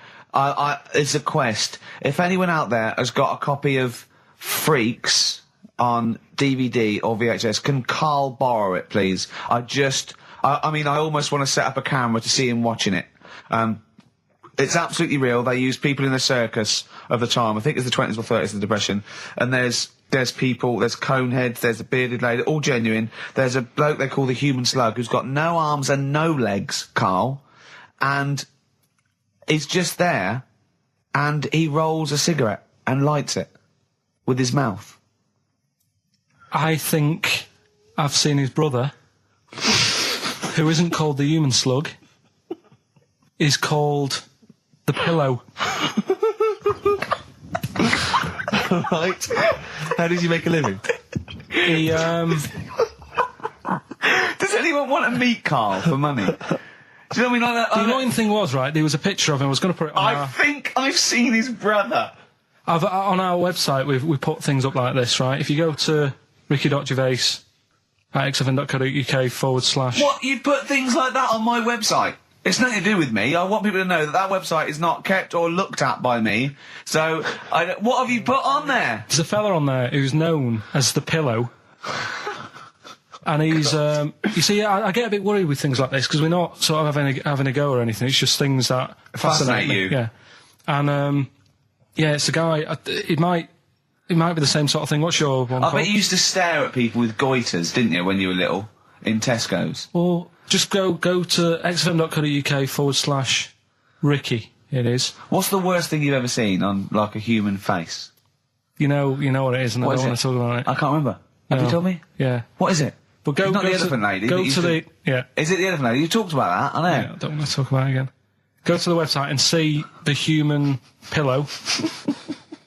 Why is he a human pillow? That's what annoyed me. I thought he was more of a draft excluder. Oh, that breaks all kinds of rules. Buzzcocks, harmony in the head. Now, things are flying here at XFM. People have called in. There is a video of Freaks on the way. Karl's going to see that within the week. That's exciting. That is exciting for me. Do you know what I mean? About our education of Karl. We started off trying to teach him about science and history, and now we just find out he likes pictures of hairy Chinese kids and Who women. doesn't? Who doesn't? No, true. You've got a theory about pictures of freaks, haven't you? You see, you always bring things up that I don't want to talk about, because I'm really worried that people, if you've just tuned in for the first time, it's the first time you hear it, and we're talking about hairy Chinese kids. Yeah. Talking about the human worm. Karl, listen. People don't think that you're taking the piss out of those people. They lump you in with them. Do you know what I mean? They think that you're a freak of nature. So you can say anything you want. Do you know what I mean? Because it's honest, it's from the heart, it's genuine. So don't worry about that. Yeah, but Suzanne was saying last night that I've got a heart of stone, or whatever it is. Why? Because I wasn't crying at Comic Relief. And all I always used to say to her, get out, Elephant Man. Let me watch that for 30 minutes. I'll be crying my heart out. Why? Why do you care about that but not... Because it's... That is more real, isn't it, right? Think of John Merrick. Sorry. What, the film starring John Hurt is more real than footage of starving people in Africa? No, but what I'm saying is, think about... See, this is why I didn't want to bring it up, because people are going to just say... Well, you're allowed to cry at what you like. People can't have you for not crying at someone and crying at someone else. Imagine that, like, if you've seen the film, you know, his head's all, you know, messed up and that. Yeah. He's getting picked on all the time. Yeah. By Michael Elphick, I remember. Yeah. It's just really, really sad. Whereas, you know, we're trying to help But out you give him a bun and he forgets it. Do you know what I mean, though? He never forgets, Rick.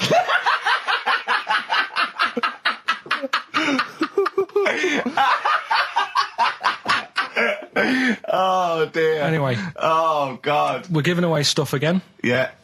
Time Tell me your theory about freaks who have their picture taken. No, I'd leave it. No, can I tell you? We'll do it next week then. Can I tell you what this is? Go on quickly, what is it? Right, when he sees a little picture, like in these books he's got, he carries round those things, right? And there's like a fella with a little head with some like able-bodied people. He goes, the only reason they got to take that picture, right, was so they could show their mates, say, look at me, the little fella with a little head.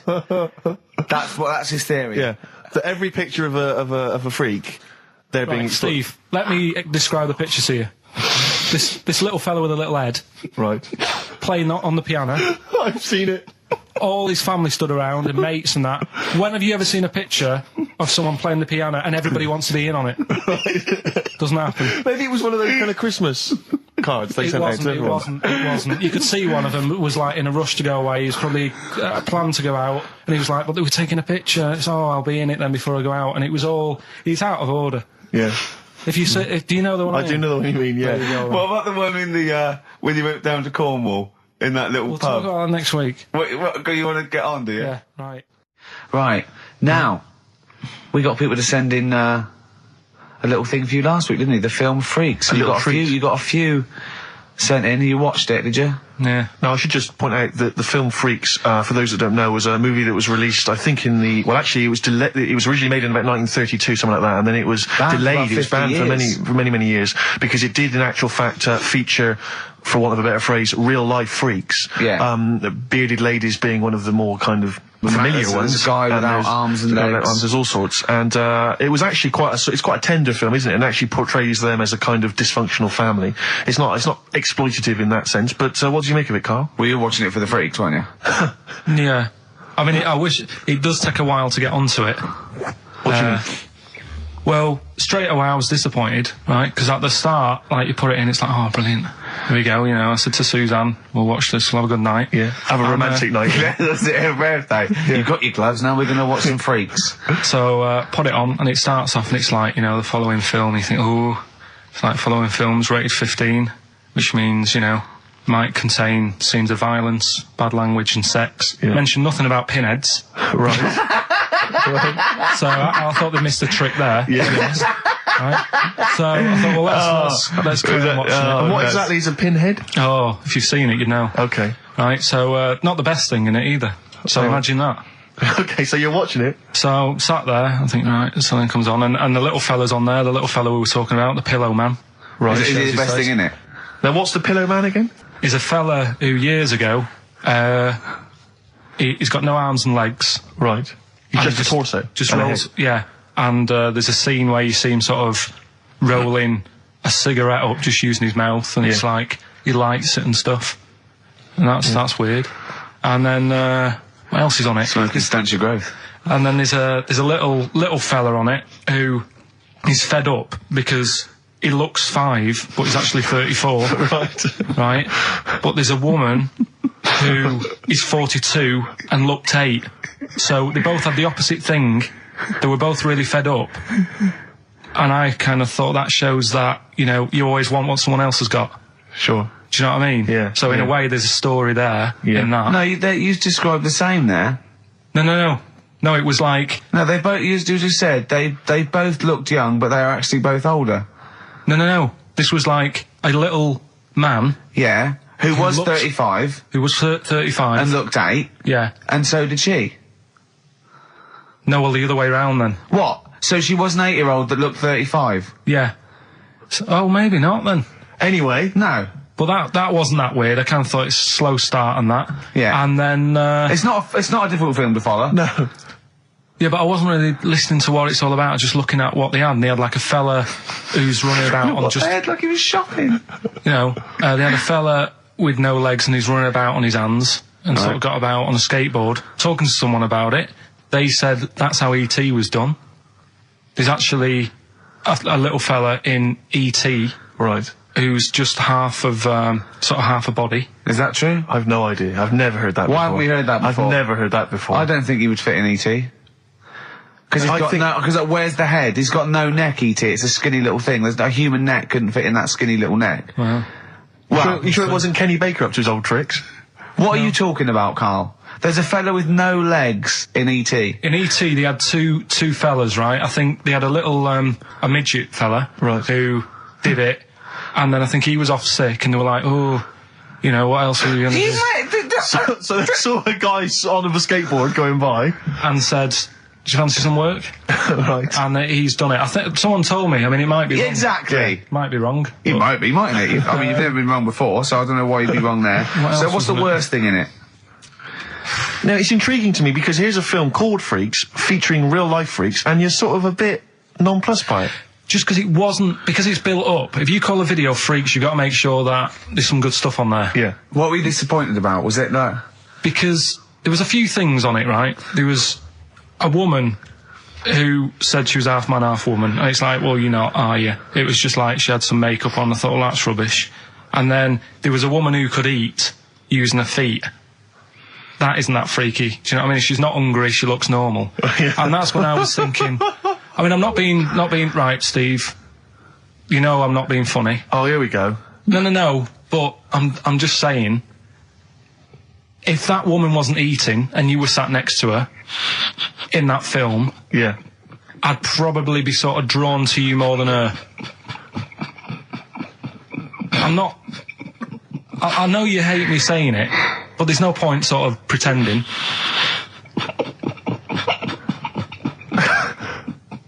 Do you know what I mean? Oi, Muttley, what are you sniggering about? That face. Well, you mean there were things in it that were less... What are you saying? I'm just saying... Play a record. Seriously, I'll slap you. I'm going to slap you live on air.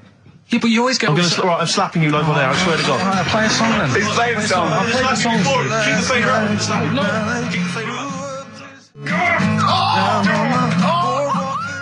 Bruce Springsteen, Atlantic City from the album Nebraska. So melancholy, that one. I love that one.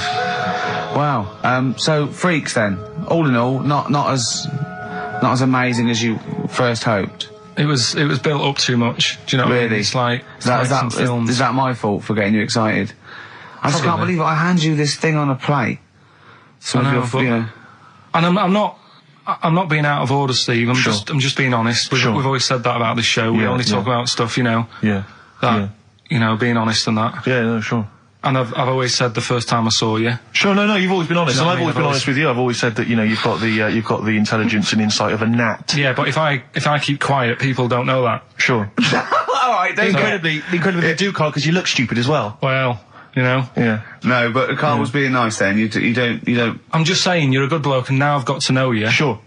Yeah. Yeah. The first time was weird when I saw you. Yeah. No, leave it. Don't just try to interrupt. Just let it go. No, I'm just saying. Okay. The first time it was weird, and then weeks go by. Sure. And the weird thing is, I kind of thought maybe he's not that odd looking. Yeah. And then you went to LA for 3 weeks. Sure. And when you came back, it was like the first time again. Right, Yeah, okay. No, I'm just... Okay, wait, no, stop it now. Yeah. Right, everyone stop it now. No, but I just think I'm a little bit more consistent because I've always thought you were an idiot. I don't want this. Don't argue. He was just... Okay. No, I just, you know what I mean? My opinion has never changed. I've always thought you're an idiot. No, it's that's just been all through nice. Let's look. Peace. Shut not up, war. fatso. Peace, not war. He's just such a stirrer, isn't he? No, He loves it. I don't think I didn't see you whispering behind the microphone about what to say to Karl. Look what I've just drawn, Karl, subconsciously. Yeah. Let's see. I drew a picture of him. It's something going to be on the website. It's not been on the website. No, it's going to be. I drew a little cartoon of him.